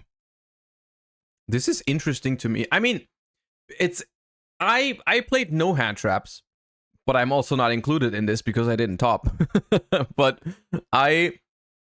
the only reason I didn't play hand traps was because I didn't like hand traps in purely. I think in other decks, I liked hand traps a decent amount. But this is one of the things that could explain. It could just be as simple as that. This could be the explanation why a deck like Rikka was able to go all the way through top 64. Because we saw in the breakdown, there was only one Rikka in top 64. Rikka was not that successful overall at YCS Dortmund. It's just that that one player got through all the 6 matches in top 64. And not many hand traps in people's decks could be a reason for that. Because there's like, you know, the hand traps are definitely very strong against Rikka. And if people play board breakers instead, they might run into a problem against Rikka. So this is one of the things. It's always funny how these kind of trends always line up with the results of a tournament, right? It's like, it's a very natural thing. You look at the stats afterwards and you're like, okay, it makes sense that Rikka was able to perform under this, like in this top cut, right? But in terms of the side deck, about 6 hand traps in the side as a median number. This was slightly higher than the 5 that we saw at YCS Vancouver as well as Brazil. This also makes sense because if you go down on hand traps in the main deck in this format, you probably have to go up on hand traps in the side deck. Simply because there are a bunch of decks in the format where you should be afraid. Like you want hand traps for sure, right? You need hand traps in your side, at least in the side deck. Because, you know, you cannot simply ignore Mannadium, Rikka, Infernoble, all those decks. You can't ignore all of them. That's not something you can do, right? Or like, I mean, you should not do. Now, in terms of board breakers, it actually kind of essentially was the same between main and side, ranging from 0 to 14 with a median of 5. So definitely a little bit lower than what we saw at YCS Vancouver as well. Now, in terms of the most played hand traps in the topping deck list that were publicly available, we are starting with Ash Blossom. Once again, as usual, still a lot of people main decking it rather than siding it. Of course, you know, you are potentially playing into something like Talents and Thrusts, but at the same time, it's a very good generic. I mean, Ash is the best hand trap, I think, in the format right now. I personally think Ash is the best one. Can you maybe do a tier list for decks when a Rise Hard comes? Yeah, I'm gonna do a Master Duel tier list soon, yeah. Hand trap right now, especially with the rise of tier elements, and Ash can be actually pretty good against them, especially trying to stop something like, let's say, the yugioh or the Kelbeck, just like those millers, just so you prevent them from snowballing. And also, even on like your turn, let's say, and your opponent just happens to have that Havness, you can also stop that. But of course, against Unchained, it can actually be quite impactful as well, and you actually saw a rise in like a lot of the branded lists yet again, and of course, Ash goes really hard against those strategies. So next we have Droll, which is actually kind of interesting, right? Because it was actually seeing a decline in play the last month or so, with, you know, for example, Mannadium not being as popular as people maybe thought they would be going into the Dune format. But now... I saw a lot of Droll. I played Droll myself. I think Droll was like a perfect side deck card for this event, which is, story checks out. Most people are siding it, not many main decking it. I think it was a perfect side deck card for this format, because it's actually quite good against some decks, quite bad against others, which just makes for a pretty solid side deck card, in my opinion. I think this makes a lot of sense. It's actually come back, and I don't think, while it is interesting, I don't think it's actually surprising, because you do constantly see this with Droll, with, you know, when people don't really respect, you know, decks like Mannadium, for example, and like just take the Droll out of the side deck, then those decks can kind of start thriving again. So you kind of have to keep them in check every now and then. So still something that you might want to watch out for in your next event. We also have Bestial Druisworm, of course. You know, with Magma being put to 1, you're going to see a lot of Druis. This one is... Actually, no. 7 main deck is probably just from Dragon Link, right? Mostly. How many Dragon Links was it? We have... This includes 3 Dragon Links. Oops. Spoilers. My bad. My bad. Where I'm not really a huge fan when tier limits are meta, just because then it becomes where like a lot of decks start converging towards, you know, they either play Shifter or they just play a lot more Gabe and Henry mained it in tier. Right. Out there.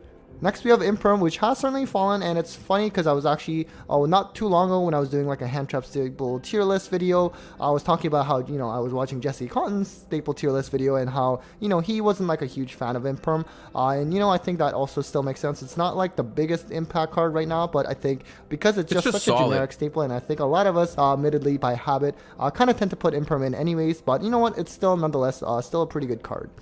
We also have the other best shield, Magmanaut. It is at 1, but you know what? It's still solid. It can, especially when you have Dragon Link. It's funny that Magnemute is less popular than Druid Worm. That's a stat that if you told me that like a couple months ago, I would be like, nah, that's crazy. Like Magnemute is so much better, so much better of a card than Druid Worm. But yeah, I mean that's, I guess. The thing is just like against Unchained, right? Against Unchained, Magnemute is worse than Druid Worm because you simply need the removal. And if you go Magnemute and then they make Caesar after, and then you search a Druid Worm in the end phase, you can't summon it, right? So that's fine. And then Imperm makes sense for it to be a mostly main decked card. I can't really think of many scenarios where you would want to side deck Imperm.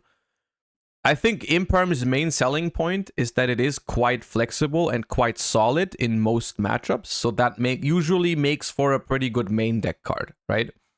That is its quality. The quality of Imperm is not that it's insane against everything, it's just, or like against any specific deck.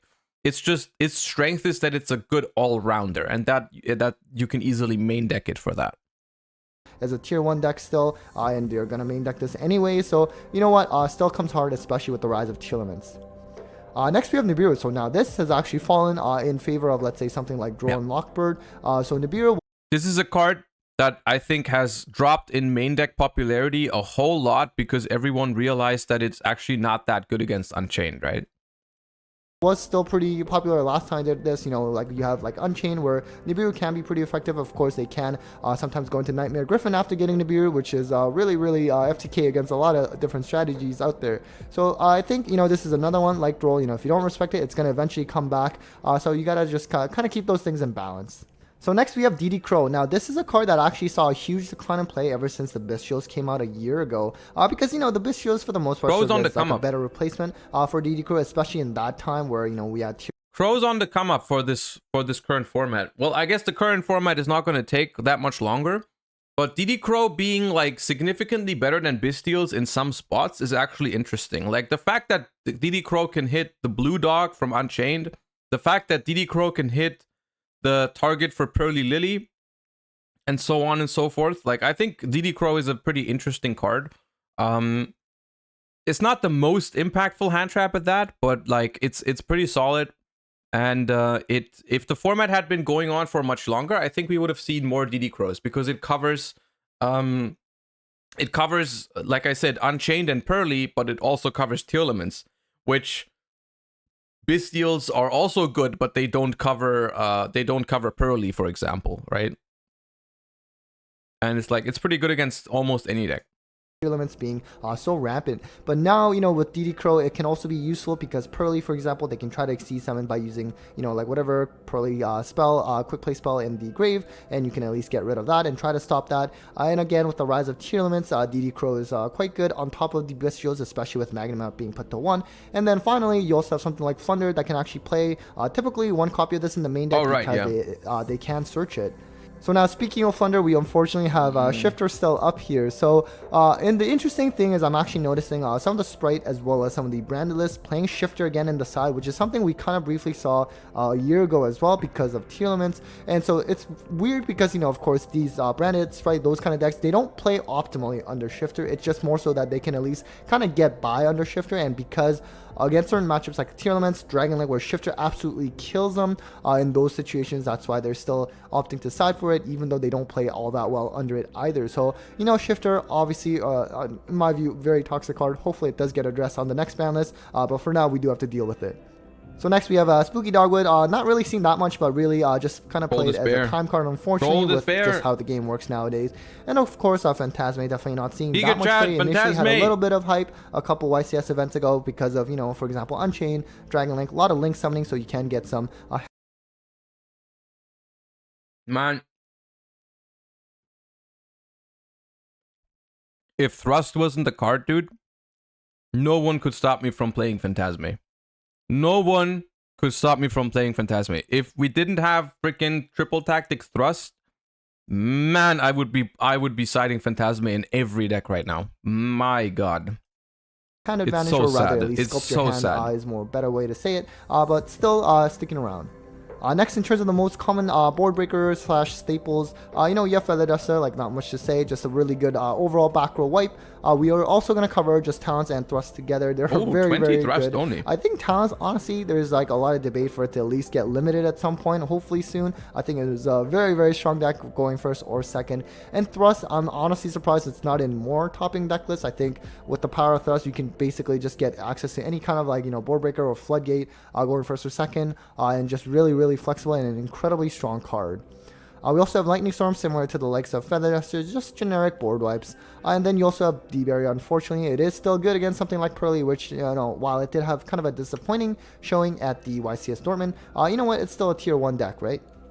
And then speaking of Pearly, we also have Herald of the Abyss. That is actually seeing a decent amount of main deck play, presumably because these are probably in decks that are playing Thrust, just so they can just get this off, and they have a main deck out to something like X-Pearly Noir, which a lot of decks might not have. And realistically, even if you're not playing against Pearly, like the Herald of the Abyss can probably get rid of other kind of like problematic monsters anyways. You know, it serves as like a board wipe.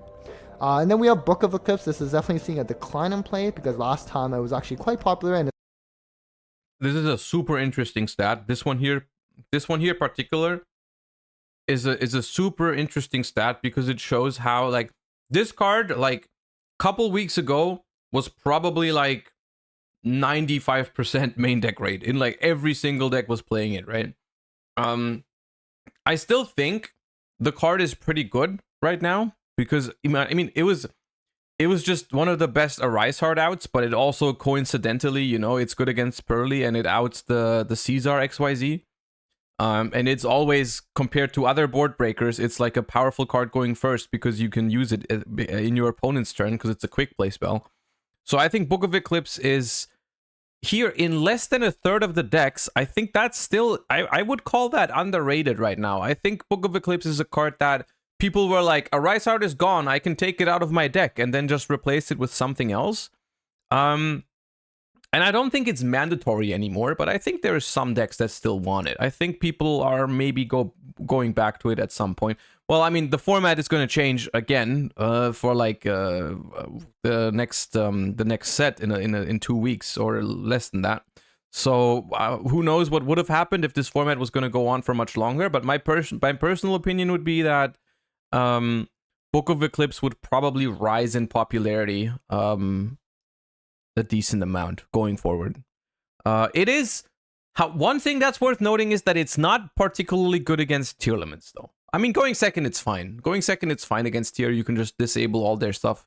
But going first against maybe it's just fine against tier. I wouldn't consider it a great card against tier, but it's not terrible. Especially Book of Moon was actually more popular than Book of Eclipse, but now that has completely kind of reversed, and if anything, you don't really see too much of Book of Moon, at least in the topping deck list. So Book of Eclipse can still be good against Pearly, I guess, if they didn't hard make the Noir on their turn, and still pretty good in terms of going second in general. We also have Xyz Encore, so a lot of kind of like dedicated Pearly hate. I mean, Xyz Encore, I was actually kind of surprised it saw a little bit this amount of play still because, you know, at least with Keshira as tier 1 in the previous ban list, you know, this was still something that can be used against him, and that was, you know, the most represented deck for the most part. But I guess it's still sticking around at this point, but, you know, only a side deck card if it is played. I think one reason why people still kept playing Xyz Encore. The number is 11, by the way. 11 out of 37, because I just realized you guys can't see. Is because I think a lot of Unchained players, for example, were like, I can use Encore against Pearly, but I can also use it against decks that make Dweller, for example, right? That was one thing that was solid reasoning for playing a card like Xyz Encore over another card, like Book of Eclipse or Herald of the Abyss in your side deck. Most people played multiple outs to Noir, though. I think rarely people just relied on just drawing Encore or losing. I think a lot of people played multiple outs to it, and that's how Encore made its way into side decks. Plus, decks like Tier or Unchained can out-Dweller with it, so that's just another bonus reason, right? And then we have Keshira Fenrir, which of course now that we don't really have Keshira, at least not right now, in terms of like topping decks, you know, Fenrir, we're back to kind of seeing this again as just like that generic staple that a lot of people were running. Not that many. Not that many Fenrirs. But still, I mean, pretty good showing. 10 decks, main deck Fenrir out of 37. You know, in terms of it can serve as a board wipe, going second on break boards, attack, and also banish cards face down. And you know, going first, it like constantly serves as like a way of additional layer of interruption, and actually helps you maintain hand advantage as well. So really good. And then we of course have Super Poly as well. Now keep in mind that there were a lot of branded lists at top that were part of this video, and they're more likely to play Super Poly. That's probably why I made it this high, because otherwise. This one I straight up, I mean, I guess I understand like tier limits and branded decks that play this card. Outside of tier and branded, I think this card is straight up ass this format. But I guess in tier and branded, it's okay. Yeah, no, in tier and branded, it's okay. And both of those decks had a decent showing at the YCS. So that's probably where these are coming from, right? That's probably where the Super Polys in the statistics are coming from. Outside of those branded decks, I don't think Super Poly is really worth playing, right? I mean, against Pearly, it's not that good. Against Unchained, it can definitely come up. Against tier limits, I honestly don't find it that good and coming as a branded player, because, you know, Rukalis will just come back. It didn't really do anything. I mean, again, I guess if they had something like, I don't know, Winda and another fusion, like maybe like the Grapha extra deck monster, like then sure, it's useful. But of course, Winda doesn't necessarily always come as like their turn one board. I find often it comes actually during like middle of like while you're trying to combo, and then they bring it on, you know, like you're on the opponent's turn. So Super Poly, I think it's all right. Next, we have Evenly Match, which is certainly a card that's been on the decline lately. Yeah. So against Pearly, of course, they can just keep the... We talked about this in the board breaker tier list that I made. Evenly does not seem very good right now. It's not terrible, but it is like it is significantly dropped in power. For like the top decks are just not that weak to Evenly right now. Another card that could have been one of the reasons why the Rikka deck had success, because this card is actually pretty good against Rikka. All you need to do is somehow bait the Regulus, and then you can evenly them, right? So that is it makes sense that evenly is so low, but once again, that could be one of the reasons why a deck like Rikka was in a decent position. So it's not getting rid of that issue. Against Unchained, you know, they can always keep like the Caesar, and a lot of their cards will just kind of float back. Against tier limits, I mean, realistically, they may just have like the Grapha extra deck monster. I played an Evenly for Crossout. But okay, yeah, maybe they made. I saw some one of Evenlies for Thrust or Crossout in deck profiles, so maybe that's even. Maybe it's even like people didn't even play 3 Evenlies; they played like 1, right? Which is even less than it would seem. Also, like. They do have access to Crown post side at least, and you know, assuming that you're probably only playing Evenly post side anyways, at least only 2 deck lists were main decking this card, especially, which could come up if you are main decking Thrust. Next, we have There Can Be Only One, which of course can be very good against Unchained. It can be really good against something like Flunder and Dragon Link as well. And it is a floodgate that typically a lot of like the branded list can play, especially in the side, or maybe even sometimes in the main deck. And similar to that line is also Zombie World, which is definitely been popular lately because of Flunder. Look chat, we hate floodgates. We hate floodgates, but Zombie World is based because it kills Flute. Fuck them birds. 9 Zombie Worlds, beautiful. They can really hard lose to this card when they just cannot tribute unless they're zombie monsters. It can also actually hit something like Dragon Link as well, and even Unchained, you know, it prevents them from going into something like Yama, or even, let's say, like the Zombie Caesar. World Giga Zombie World especially popular again in branded, just because branded fusion can actually send something like Banshee, and so it's a lot more easily accessible. Kills Cybers too. Kills Cybers too, and kills plants. So one of the most based cards in existence, actually. Droplet, which was not seen in too many lists, but at the same time now with the new ban list, with, you know, Rise are kind of out of the mix, and you know, you can actually send cards to the graveyard as cost 7 more plus easily. 1 is 7. Yes, Droplet is definitely going to see some more play, and you have to get used to that. And then we also have Change of Heart, which is, you know what, pretty generic card. Definitely another card that you can just add off of. I like how this line perfectly lines up with this line. That's very pleasant. That's very pleasant. It should have been 50-50 though. If it was 50-50, it would have been POC champion. Like if there was like 8 people with Change of Heart, 4 and 4, 4 main, 4 side, that would have been whew. Thrust as well, and against something like, let's say, like Unchained, or even like T-Elements where you don't want to like pop anything, like being able to just take and then especially helping you OTK is certainly very nice. Alright, so lastly, I just wanted to cover some tech choices that were seen in like a small number of lists. And so basically we had something like Spellbound, Hatred, as well as Gravekeeper's Inscription. Yes. And so if you're not too familiar with Spellbound, I guess it kind of serves as like a worse way of playing D-Barrier, at least going first. But the good thing is that you can actually play this card going second at least. It is a quick play spell, and certainly something you can use against certain decks that, you know, tend to like go into their extra deck mechanics. Okay, so the reason why I use Spellbound is because mostly for going second, actually. It's like, it's good going first, but it's also good going second, because you can prevent a couple things. We've already talked about it during my deck profile, which isn't on YouTube yet, so I guess I'll repeat it. Going second, you can use it to stop Fluanderees from tributing their small birds. You can stop Chimera, Branded Chimera, from going Chimera Fusion into Guardian Chimera or Magnum, because Guardian Chimera needs a monster on the board. Magnum needs an extra deck monster, which is also, they can't have that in hand. The same is true for Dragos Dapelia, right? So this card is actually really good going second against Chimera. It's also good going second against Flu, because you can Spellbound. Wait, did I say Flu? No, I meant Pearly. Pearly, if they want to go purely leap into Spellbound, you can simply chain.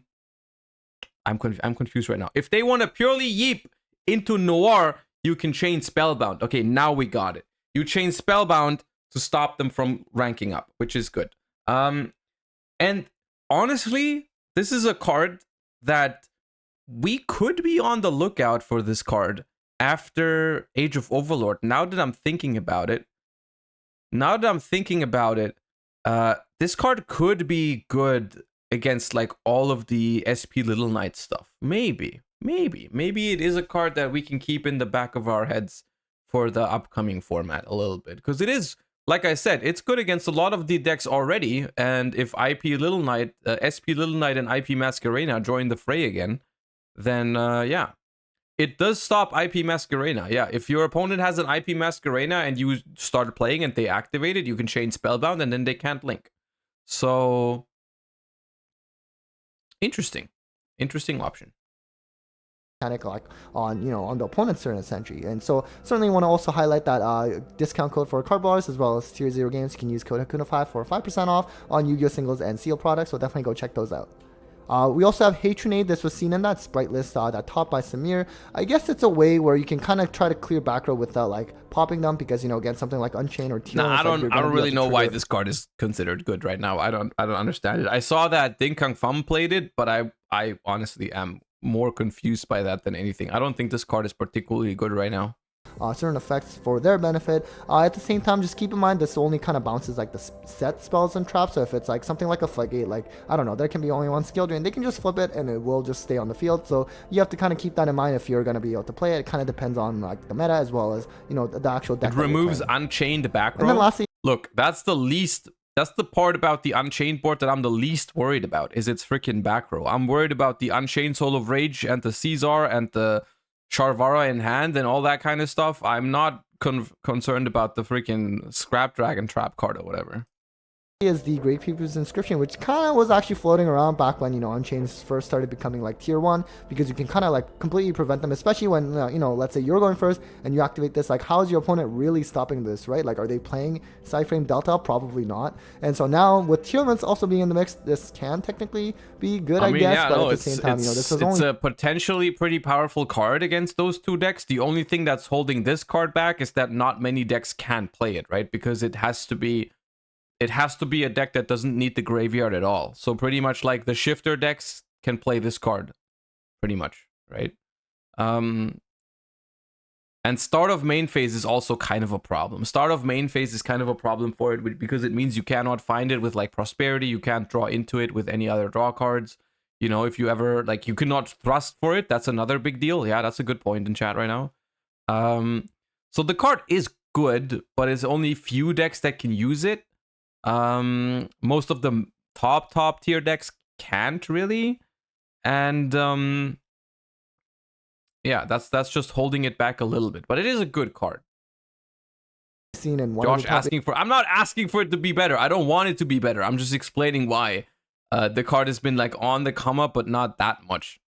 list, and so I don't think it's going to be like a very popular mainstay at all. Anyways, guys, that was it for the most played hand traps and staples. That was interesting. I like that. I like that. Honestly, though, while the stats were interesting, they were kind of like it's a weird bit of data. Not really a huge fan because most of these cards have just been, everything sees some amount of play, right? It's kind looking at these hand trap and non-engine stats and whatever.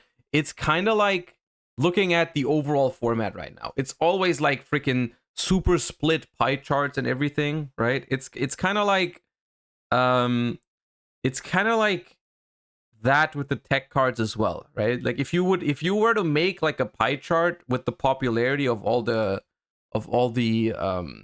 staples like hand traps and board breakers and whatnot, you would end up with a very split image as well, which makes it hard to prepare for, because like, you know, it's not like nobody plays hand traps. It's not like everybody plays hand traps. It's like everyone plays some hand traps. Like the average amount of hand traps, it's 6. The average amount of board breakers is also 6. So like some people play hand traps, some people play board breakers, some people play neither, some people play this or that, you know, some people play the floodgates in their side deck, so you need some outs for that. So like if you're like preparing for an event in a format like this, you're like, okay, my deck needs to be good against, like, you know, at least like the more popular decks here, you know, which is like everything that topped in multiples is like 3, 6, that's 10 different decks that you need to prepare for. And then your deck needs to also, it needs to be able to deal with some hand traps, it needs to be able to deal with some board breakers, it needs to be able to deal with some floodgates, it needs to be able to deal with some lingering floodgates, because everything is here, right? It's a super diverse format, everything is there, you know? And now good luck, have fun finding a deck that's good into Tier, Unchained, Dragonlink, Pearly, Flu, Branded Mannadium, Branded Chimera, Labyrinth, Vanquish Soul, hand traps, board breakers, floodgates. You know what I mean?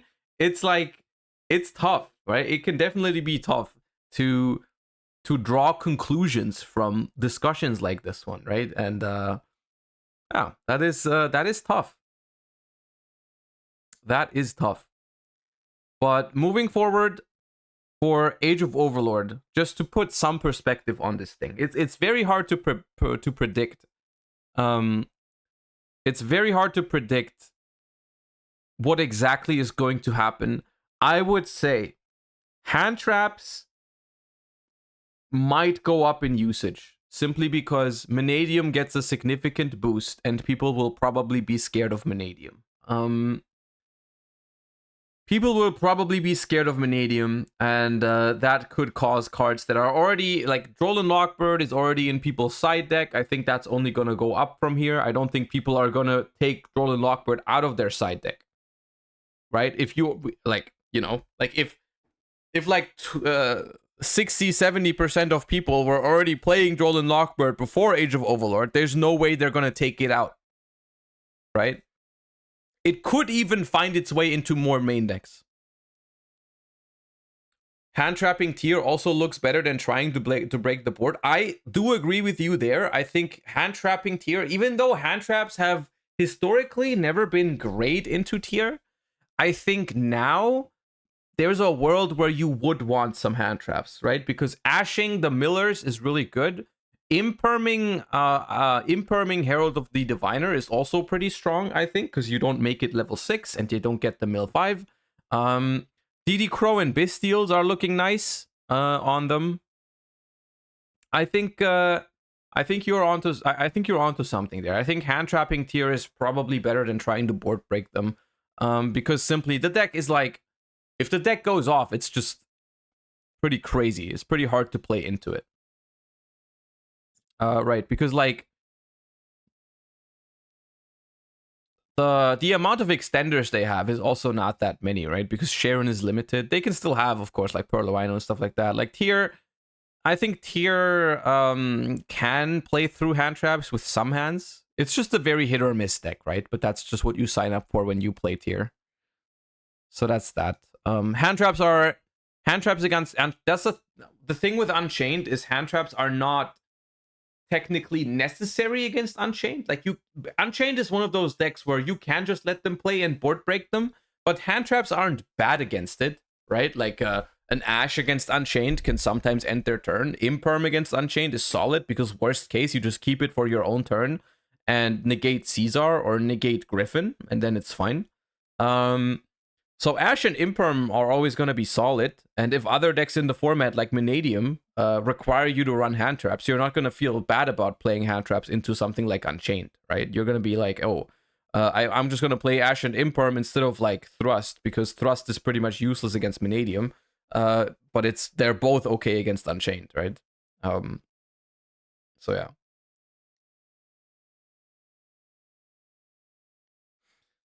Scream, Tear Cash, Sharon with Pearl Rhino, the deck can play through hand traps decently well. It can. They're not like, hand traps are not a guarantee to work against tier elements, but there's definitely a chance. Like, there's definitely some hands of like tier elements that are going to be like just crumbling to hand traps. And you have to think about what the alternative is, right? Because let's say your opponent has a hand of like Scream, Sharon, Pearl or Rhino or whatever, right? If you're not on hand traps, but you're on board breakers instead, you think you're gonna win that game? Probably not. You're not gonna beat that with a talents, right? Like you're not gonna beat that opener with a talents. If they go off, they go off, and they're not gonna lose to one board breaker, right? Tier has never lost to board breakers, right? So if they have one of those crazy hands you're describing, if you don't have a hand trap, you're also probably gonna lose, right? So I don't really know what the point there is, right? Or the point that you're making is like, yes, they can play through hand traps sometimes, but that doesn't mean you have other alternatives than trying to stop them, right? But yeah, there is a world where if something like the Gabriel Nets version of Tier Elements, which only ran one Diviner, no Baron, and it ran no King of the Swamp.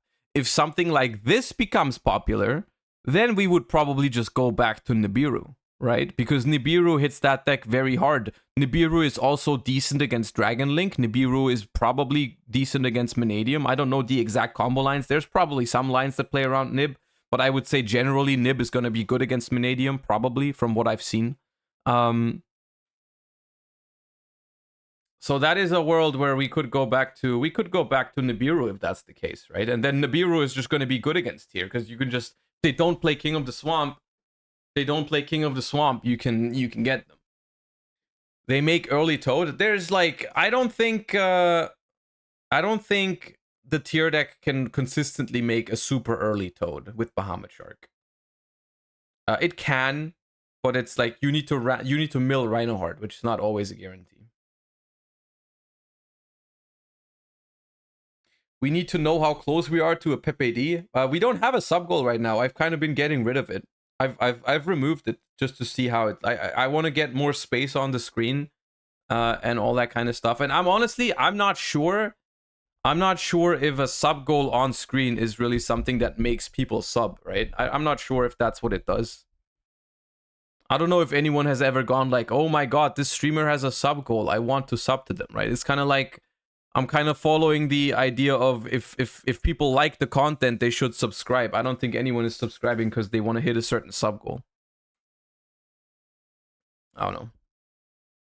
You should remind people to use their Prime subs. Maybe I should do that more often. I always feel weird doing it. That's why I typically don't do it.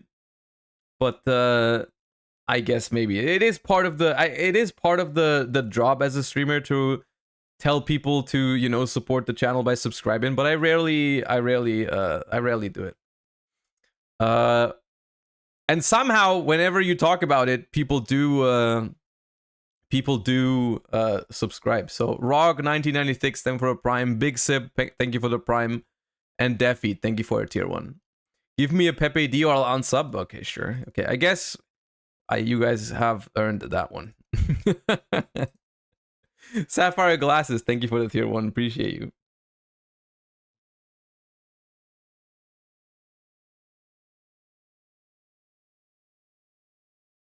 Kartonkopf File Long, thank you for the prime. Appreciate that. Thank you.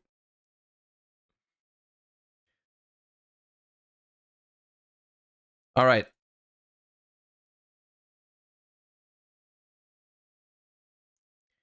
I'm gonna let the remix come out, run out, and then we're gonna talk about what we're gonna do in a second. You only have tier 1 subs, right? What does that mean? I think you can tier 2 or tier 3 sub. I just don't have many that do it. I think that's not really. I think that's part of Twitch culture, though. I think tier 2 or tier 3 subs is just not something that people do a lot. But I think theoretically you could. Or is that... I don't know if that's something I maybe need to set up, and I've been not doing that for like 1.5 years. But I think you could theoretically do a tier... Yeah, okay. you definitely can. New Angels just subscribed at tier 3. Okay, thank you so much for that. It does work, indeed.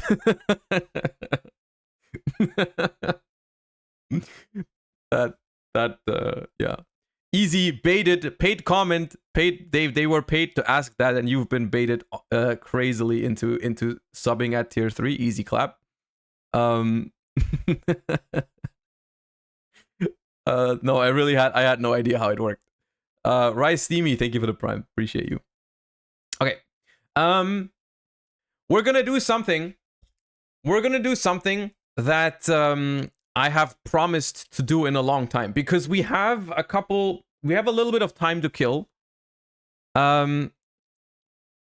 have a little bit of time to kill until we get the Age of Overlord influencer reveals for today, and I did want to stay until 5 p.m. so we could watch those videos together. We have like 25 minutes left or something until that's happening.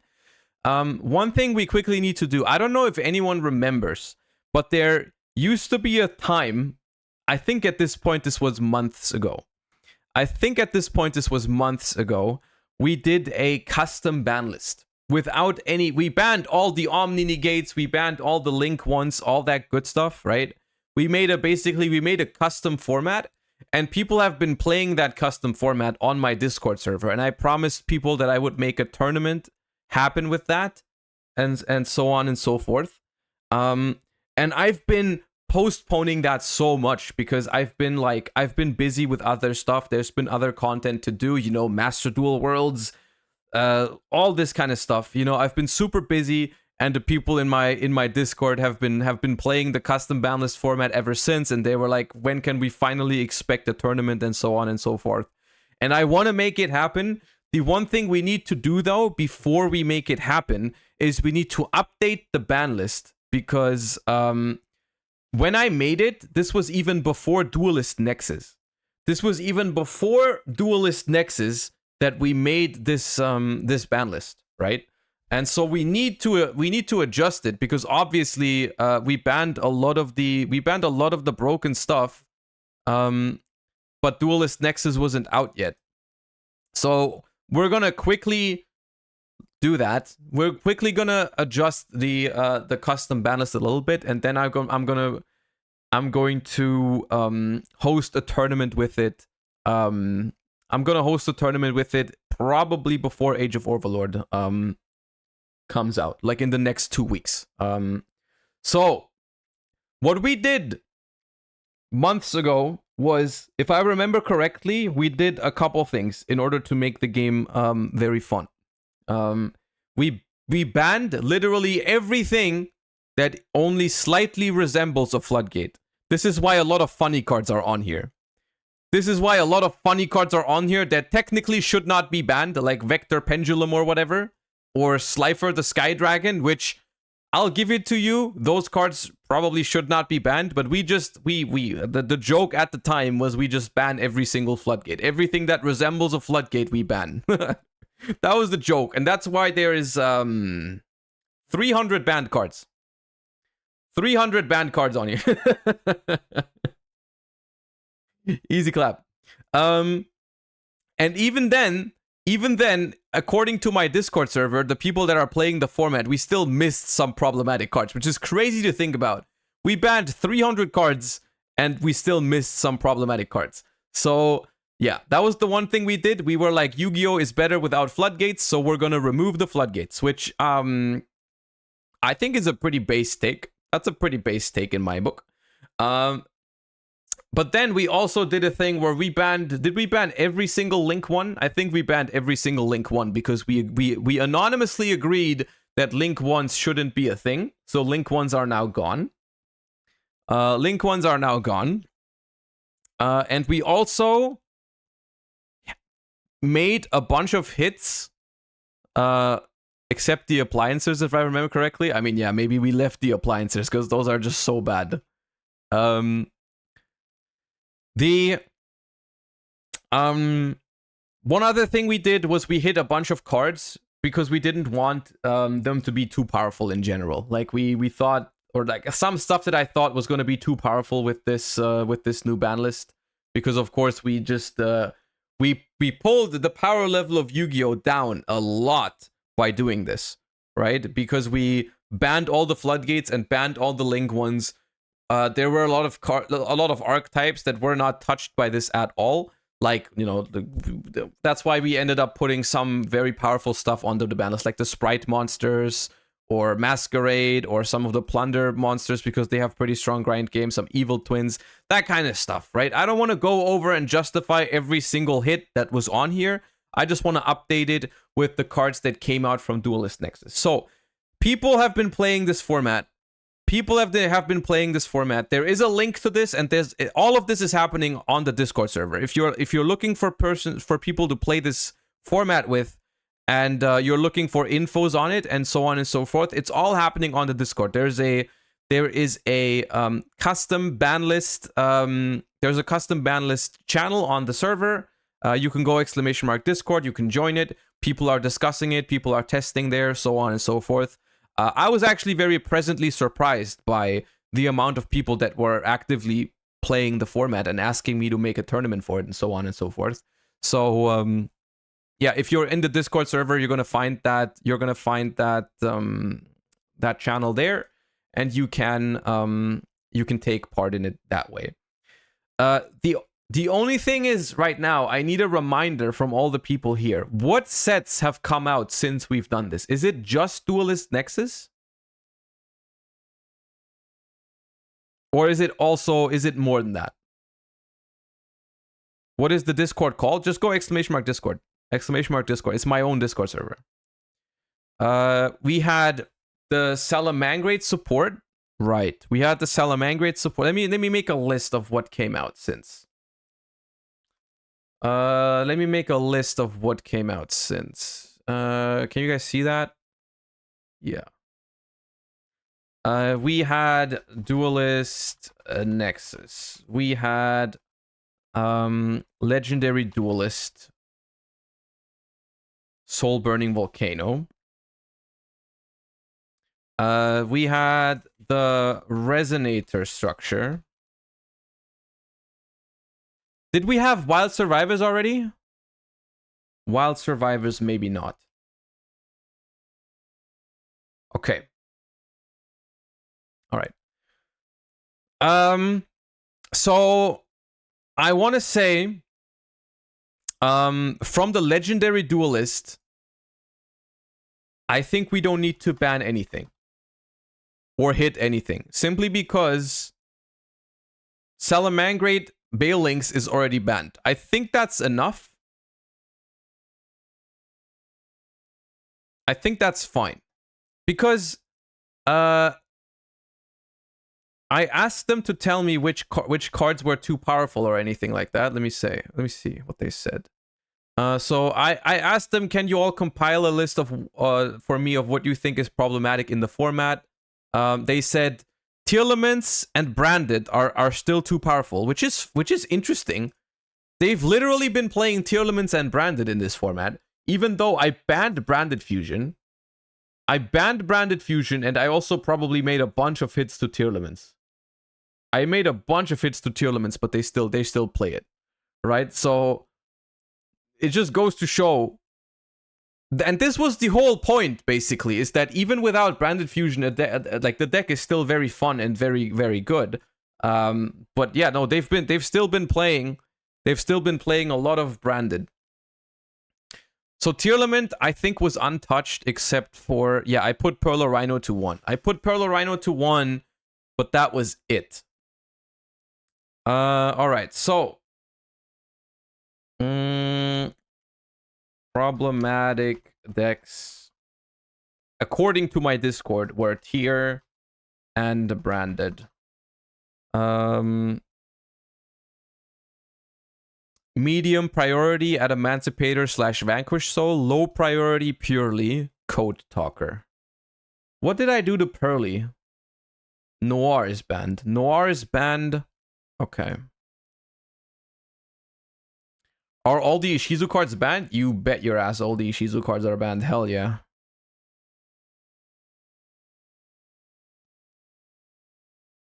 Alright. Ban Agido and Kelbeck. They're wait, I didn't ban Kelbeck and Agido? How? Okay, no, we're definitely banning Agido and Kelbeck. That should fix Tier, right? Ban Agido, Kelbeck. I did not ban Agido and Kelbeck. Why did I not do that?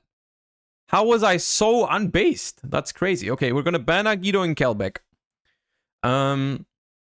We're not gonna touch anything from Legendary Duelist. The question is, what do we ban from Duelist Nexus? Or like, what is too powerful in Duelist Nexus? If I'm looking at it. Yama? Ooh, Yama is powerful. We probably did not touch Unchained at all. We probably did not touch... I mean, we had no reason to touch Unchained at the time, right? There's nothing. There's no way... There's no way we hit anything out of DDD, out of Unchained. So we need to hit Unchained. What's the best one that we do? What do we do? Do we ban something, or do we just keep Unchained alive a little bit? Because we could limit a bunch of Unchained cards. Like, we could, like, limit the Red Dog or limit the Yama. Do we want to ban something from it?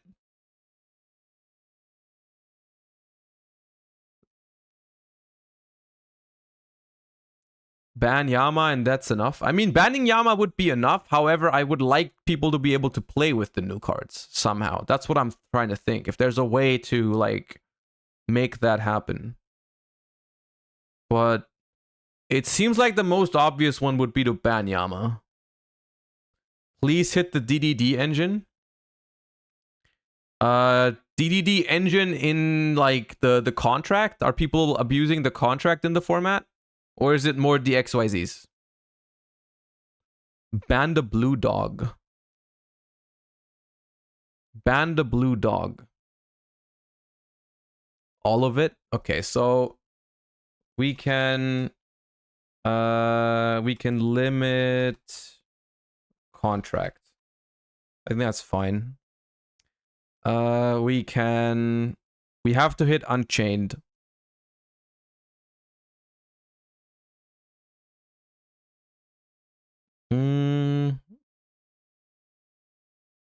With the gate, right?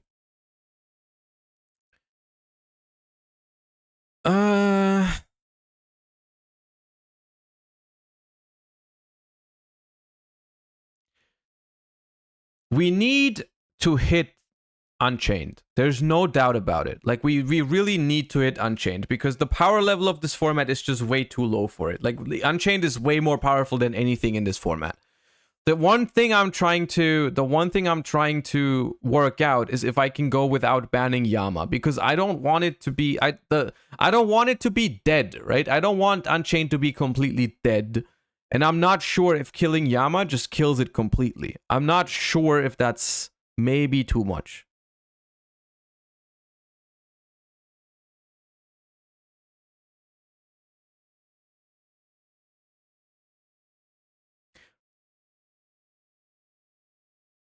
Ban the High King. We can ban High King Caesar. No one is going to complain about that. Ban Caesar. But that's not enough, right? Do we just ban Caesar and limit Yama? Ban tour guide? Ban tour guide. Sure. Ban tour guide. Ban tour guide. This is enough? Alright. What else from Duelist Nexus is problematic?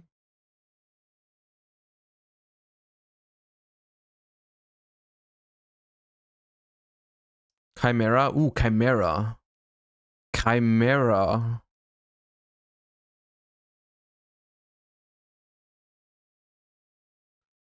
What do we do about Chimera?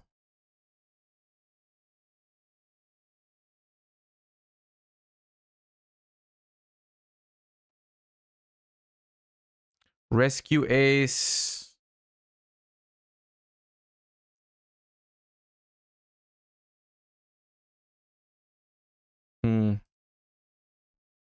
Did we have any hits for Rescue Ace? Probably not, right? No.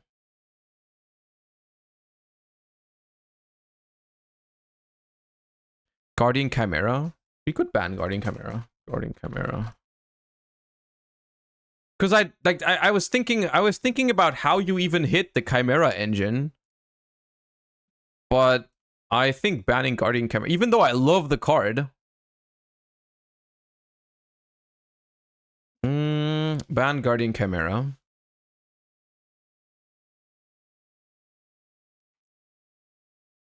Now, what do I do to Branded? Is banning Guardian Chimera already enough for Branded? Is the Branded deck in the format even using Guardian Chimera? Guardian Chimera is the center of both the best decks. Ooh, really? Oh yeah, because Tier and Branded are both using it. So if I ban Chimera, you think Branded is fine now?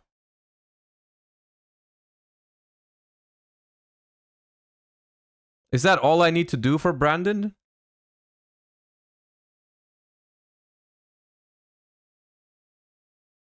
Limit Mirror Jade. I can live with that. I can limit Mirror Jade.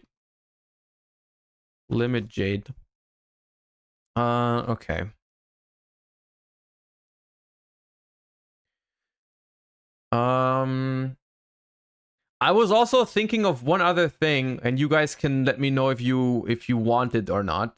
I was thinking, because we banned almost every single Omni Negate. Maybe Nibiru is a little bit too powerful.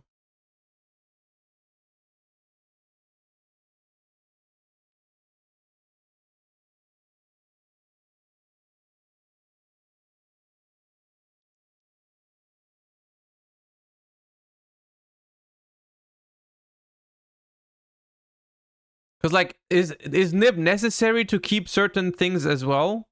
If Nib goes, then you will have to touch Code Talker. Dude, I have no problem. I have no problem getting rid of decks like Code Talker or Resonator. Those kind of decks. Because they freaking... I hate those, right? I hate those. Like, literally, tell me the card that hurts Code Talker the most, I'll ban it. Tell me. Name the card that's the most crucial for Code Talker. It's gone. Right now. Is it Codec? Ban Codec? Codec and the deck dies. Okay. What do I need to do to make the Resonator deck not problematic? What do I need to do to make the Resonator deck not problematic?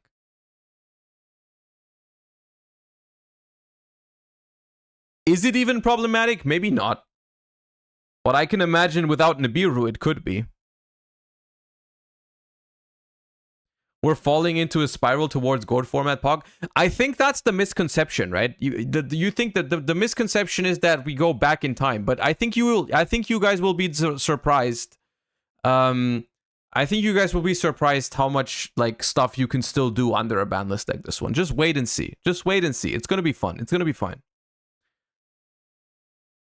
This pattern was not out yet. That needs to go. This pattern, because it's Omni. Ban Red Rising, sure. Red Rising. And then one thing we have to do, I hate to say it. What do we do about what do we do about Wild Survivors? Because I think we've covered Legendary Duelist. I think we've covered Duelist Nexus. I think we've covered the Resonator structure. What we have not covered is Wild Survivors. We've covered the problematic decks in the existing format. Do we actually leave Vanquish Soul at full power?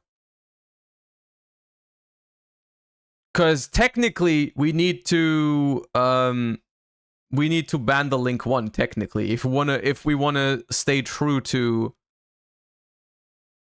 ourselves. We have banned most other Link 1s. The problem is the reason why I don't want to do it is, first of all, I'm biased. And I like Vanquish Soul. But the second thing is, if you ban the rock, the deck loses its entire identity, right? It just does not work. Right? It simply does not work.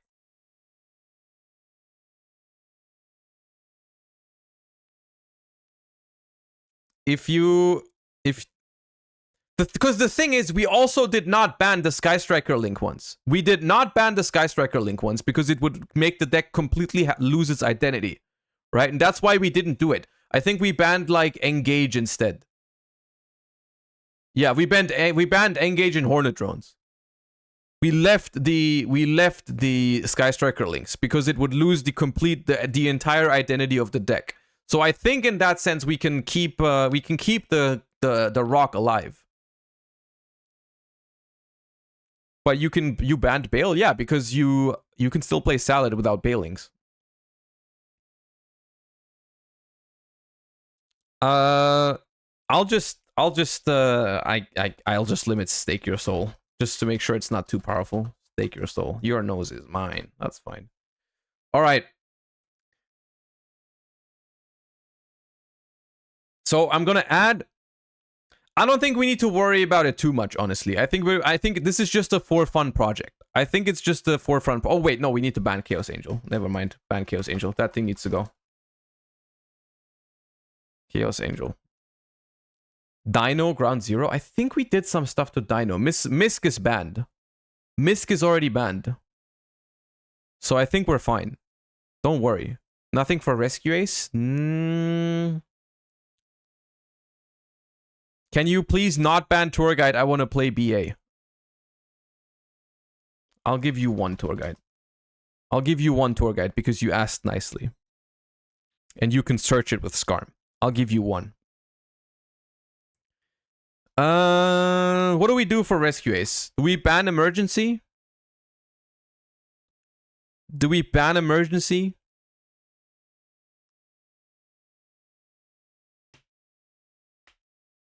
Ban Emergency. Okay.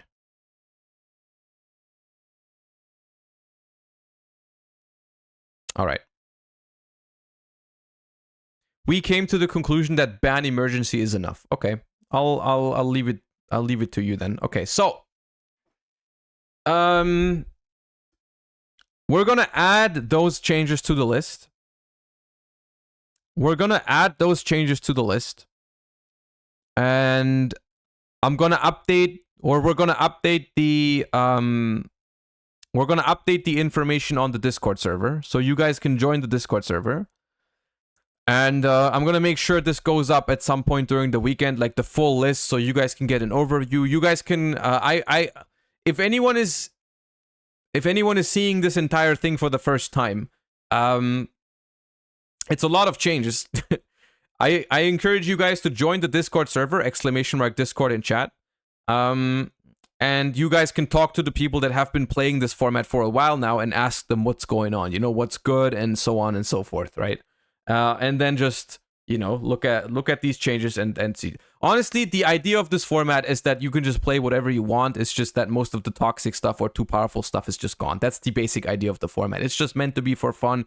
We're gonna try and see what creative stuff people can come up with, and I think it's gonna be cool like that. So I'm gonna talk to the sponsors. I'm gonna get us some prize pool, and then we're gonna run a tournament with this in the upcoming 2 weeks. I don't know exactly when it's gonna happen, but it is going to happen. So yeah, I promised it. I promised it months ago.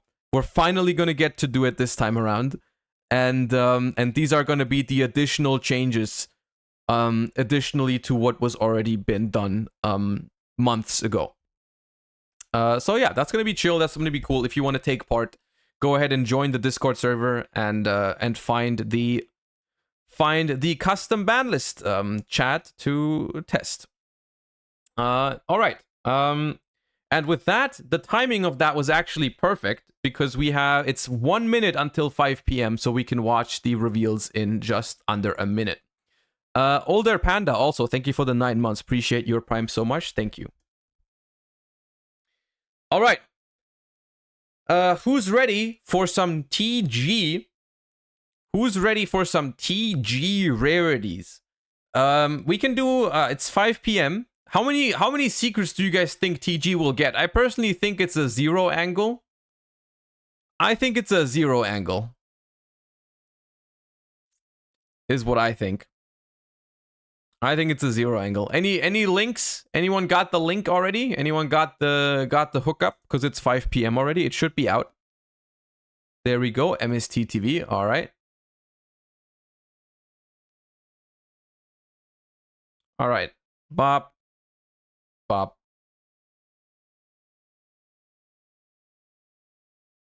It's my turn to tell you about one of Age of Overlord's supported strategy and reveal their rarity. Hey guys, this is Tombox. Today, the strategy that we're going to be talking about is none other than Antinomies TG's Tech Genus from Yu-Gi-Oh! 5Ds. Now for those of you who are not of the 5Ds era, a quick refresher. Show cards! So let's kick it off with the secret rare. We have TG Rocket Salamander. Secret rare?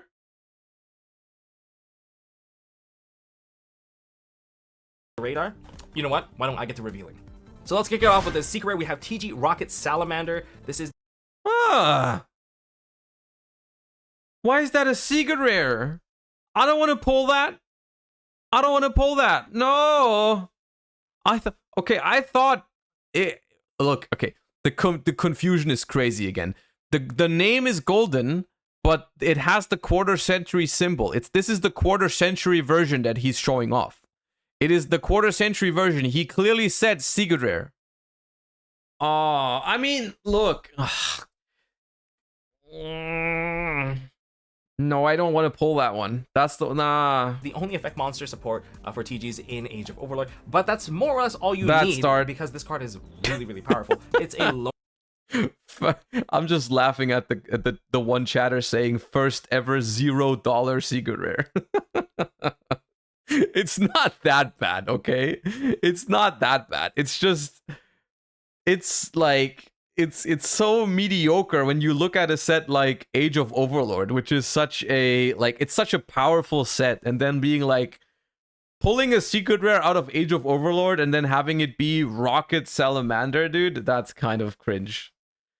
But yeah, I mean, all the TG enjoyers in chat, you should probably be happy about this because you're gonna be it's gonna look nice and it's not gonna be that expensive. I don't think it's not going to be a $0 secret rare. Okay, even Nightmare Magician is like $2. So, and this thing is a better card than Nightmare Magician. It's not completely bad, right? TG is not completely awful. I did not expect this to be a secret rare because, I mean, we've discussed about Age of Overlord all day, and it was not, like, TGs are not up there in, like, the best stuff in the set. It's not the chase thing that everyone's looking for, but okay. own Fire Blossom specifically for TG, and it has a built-in Monster Reborn attached to it. So what does it mean? You get to tribute a TG on the field, including itself if you want to, and you can summon out a different TG from the deck. And a lot of the TG monsters in the deck, they're capable of special summoning even more cards, like Screw Serpent that's going to be able to special summon more from the graveyard. And speaking of special summoning from the graveyard, it's a good card for TGs, Rocket Salamander is that it's able to special summon out TGs from the graveyard. As long as you control one machine, it is an TG, anime archetype. you're gonna be able to do that. It is an anime TG archetype. Yeah, all true. clear converts all TG monsters on your side of the field to machine monsters, and that automatically provides you with more synchro materials for you to perform synchro summons with. Now let's look at the actual stat line of TG Rocket Salamander, and that's gotta be, it's a fire level 1, and it's also a pyro. There's going to be support for this. You're going to be able to search out pyro monsters. You're going to be able to use this card with the Diabellstar engine, which is also an Age of Overlord, so that you can use the Sinful Spoil spell cards and Diabellstar to quickly get a free summon of this monster. Because what rarity is the Diabellstar combo? I'm not going to spoil too much into the details there. No, spoil it. This is an option which makes it even more consistent, and you're not just going to solely rely on TG cards to search this card out. Next, we have Limiter Removal. TG Limiter Removal. Another this ultra card rare. is a secret rare. This spell card provides TG with consistency removal. This card is a secret rare. This spell card. Huh?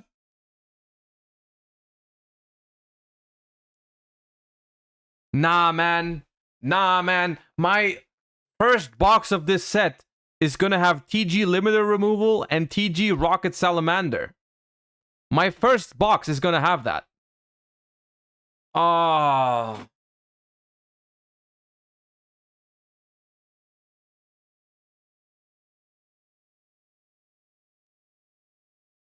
God damn, no. It provides TG with consistency that it never had before. Where you discard one card, you get to add 2 TG monsters with different names from your deck to your hand. That's already really solid. Now, you can also banish this card and take back one of your TG monsters in the graveyard and shuffle it back into the deck. However, if you control a machine TG, you get to add it straight into your hand. You know, constantly giving you resources, and there's a lot of TG monsters that can just get themselves additional free summons.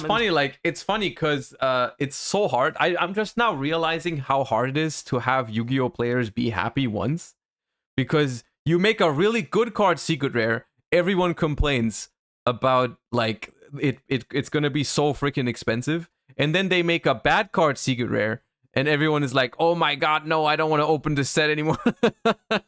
but like I think the best way to do it is to just have like the okay cards be secret, right? The ones that are actually like somewhat good, right? Like if I don't know, it's hard to describe. It's hard to describe what exactly I wanted.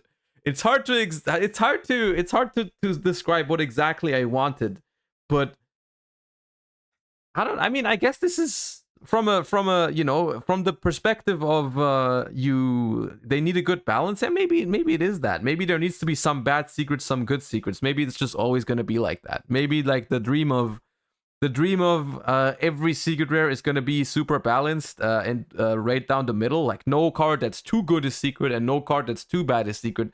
It's just like utopic, right? I mean, I just didn't expect the TGs to be like 2 secret rares. Like 1, I guess, but 2?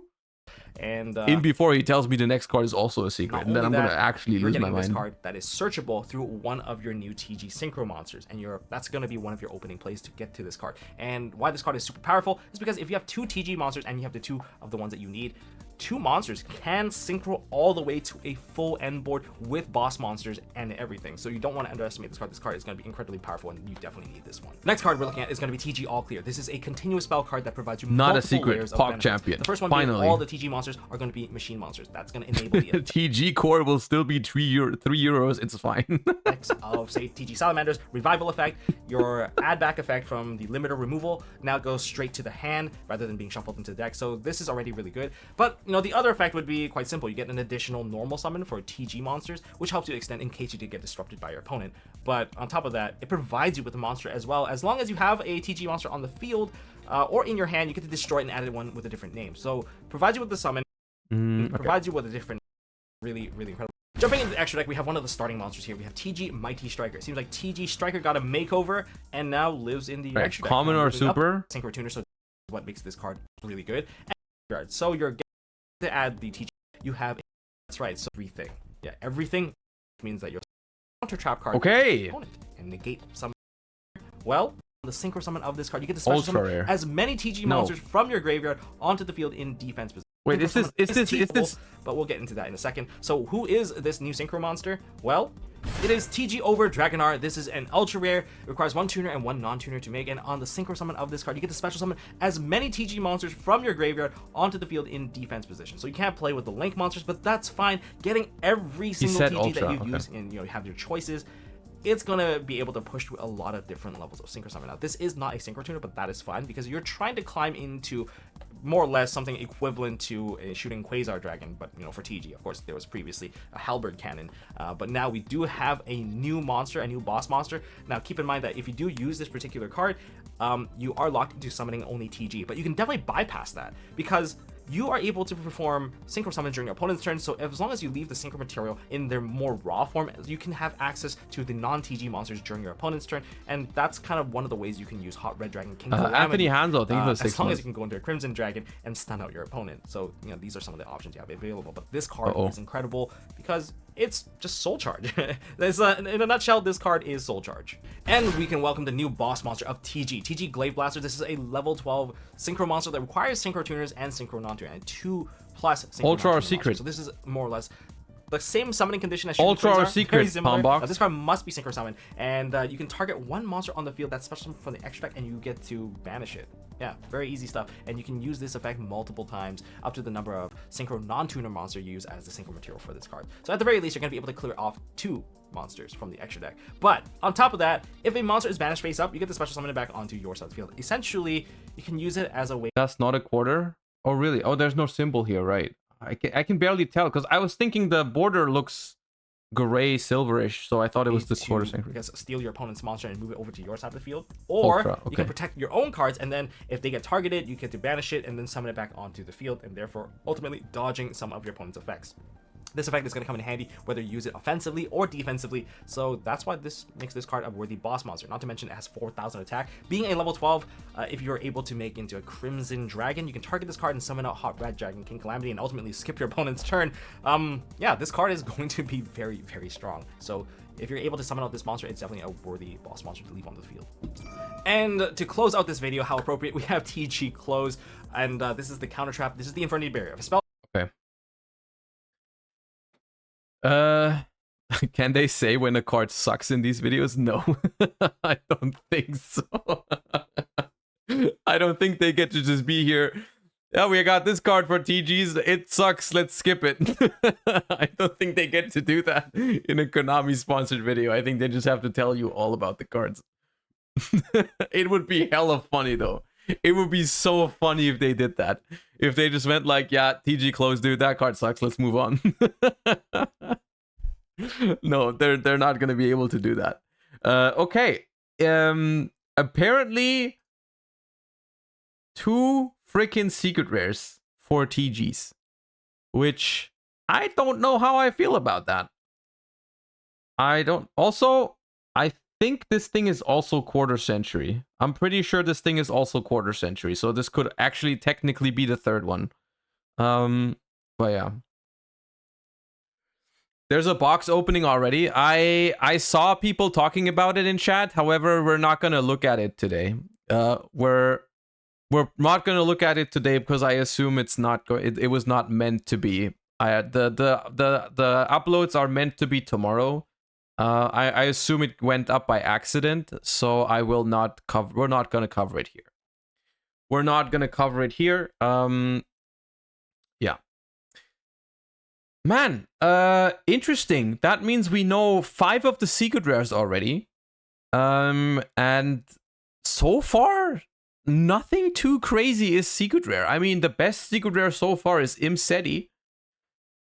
We're gonna see. I mean, I think let me be clear here. I think Age of Overlord is a really, really good set, and I think even if they make a lot of the chase cards not secrets but rather ultra, I still think the set is gonna retain value. I think even if cards like the new Zeus, the SP Little Knight, or whatever, even if those cards don't end up being secrets, I think the set is still going to be fine for vendors. Like this, there's like almost no universe where this set is going to be bad. Like it's very hard for it, because if the secret rares are not poggers, then the ultra rares are going to be poggers. One way or another, right? One way or another, this set is going to be good, right? It's either the ultras or the secrets that are going to be good. All right. So, yeah, anyways, Pack just showed up in chat, which means we end the stream immediately. Thank you guys so much for watching. Appreciate everyone for hanging out. Thank you guys so much for all the follows, all the subs. I'll send you guys over to Mr. Farfar, and you guys have a wonderful rest of your day, and I'll see you on the next one. Don't forget to follow the channel if you enjoyed the stream and you're not followed yet. Yeah, bye-bye, everyone. Bye-bye. I was joking, Pack. Don't... Bye-bye, everybody.